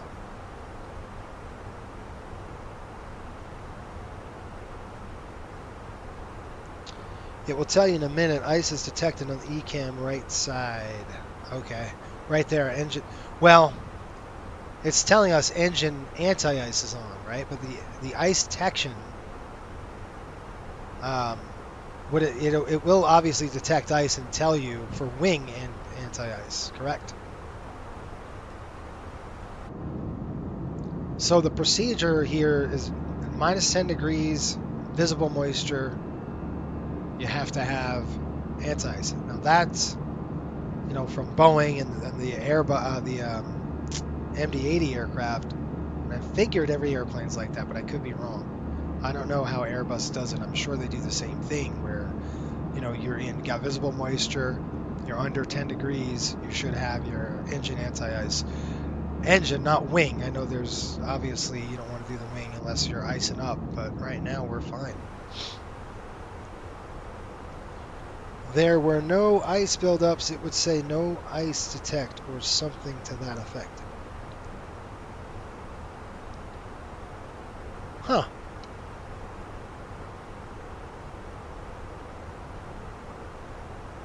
So I guess my question is, do you automatically turn the engine anti-ice on with under 10 degrees and visible moisture? Does anybody know? And what I missed when I was gone, by the way, anything interesting?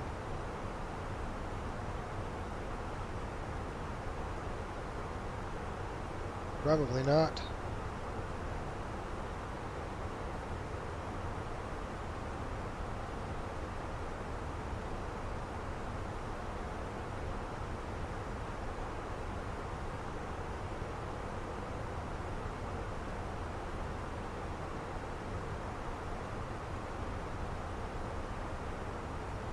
Yes, I believe so. That is what I do. Okay. So the fact that you don't see that means it is good to have it on. Okay. Yeah, see, ice not detect. We're going to get out of this crap just a little bit. It's probably a few miles, and then we'll kind of be out of it. We're kind of getting over the heck are we?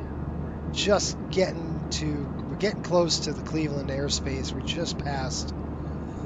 Michigan's behind us. We got Toronto ahead. We're in Canadian airspace. Yeah, there it is. DeJuan says, I want to stay up and watch, but it's 5 a.m. We've been up since 5. It's time for me to hit the hay. All right, DeJuan, man, have a good night, buddy. We'll see you later. Thanks for flying, my friend. So we got ice not detected. I'm assuming that's what that means, ice not detected. I could look into that and see if that truly is the case. Let's see, we've got ice not detected on here. What does that actually mean?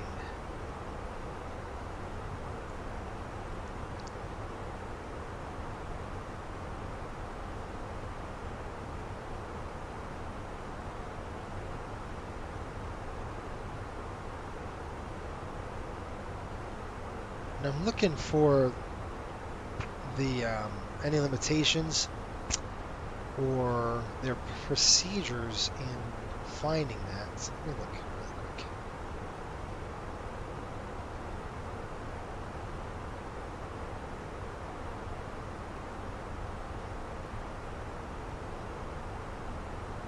Alright, so we got icing. Yeah, we don't want to. Engine anti-ice must be on during all ground and flight operations when icing conditions exists or are anticipated. This is a limitation, I think. Okay. Except during climb and cruise when the temperature is below 40 degrees SAT. Now our SAT is 45 degrees. Engine okay, so hold on. When the temperature is below 40 degrees SAT, engine anti-ice must be on prior to and during descent in icing conditions, including temperatures below. Engine anti-ice must be on prior to and during descent in icing conditions, including temperature below 40 degrees. So we're at 45 degrees SAT. We can turn those off. That's an interesting thing. It's pretty cold up here, so we can just turn them off. We're smooth air for the most part.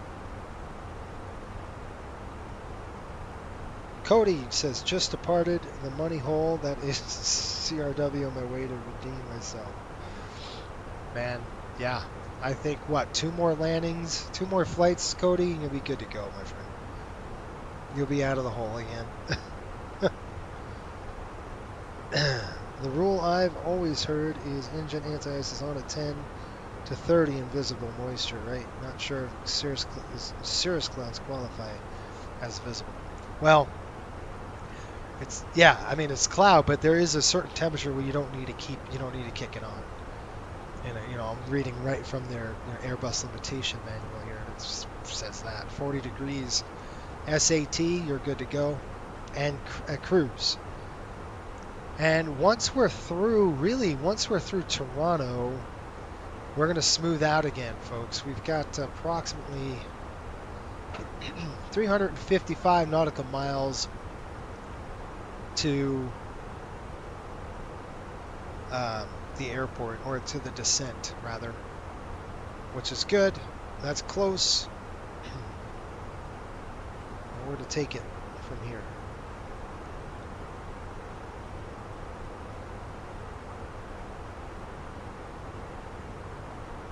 Oh, the Smart Pirate says yes, it's the same as Boeing. Okay.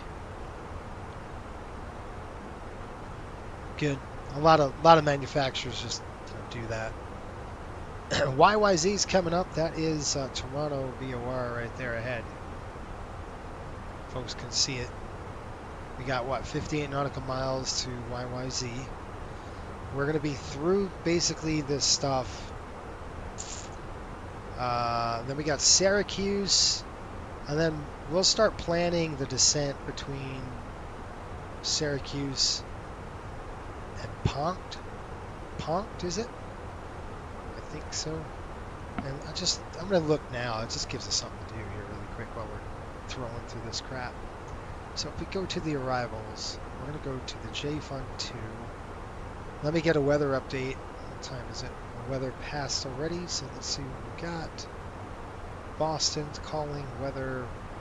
VTAR ATIS right now 1704, 10 miles visibility. They switched runways on us. Okay, I thought they were going to do that. I knew it was a little too long before they switched them.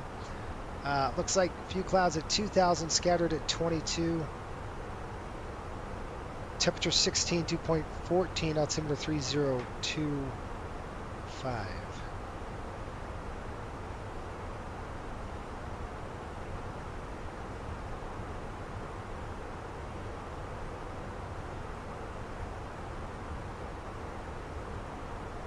Okay. Now with that, you can see we already looked at this. We got to be sheets above 21,000. We got Minsta at 24,000. Above that, above 21. Any hard altitudes? There's a range. Autumn, 12 and 11. They change it up to 330, 33 left, which I believe is this runway that comes down this way. It's going to go up that way. That's the runway, which will be good because that'll eliminate some of the airtime, but I'm thinking it's going to spit us up like this and then we have to flip it around. So if we go to ground charts, let's see airport information. I'll show you what I'm thinking here. I can't even click that star because it's the church. Come on, dude, keep going. There we are. So you can see right here, looking at a 10,000 foot runway. This thing I want to land within the first 1,500 feet of the runway. Right on the buttons if we can do it and stick it. Plenty of runway, I'm not worried about that. But I don't like to float or anything like that. But this airplane I've only flew like 3 times in the sim. It tends to float you a little bit down the runway with those throttles. It just kind of does. And Ken says we used to go way up into Canada to get to Boston. I seem to remember an unnamed company not liking have to pay Canadian ATC. Yeah, I see that. I could imagine. Andy, so I just finished a flight in the 321 a few minutes ago, and SimBrief criminally underloaded me, only 109 passengers. And I wasn't paying attention, the landing was extremely floaty. I gotcha.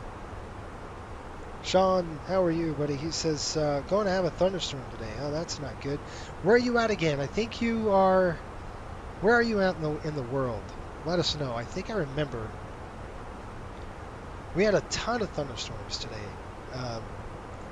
In the middle of the country, we've got this huge cold front kind of kicking through, and that kind of wreaks havoc.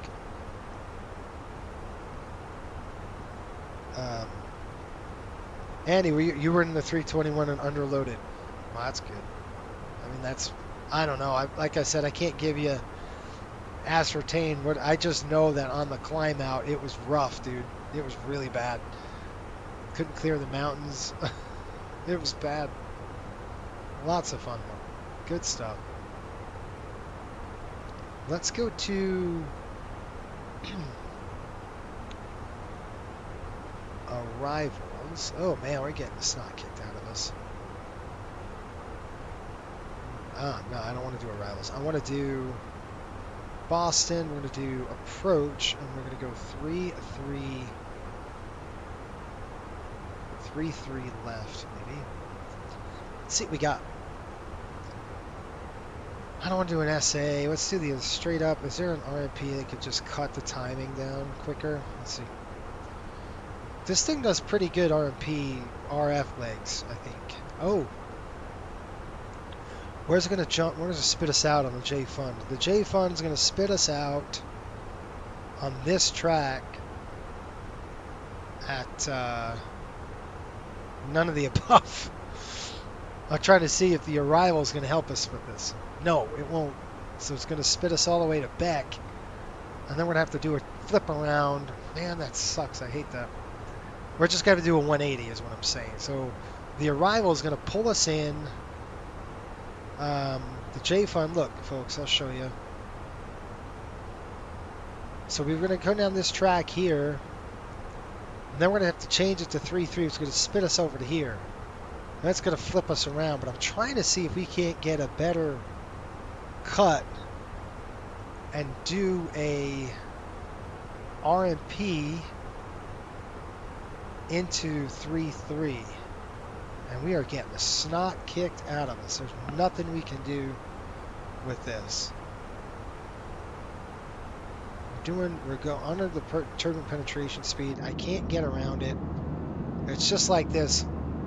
Like I said, it's going to be like this for a bit, and then it should smooth out, but can't get over it. I can't get under it. It's one of those days you're just going to have to ride out the bumps, I think, which is not great. Marco, what's going on, buddy? Oh yeah, Sean, you says you're from Virginia. That's right. Hi, all. Jason is flying an Airbus. I am, Marco. It's crazy, isn't it? Never happens. It's not gonna happen for another 3 months. I was flying the FNO in Australia and saw the fastest crosswind I've ever seen in the sim. 265, 180 knots. Wow. Yeah. Well, isn't it? Australia's in winter, aren't they? They're coming out of winter, getting into spring soon for them. So the jet stream's pretty strong down there now. Cool. Yeah, that's cool. Whoa, look at that. Hopefully this smooths out. Nasty stuff, jeez. I'd call this moderate.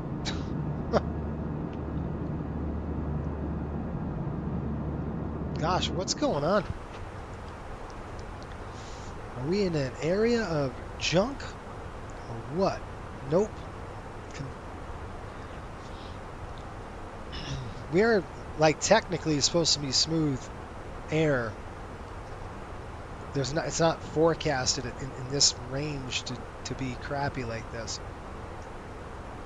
Not at this altitude. 38,000, right? 35,000. Yeah, it's supposed to be pretty good up here. Well, we'll see if it smooths out as we get through Cleveland. Hopefully we can get some smooth air and kick it. We can't climb anymore. We're stuck. Right? We go to Prague. Yeah, we can only go 3.7, 3.5, well, that's... I don't want to go max, because if we're bouncing around like that, it's too close to the coffin corner. No thanks. Boy, that's pretty bad. This is an MSFS problem, how the direction is oscillating. Yeah, it sucks. It's just in the turbulence, you know? You know what we could do is try updating the, wow. I'm getting in a, like, PIO, it looks like. Pilot-induced oscillations. No, thank you. But it's not pilot-induced, right? It's... What do you call this? Auto-induced? It's kind of a weird... What we could do is a couple of things. We could take off the MSFS depiction. And then go with, you know, SimBrief. Sky... What are they? Active Sky. We can do Active Sky. And try to get Active Sky depiction to work out smooth out these bumps, because, you know, I have a feeling, you know, I mean, we could turn it back on again, I guess, when we get through Syracuse. It should be smoothing out for us here quick. It's up to you guys, whatever you want to do. Plane induced, that's right. And I'm trying to look at I'm trying to plan our descent here. All right, what do we want to do here? The thing I'm kind of looking at is, can the RMP, would it be better? You guys want to try a different? I don't know. If we change the weather, it's going to jack it up, but I mean, it might be better than this. I mean, just because it's not forecast doesn't mean it's not happening, but still, if it was bad like this, you would see something. You know, we don't get into the turbulence and it's light again until Syracuse. This is moderate turbulence for sure. Yeah, I don't know. You folks want to try Active Sky depiction and see if it smooths out a little bit? Or do you want to keep rocking on here? Because it's pretty wicked. I mean, it's getting tossed like we're in like a thunderstorm or some crap like that. Or in severe cat, but moderate, I guess. Well, we could try it. I mean, we could certainly try it. Let's try it here.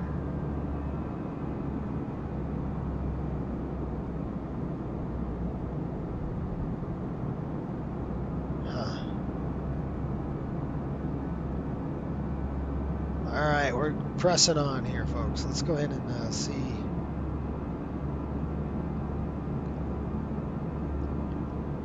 I'm hoping it, like I said, it's supposed to get better and then get worse again at Syracuse. It seems like it's settling down now. The kind of worst might be behind us till we get into these stupid clouds again, and then it thinks, oh yeah, let's go ahead and I kind of want to, yeah, I spoke too soon. I kind of want to kick up the Mach here.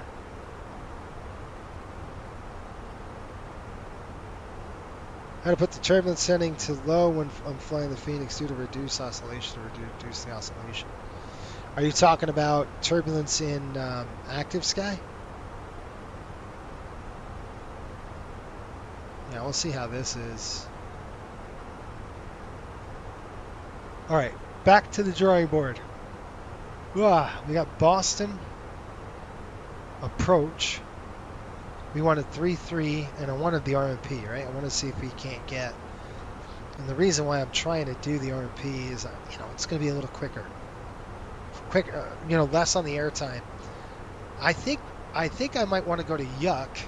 Here, I'll show you. Harris, maybe from Harris we break off and we just vector ourselves to Yuck and then go from there. You guys are going to have to help me build this thing with this airplane. I have no idea how to do it. So if we go from Harris to Yuck and then in, I think that's going to be better. Spied, I think, is too close. So we have 1 authorization required, 2 for uncompensated Barrow, VNAV systems, procedure not authorized. Below 14,000 feet. Below 14,000, sorry, before 14 degrees. We're good on that. And then the VGSI and the RNAV glide path, we know we're not exactly on it. All right, so we read the notes. Those are the notes. Mandatory would be 7,230 knots. So let's take a look at what I'm thinking here. And you guys could see if we settle out and smooth out, we're going to kick it back up, get that speed going again. And I want to do the RNAV right, not that one. Where the heck were we? The RNAV 3 Zulu? RMP X-ray. That's the one I want. So the X0 I was talking about, they're going to Yuck, and they're going to flip it around, and they're just going to help us instead of going 15 miles and flip it back. Who wants to do that crap? Not me. I'm going to go ahead and turn this back off, and then let the airplane manage that, and we will turn off the belts for now. Again, we might have to turn it on again as we press through and get through Syracuse area. All right, does that sound like a plan?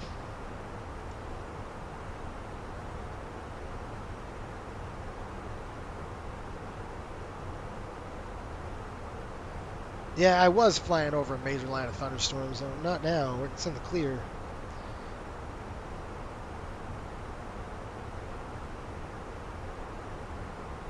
Lake Erie. Yeah, let me see. We are... Throw that up. Throw this over. We're going to be right... What the heck happened to my line? There we go. That is exactly Lake Erie. We're here on south of Cleveland. We're just above that. We're going to go right into the... Right over pretty much to the south of Buffalo. This is Lake Ontario we're flying over right now. So Lake Ontario, right here out the window. Lake Erie was behind us. We flew through that already. Looks like we're leaving the crap behind us. Trying to get you a good look at the lake here. Let's see if we can't see it through the window. There it is.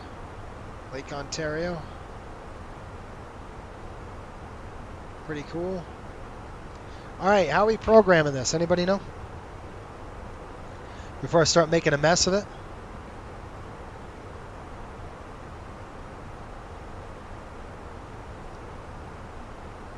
Do you know a loophole is if dispatch didn't give you an alternate is to request one if needed?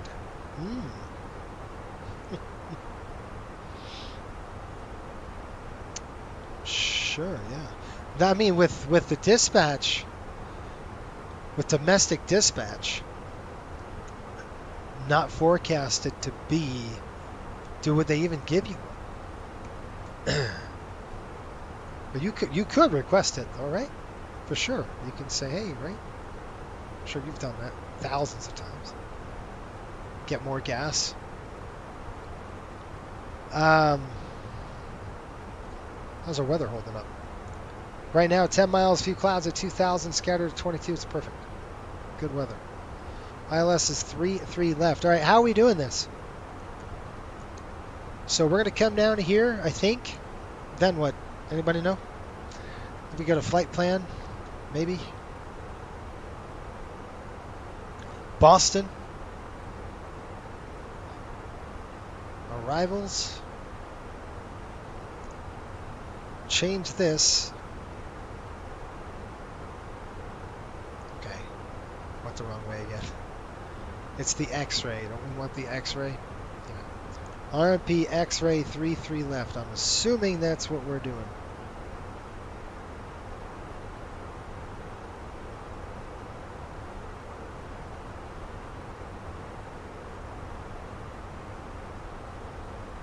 Yeah, sure.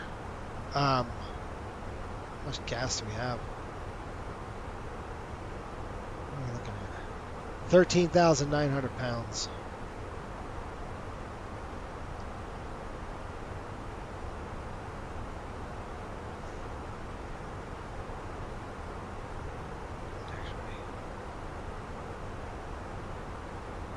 Via. I'm not going to execute anything yet. Yuck. Okay. Now, can we see it in the on the plan mode? Is there a way we can see that?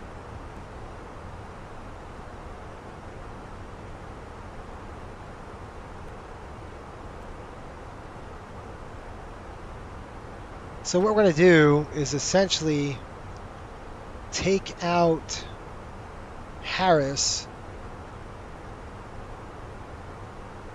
Let's see something. Right from Harris, I want to connect and go direct to Yuck. And then we could fly this RF leg, kind of just shave off all this crap that we'd have, and then bring it in. That's what I want to do.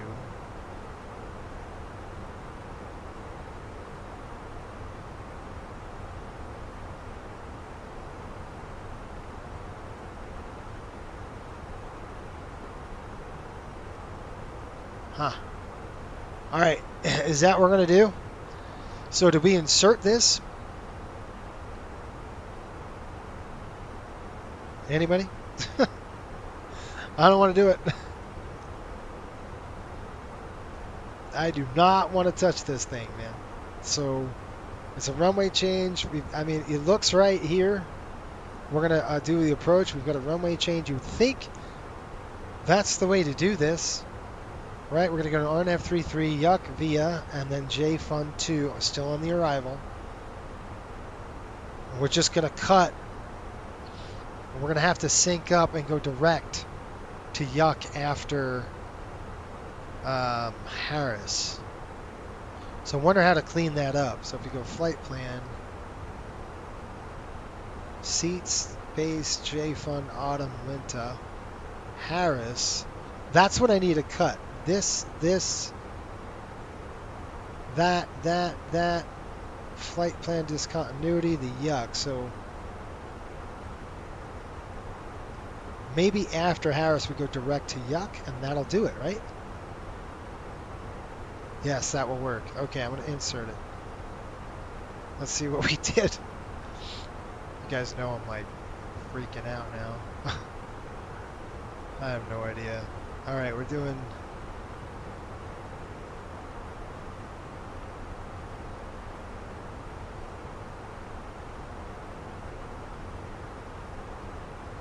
Alright, that's what I wanted, right? There. Wait just a minute. Let's go flight plan. Syracuse, there. We're good. We're going to start our descent. We got Mr. Seats, double base, J Fund. Autumn, winter, limitation, so the thrust issue. Harris, and then we'll remind me, when we get to Harris, we'll go direct Yuck, and that should send us right into the RMP. Correct? The only issue is, does it know that we need to be at Yuck at 5,000 feet? I don't know. Let's see if that works.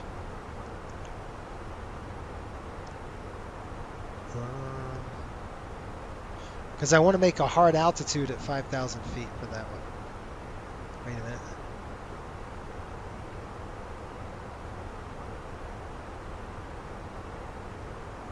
Top of descent. Okay, I'm sorry, I'm going the wrong way. I'm getting so confused with this thing. It's unbelievable. J Fun Autumn went to Harris Spied. Okay. And then Yuck. 7,000. Good. All right, so I think we're going to be good. See, now if I was in a Boeing, I would want to clear all of this crap up. I'd want to get rid of it, get it out of the legs page. And I could just do that easily by inserting yuck into, I don't know, could it pull up on the scratch pad? Now you got me thinking. Is this going to work like a 7.3 or not? No. Okay, it won't. So I'm trying to put this in the scratch pad so I can bring it up and dump it over the top, but it doesn't work like that. It's an odd deal.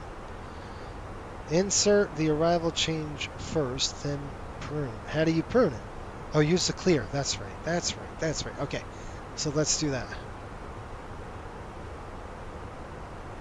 It's so different than, it's just different.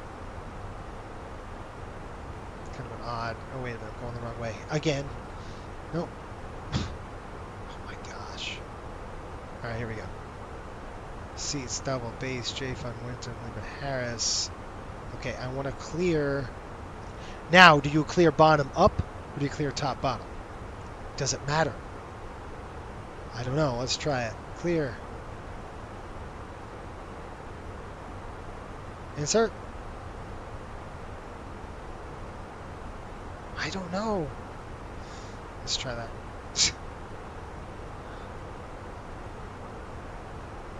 See, I am so confused of where the heck I am in terms of the pages.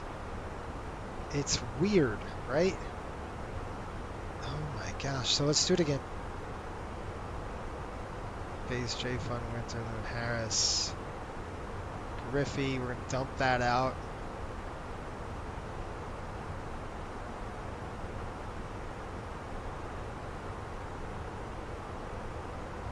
Okay. Back. Gabe. Get rid of that. Oh my gosh. You guys see what I'm talking about? Like, in a 7.3, man, you just link it up and it just dumps it all out. It's definitely weird. Alright. J-Fun, clear. Joby, clear. Execute. Oh my gosh, back over here. Alright, went to Harris. Manual. Yuck. Now, how do I get rid of these deals? Clear, not allowed. Clear. Insert. Flight plan. Okay. At least we're close. It won't let me clear this out to link these two. Maybe it will. Alright, we got it. Boy, that took forever and a half to do, but we've got it. Doesn't matter. Okay, good. You said you can clear multiple one after the other and then temp insert. Well, that's good. Glad to know that. How? Alright, we got it. We got rid of the manual, right? We got rid of all that. It's all synced up. Let's go ahead and take a look at our plan and make sure we've got what we want. Okay, I'm going to back this off. Yeah, I see that nice little RF. Boom, there we go. Perfect. I like it. Good stuff, folks. I think we've got this thing dialed in, ready to go.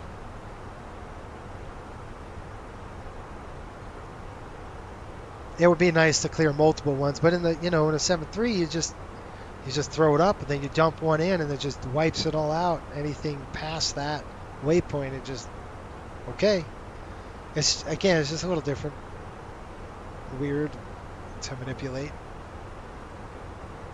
All right, everything's good to go. We got plenty of gas on the airplane. We're looking at, where we are. Geez, we burned a lot of fuel, 25,000 pounds. We're doing 12,000 pounds of fuel. When we get there, it's estimated.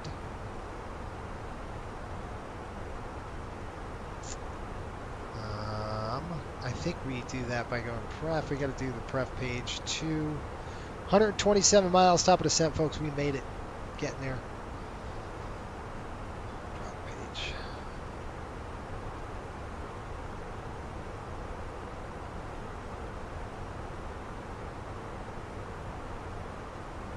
I don't know.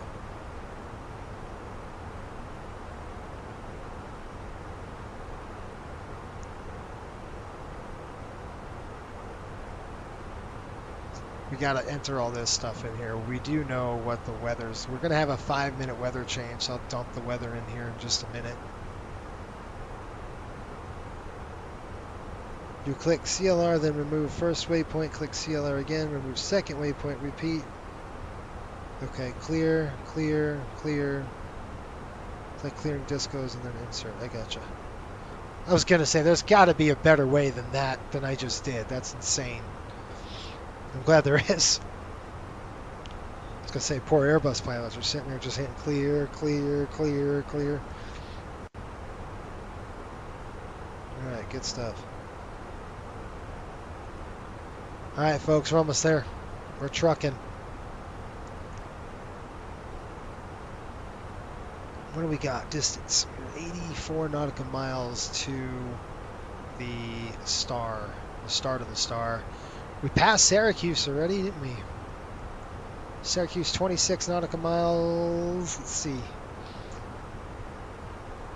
From or to? Don't know. You're 27, we're from it. So, again, it would be nice to have this arrow flipped behind you. I guess that's what that is. It's just a little weird, visually. Okay. We are well on our way into Boston. Also think of the arrow buttons like swiping your phone. You swipe your finger up to go down. Yeah, and down to go up. Yeah, it's just weird though, right? So if you want to go down on a, you want to go down on the flight plan, right? I guess it's just, I want to look down on the flight plan, right? It's just I would always go that key. It's confusing a little bit for me. All right, we got 5 minutes. We're waiting for the weather to change. It should be updating any minute. I expect a new weather adjustment, and then when we get that, we'll just go ahead and plan all this. By the way, this is just for flight sim only. It's for entertainment. So if you're watching this, hopefully you're entertained. Definitely not familiar with the aircraft at all. The takeoff was a dumpster fire.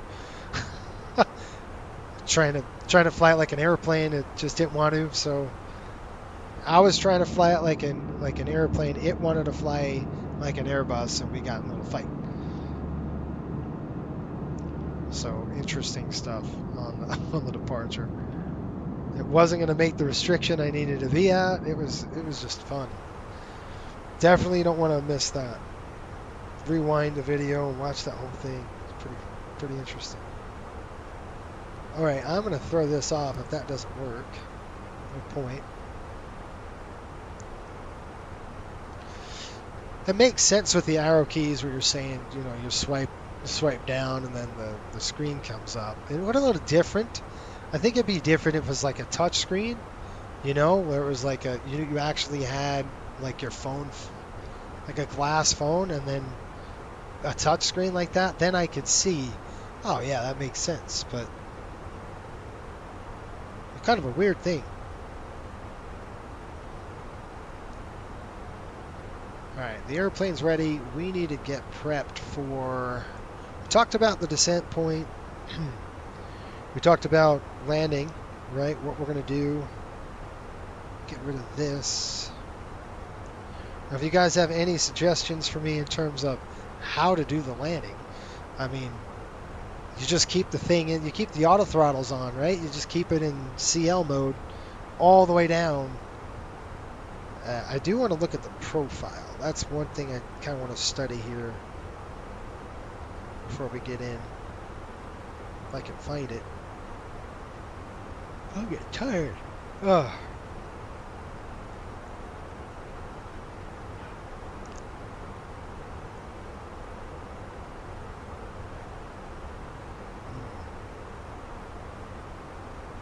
Nope, I don't see, like, I'll have to look again. I think there's go idle at 20, 30 feet, right? When it tells you to drop them, you make sure you start kicking them down. The main thing about the Airbus is that it's highly automated.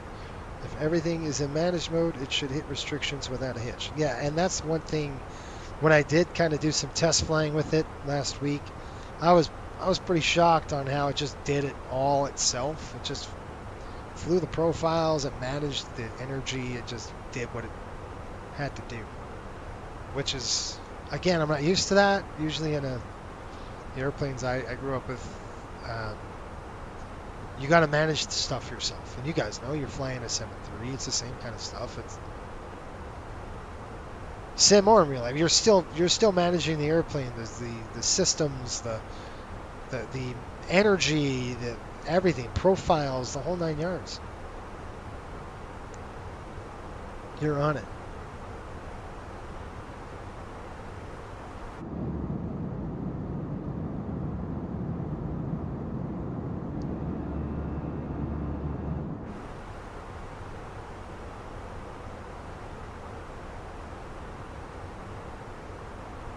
Alright, it's a 30 feet cut.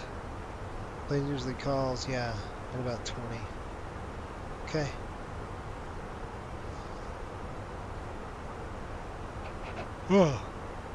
Getting tired now, folks. I'm ready. I'm sure you're ready. Long time sitting in the seat.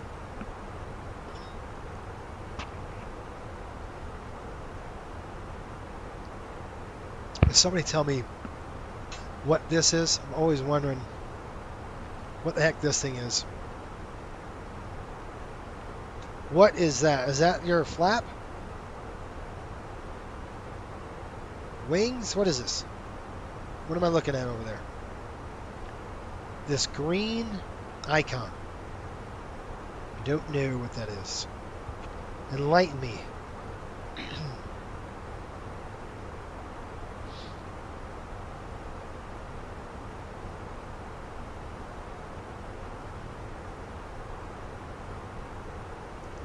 That's slats and flaps, okay. Hey, well, if you're tired, now's the time to try Cat 3 out of land. Yeah. I'm not that tired. Yeah, this thing I'm sure does it no problem, right? Handles that like a champ, I'm sure. Captain Shammy, how you doing, buddy? Good to see you, my friend. Welcome aboard. We're almost done. Thank goodness. I'm getting ready. Tired.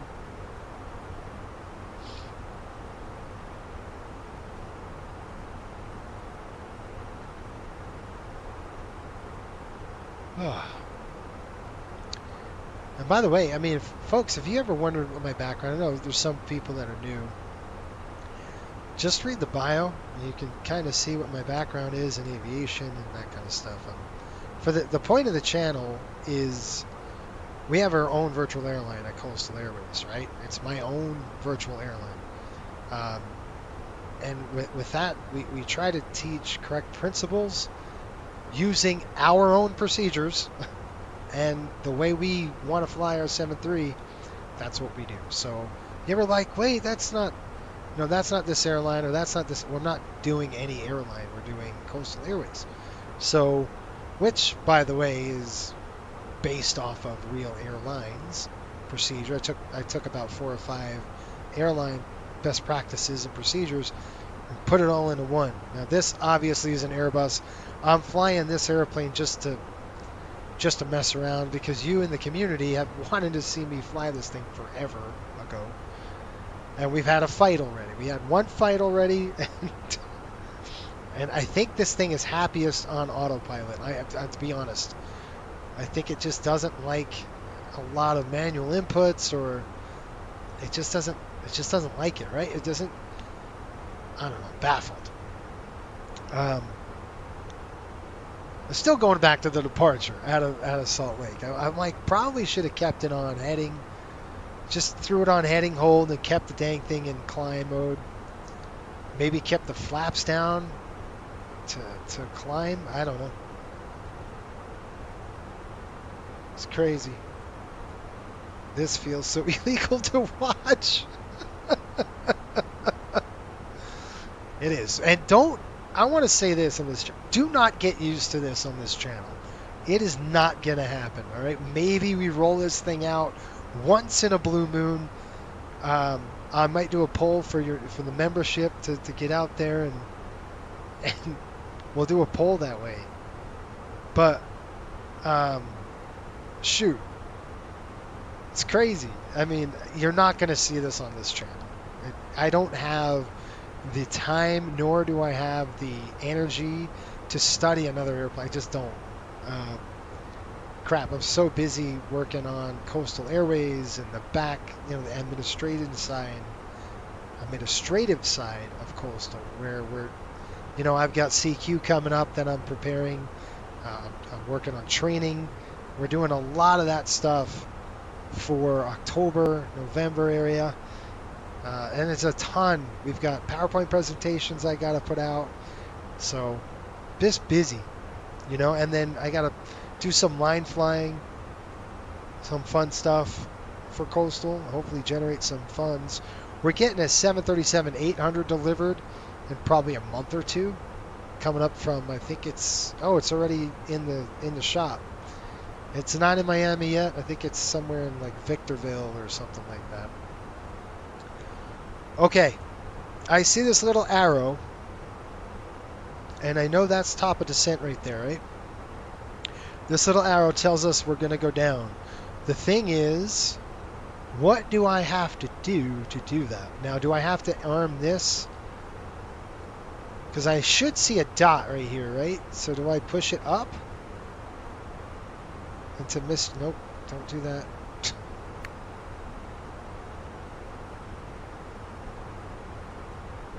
All right, Boston Center, Auto ATC says advised to send via the J-Fund to arrival, the Boston altimeter 3025. No separation services provided.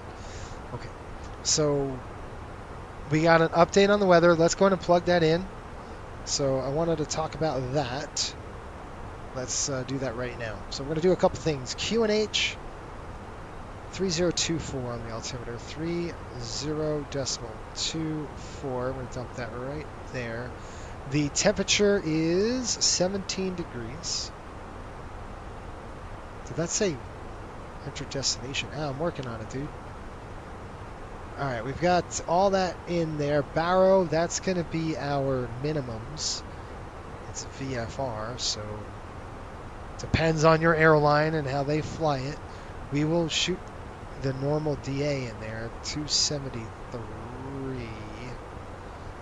273 we'll throw in there, so just let it know. 273. Borrow. Okay, clear that. We're done now. Full flap, we'll see. Let's go ahead and take a look at our arrivals into the airport.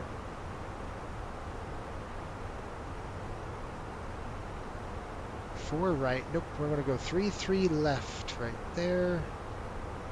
And folks, I got to tell you, I'm looking forward to getting into that MD-80 again. I think at the end of the month we start flying hockey charters.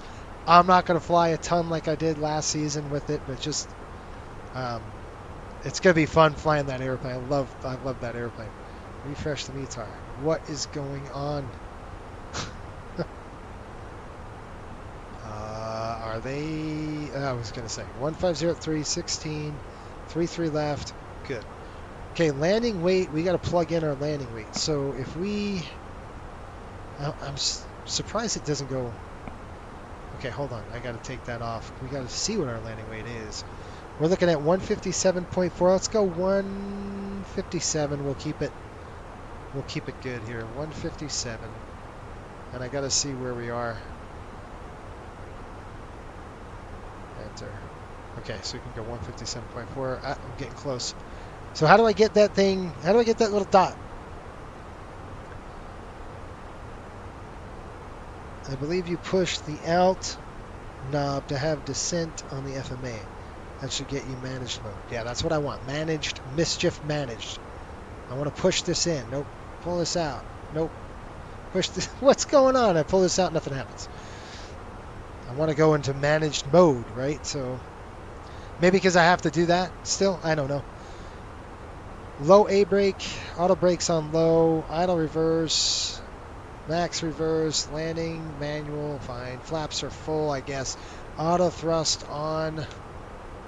Yes, apply, which is completely goes against every fiber of my being to keep the dang auto throttle on land. Doesn't make any sense, but we're going to do it. Okay? Just because that's how they do it here. And I need to make sure that we're in mischief managed mode. Hang on. Mischief managed, please. No. No. Why is it doing this to me?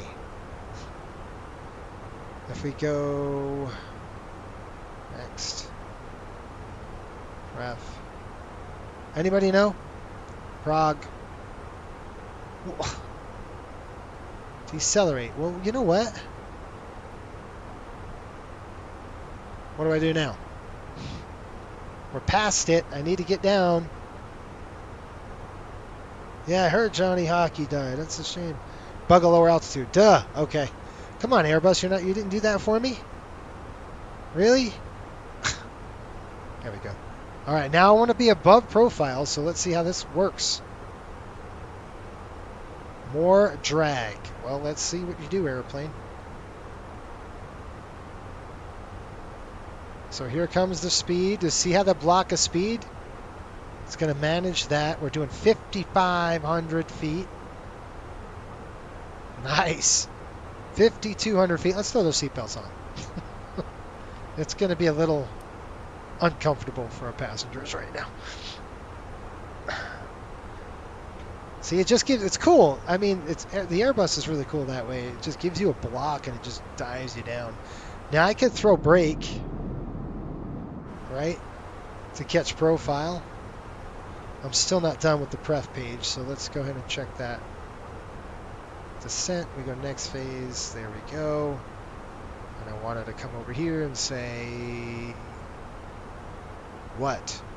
Okay, it did it automatically. We're doing, where's our speed? Where's our speed, guys? Where's our speed? Does it be a 7,400 feet of runway, I guess? Looks like 8,500. We've got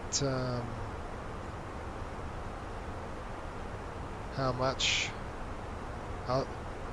10,000. So we're good there. More drag. So you guys throw out the brake. Okay, I'll pop brake.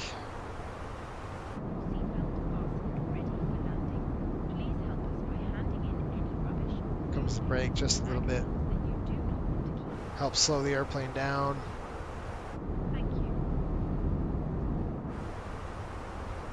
We're just going to go half on this.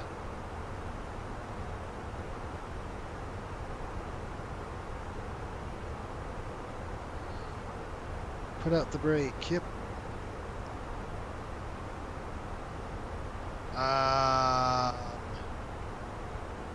don't know why I forgot to bug a lower altitude. I was thinking that this thing will do it for me. No, it's not going to do that. All right, we got to go to 11,000. So altitude's coming down to 11 over autumn. That's our low set at autumn. We're over Mista. We've got, as long as we're 24,000 above, we already hit our restrictions, so we're good there. We got seats coming up at 280. See how the speed's coming back. Insert descent data. Ah, crap, I didn't do that. Or destination. I did that, didn't I? What am I missing with that? This is our flap speeds, right? 153, 197, clean speeds 220. So that's S is slat, as I think of it. All right, brakes coming back in. We're good to go. Now, am I still in managed mode? Yeah. And how do I know that? Throttles to idle, descent, nav out, baro is set. I'm guessing that's all correct. And there's our profile, little dot, right? That's our profile dot? I'm assuming that's what it is. We got to get down to 280. That's why it's doing what it's doing. And now we can resume the descent. Okay. You might as well set the altitude of your IAF. Oh, Airbus is fine then? I don't have to worry. I could just leave the autopilot to do what it wants and bust altitude. So you're saying it won't bust altitude? It knows? I'm sure it does. Why would I ask that question? You're right. A lot of, it's just habit, I guess, of putting the bottom restriction on there.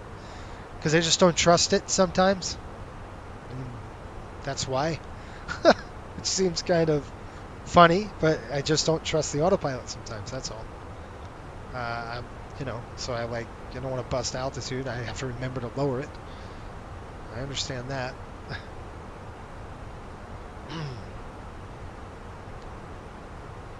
So what is this arrow then? Is this a level off? Because after autumn, that's 11,000. So that would be a level off. That's bottom, which means we're going to pass it, which means I can lower it now. I think that's what you were thinking. So I'm going to go ahead and throw it down to 8. And does that little arrow go away? Yes, it does. Oh, that's pretty cool. I would use on the 7.3, I would use a little green banana. I call it the green banana. It'll tell us where we are in terms of, are we going to hit that restriction? Are we going to be before the restriction or after restriction? Yeah. No, it will not. Everybody's laughing. You might as well say, enter the wind. Enter the wind. Didn't I enter the wind? I didn't enter the wind. Okay. Enter the wind. Okay, right there. We've got, come on, this thing's didn't do it for me. 170/3. It does everything else, you would think. Really? All right, 136 knots. Looks like on V approach, 141. Okay. Landing config 3? No, we're going landing config full. I guess it's already programmed. So that's done. All right, we're through 18. So we're coming in. We are doing QNH 30 something. 3024. Okay, 3024 lights coming on. Strobe lights are on auto. Oh, my turn-offs are on. Landing lights, I'm just going to put them to off for now. Get them down. Wings are on. Taxi, for when it does come down, we'll throw it to takeoff. Off. Dome lights off. That's good. That's good. Those are on. Checklist, please. I really like this EFB. I think they did a phenomenal job on this. Okay, descent.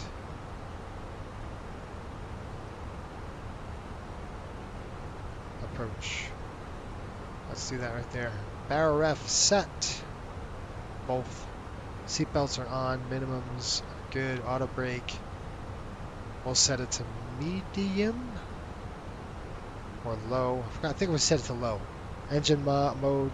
What is that? As required. Okay, so that should be on ignition, right? I don't know. Is it with this FADEC? Is it? I don't even want to know.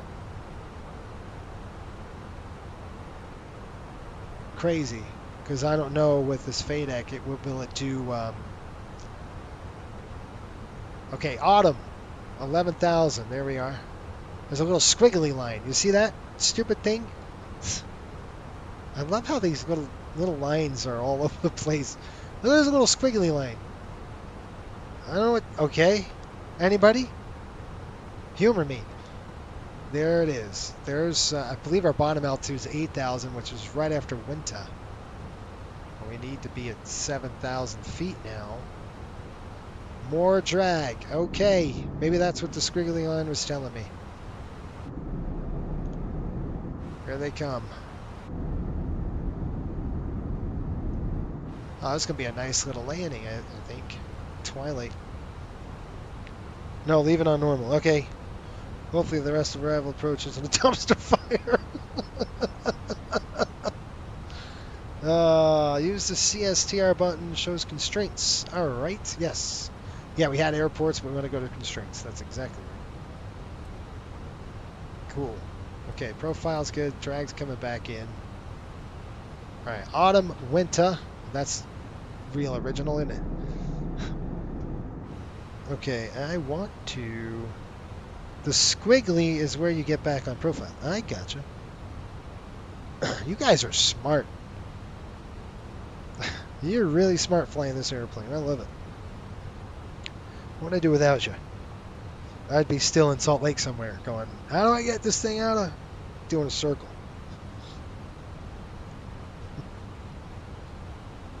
So much fun. Hope you guys are enjoying. I appreciate you guys hanging out, spending your Friday night with me. Good stuff, a lot of fun. Don't take yourself too seriously, that's for sure. At least I'm not trying to. You know? Especially, I just... let's see, we've got...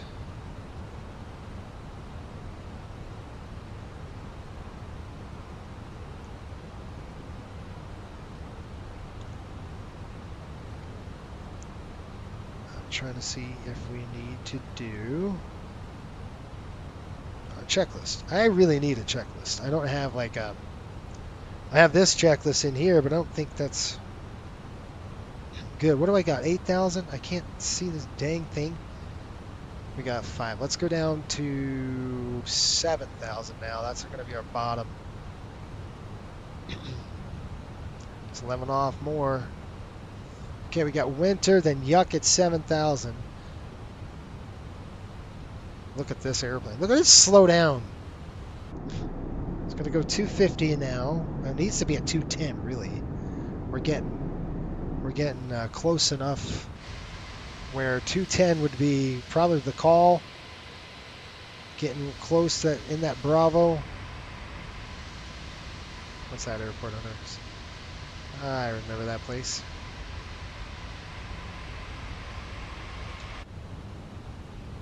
All right, guys.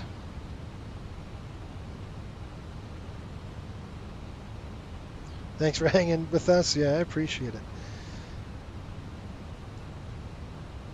Pretty sure every U.S. airline flying U.S. does that because of VFR traffic. What's that? I'm sorry, I missed it. Doesn't Delta put landing lights on at 18K? Yeah, didn't I? I don't know. Am I going to rip them off? I don't know. I'm going to turn them on right now. We do. It's a coastal thing. We always turn on our landing lights at 18,000. Thanks for the reminder. That's standard operating procedure for us at Coastal. And in a lot of airlines, they do the same thing. Okay. Wonder Boy WizJet. I want to wave a wand and say, when do you want flaps? It's a 230 restriction at 7,000. And I'm going to drop it to 0. This is what I'm going to do, right? I'm going to take the altitude and go to 0 now. Or 100, whatever. That's just the way we do things. Now, I have to go to approach mode, right? This stinking thing is really weird. So when you go to... Did it automatically do it? I want to hit approach mode. Where's that? Did it do it already? No, activate approach phase. I get confirm, yes. Cool, I love doing it. Something so satisfying by hitting that button. I don't know what it is, but it is. Now I put it in approach mode. I don't know what that does, but great. I really don't know what that does. I have no idea. Maybe it tells the computer something or something. We need to get it to 210 speed. I don't know what it does, folks. does something important. Because if you forget to do it, it does it automatically. What was that? Did anybody catch that? I got to talk to tower here. What is the tower frequency? 128.8 is it? Let's find out. CTAF Boston. Let's see what we got. Did it work?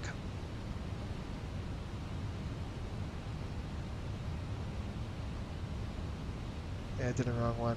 128.8. Okay, I'm going to plug that in.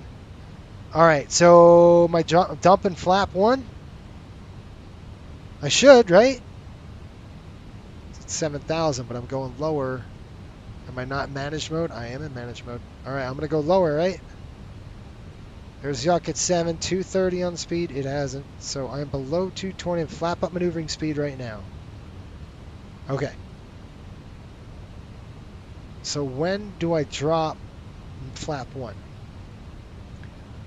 Probably now, I'm assuming. Because it's just going to go... Do I? Yeah, slat speed coming down. It's going to yell at me. Okay, the airplane, I might have to throw some brake to help it. Let's get some brake out. I need to get down below S. Okay, 128.8. We're on the approach. 128.8.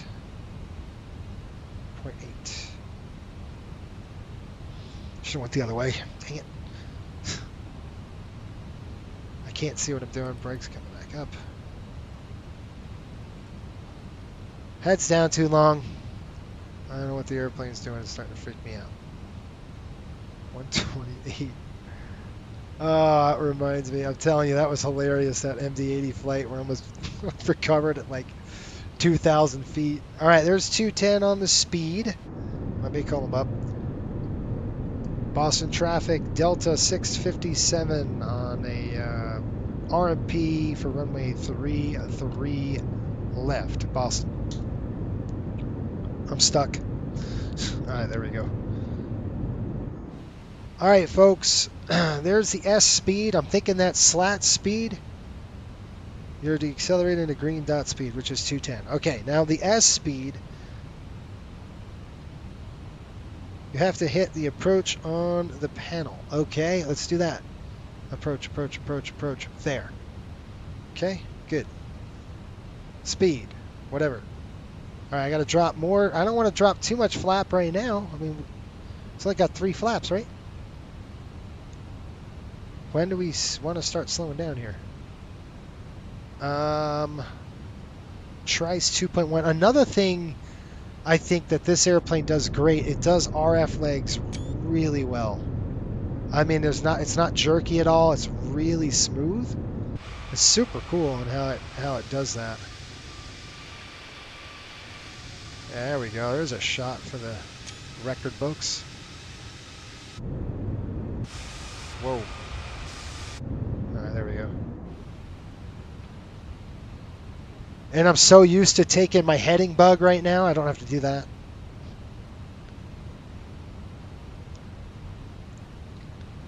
What are you saying? Put the go around altitude. Oh. Okay, yeah, go around. If we need to do a go around, we're going to go ahead and miss 3,000 feet. So we'll go ahead and set 3,000. Ooh, bumps right there. Okay, ready for the flaps. Wow, what the heck's going on here? Some turbulence. Maybe keep the flaps not going just yet. I do want to do it soon because it's going to start taking us to it's going to be a quick final here. We're 3,000 approximately. What do you do now? You go flap 2 and then gear? I don't know the sequence. I think it's flap 2 then gear, right? 2800, I'm going to go flap 2 and then we'll drop gear. Okay, I'm going to throw the gear down. Gears coming down. Auto brakes coming on. I'm going to go ahead and click low. Cleared. 2,500. Right. Okay, I got 3 green on that. We have armed that. And here comes the speed. Looking for the airport here. Ooh, it's nice and hazy. Now, as a pilot in me, I want to push the throttles up a little bit, but don't touch them. I know. I gotcha. I just have to sit there and look at these things and go, okay, now what? 2 then gear. Good, I got that right. That's one thing I got right today. I love it. The wind flex is awesome. They did such a good job on the modeling of this thing. It really, really did. Give him a call. Boston traffic, Delta 657 on a 5-mile final, runway 33 left.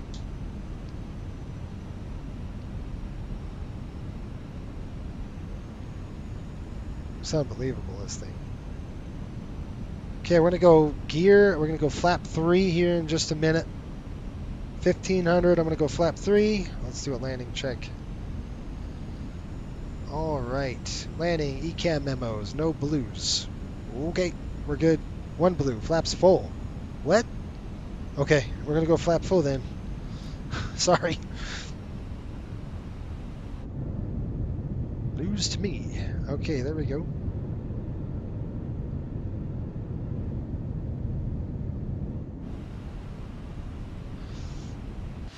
Nice and hazy out here.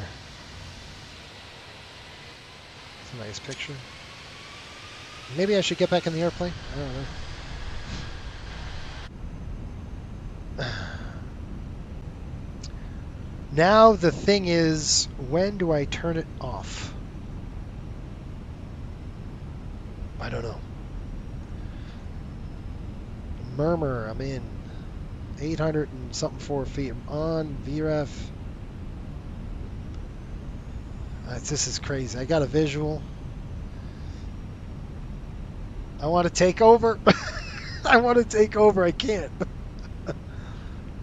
Oh, man. What in the blazes is that? Oh, that's a airplane coming at me. It's probably an FSLT traffic. Why didn't you say traffic? You didn't see that airplane, did you? Now, what the heck? You're high as a kite. You're high as a kite.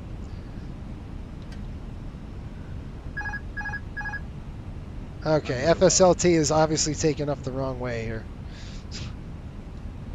Minimum. Yeah, I gotcha. Oh, there's an airplane coming right at us, guys. I should have turned FSLT off. 100. Yeah, we're going to go over the top of this guy. Oh, nope, he's coming right at us. 30. 20. Retard. Retard. Float, man, right on down.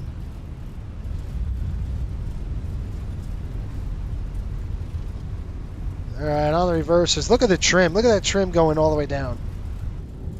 And look at that. That always like, see this, the aileron?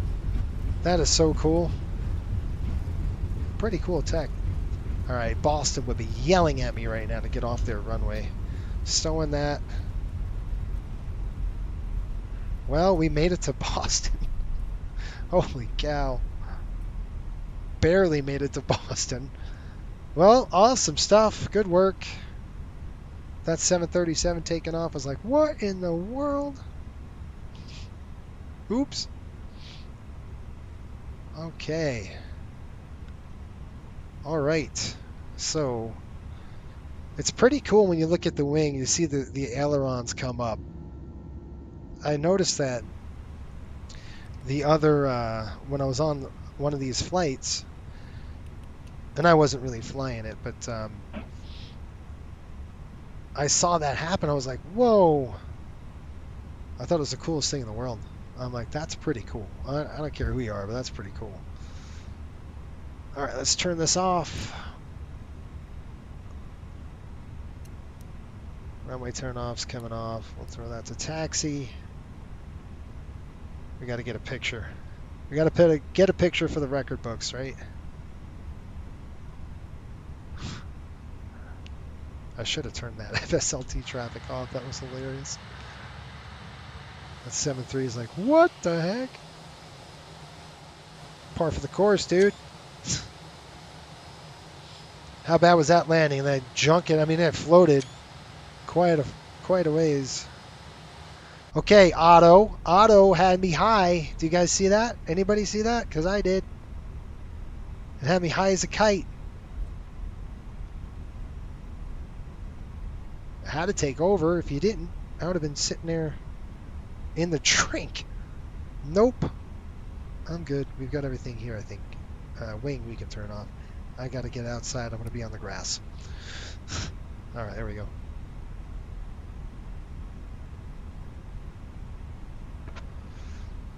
Spoilers armed. They shouldn't be. All right. Well, we made it to Boston. Pretty cool place.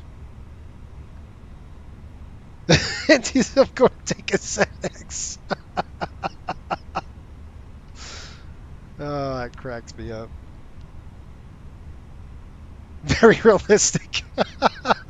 That's right. That's right. Very realistic. Except for all the airplanes taking off the opposite direction of what they're landing on. You know? I don't know. The mere fact that I lost all of my my entire flight plan when I hit Toga. Why? You know, I don't know.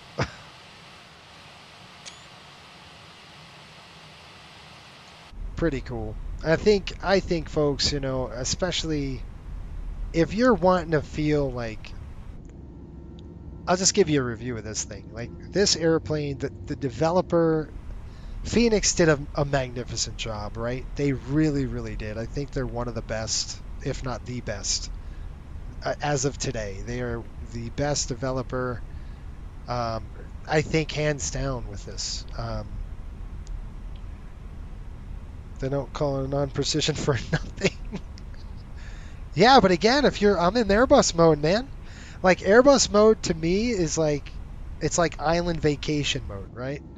Oh, I don't have to do anything. I just wave a magic wand and this thing does it all. Not really, but that's, I mean, it does, but you still got to fly it, right? So I'm thinking, why aren't you coming down the way you should? And then I'm like, we're high as a kite. Well, that's getting kicked off. Yeah, you're right. It's called non-precision, but I expect more of the Airbus. I expect that thing to be dead on all the time. I think the Boeing would have done a better job on that. The 7.3 would have had me right in the slot pretty much. Anyway. Good fun. Delta gates are back here somewhere. I think they're on the... I know this because I've flown many charters last year in the simulator here. Good stuff, folks. Should we get another one? Let's get another shot. We did it! Right? Holy cow, with your help, we can do it. It's awesome. I mean, it's a cool, like I said, if you're thinking about like, oh, you know, want to see how a good developer, this is it. This is a really good job. Oh, let me start the APU before I forget. Okay, we're going to go to master switch on. I'll click start. And then I'm going to go right there and watch that do its thing. 7.3 is taking off from the opposite at a protest. Oh, it's funny. Gotta love it. Oh, you guys, this brings back PTSD for me. Alright, what are you doing? Okay.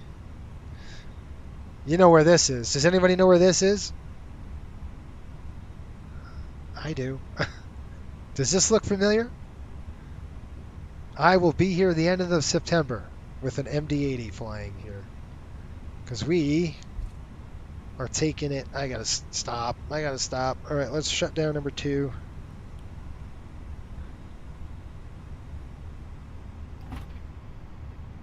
Bing, bing, bing. Something should tell me that. Where's the dings?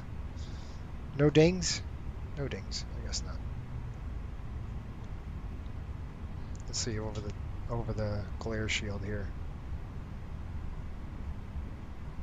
It's a big airplane. We'll park it in the first slot here. That's good. All right, drop down. I'm going to throw the brake on and get everybody off my airplane. How are the brakes? Why is the EGT not on? Why is the APU not on? I hit start. I gotta wait. Nobody's gonna like that. Yeah, I'll help the passengers out. We'll let them get up, get their seatbelts off, and stand in the aisle for 40 minutes. Okay, that's good. Okay, the APU is starting right now. I'm not even close. Look at how far I am. I'm not even close. Well, I can still move up, so let me go ahead and do that. Sorry, I'll move up.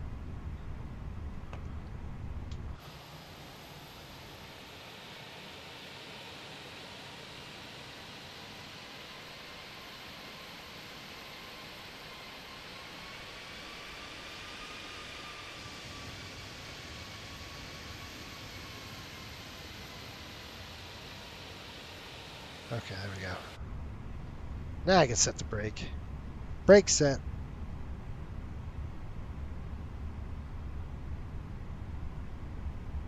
Yeah, the scenery is beautiful, Cody. It's gorgeous here. All right, we got the dang APU on. Now I'm going to shut down number 1. Let's go outside. No, I don't want that.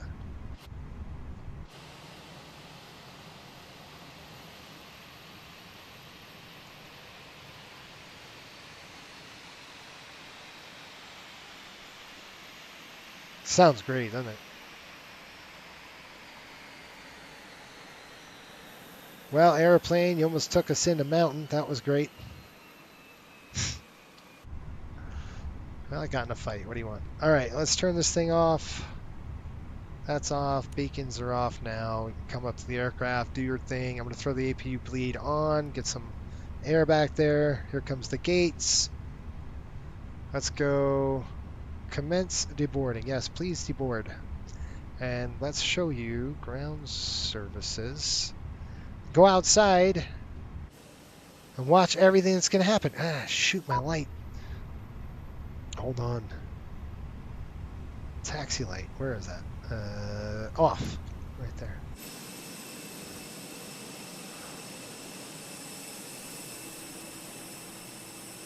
There we are. In Boston. Let's take a picture. Well, folks, I did it, right? We did it. Jeez, I couldn't do it without you. That's for sure. I'd have been doing circles in Salt Lake still trying to figure out, what do I do?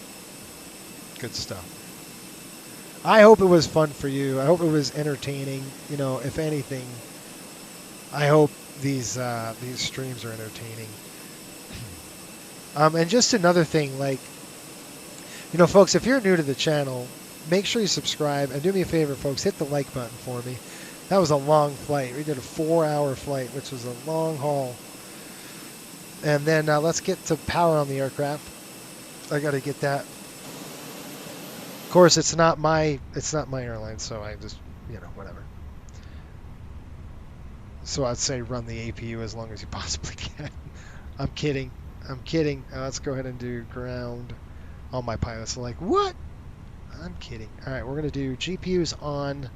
Let's go ahead and throw the... Now, I should see...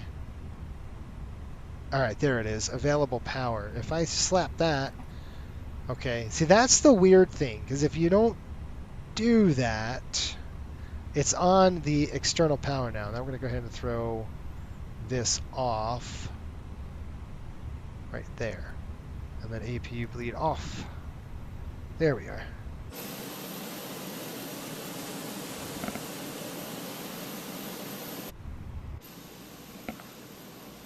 No. No. No. Hang on, I'm trying to see. There we go. Let's see if we can see the APU shut down. Let's hear that.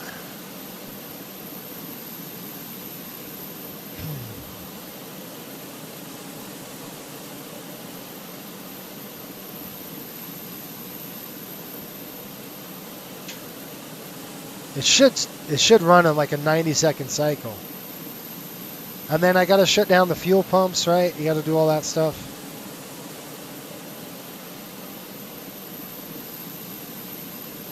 There's supposed to be some kind of a door. You guys know where the inlet is on this? Probably right. No.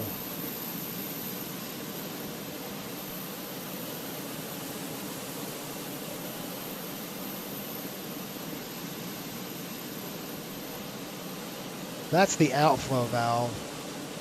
That's your pressurization valve. So where's the APU inlet? Might be under the aircraft. Or there. Gosh, I don't know. Alright, let's jump in. And we will do this off. We turn our tanks off, right? We turn these off. You keep the hydraulics on? Or do you turn the pumps off? The PTU's on auto, right? What's with the barking dog? You guys, you know, when you do that, what is that the yellow pumps? Sounds like a barking dog. Fun. You can shut off the pumps now. The fuel pumps. Yep. Okay, gotcha. Shut those off, but what's the barking dog do? Is that the yellow pump? Good stuff. Let's turn this off here. Oh my gosh. Or is it? It's a PTU. If I turn the PTU off, can you hear anything? No, that's pretty cool. All right. Anyway, we're done. That's good stuff. The PTU. Yep. Okay. So folks, thanks for watching. Thanks for helping me. If you haven't seen it, make sure you rewind and watch the dumpster fire coming out of Salt Lake. Good fun. And hopefully, if you're new to the channel, read my bio below. You can kind of see my background. I come from the safety side of the house.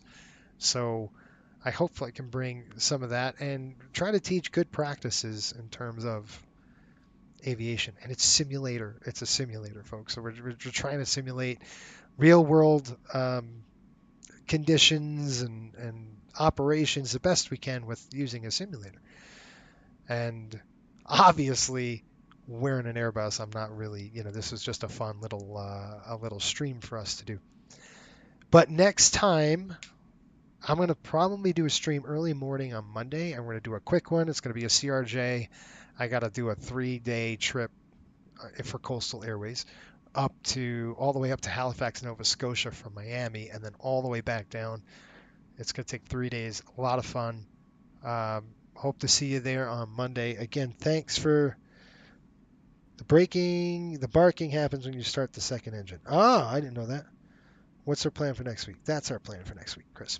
So hopefully you got that. And next week we're in the CRJ, and then you'll see one of these Airbus videos release on Wednesday next week. We'll do another one, kind of like I released before this flight. Just kind of getting us from A to B, and all you bus drivers are going to be laughing at the video because you're like, what are you doing? It's kind of how I just learned the basic minimums to get the airplane at least started and moving. That's about it. Don't expect much more than that. It's really what a cool scenery that is, huh? That's pretty cool. Anyway, thanks for watching. We will see you folks next week. Yes, and good night to you all. Have a great one. Ciao for now.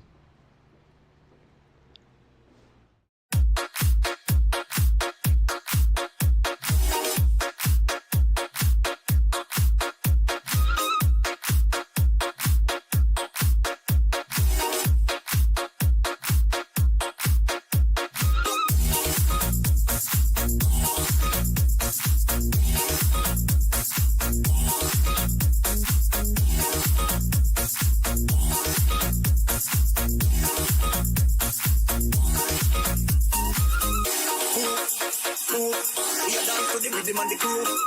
Move, move. Alright, I make me tell you listen. Move, move.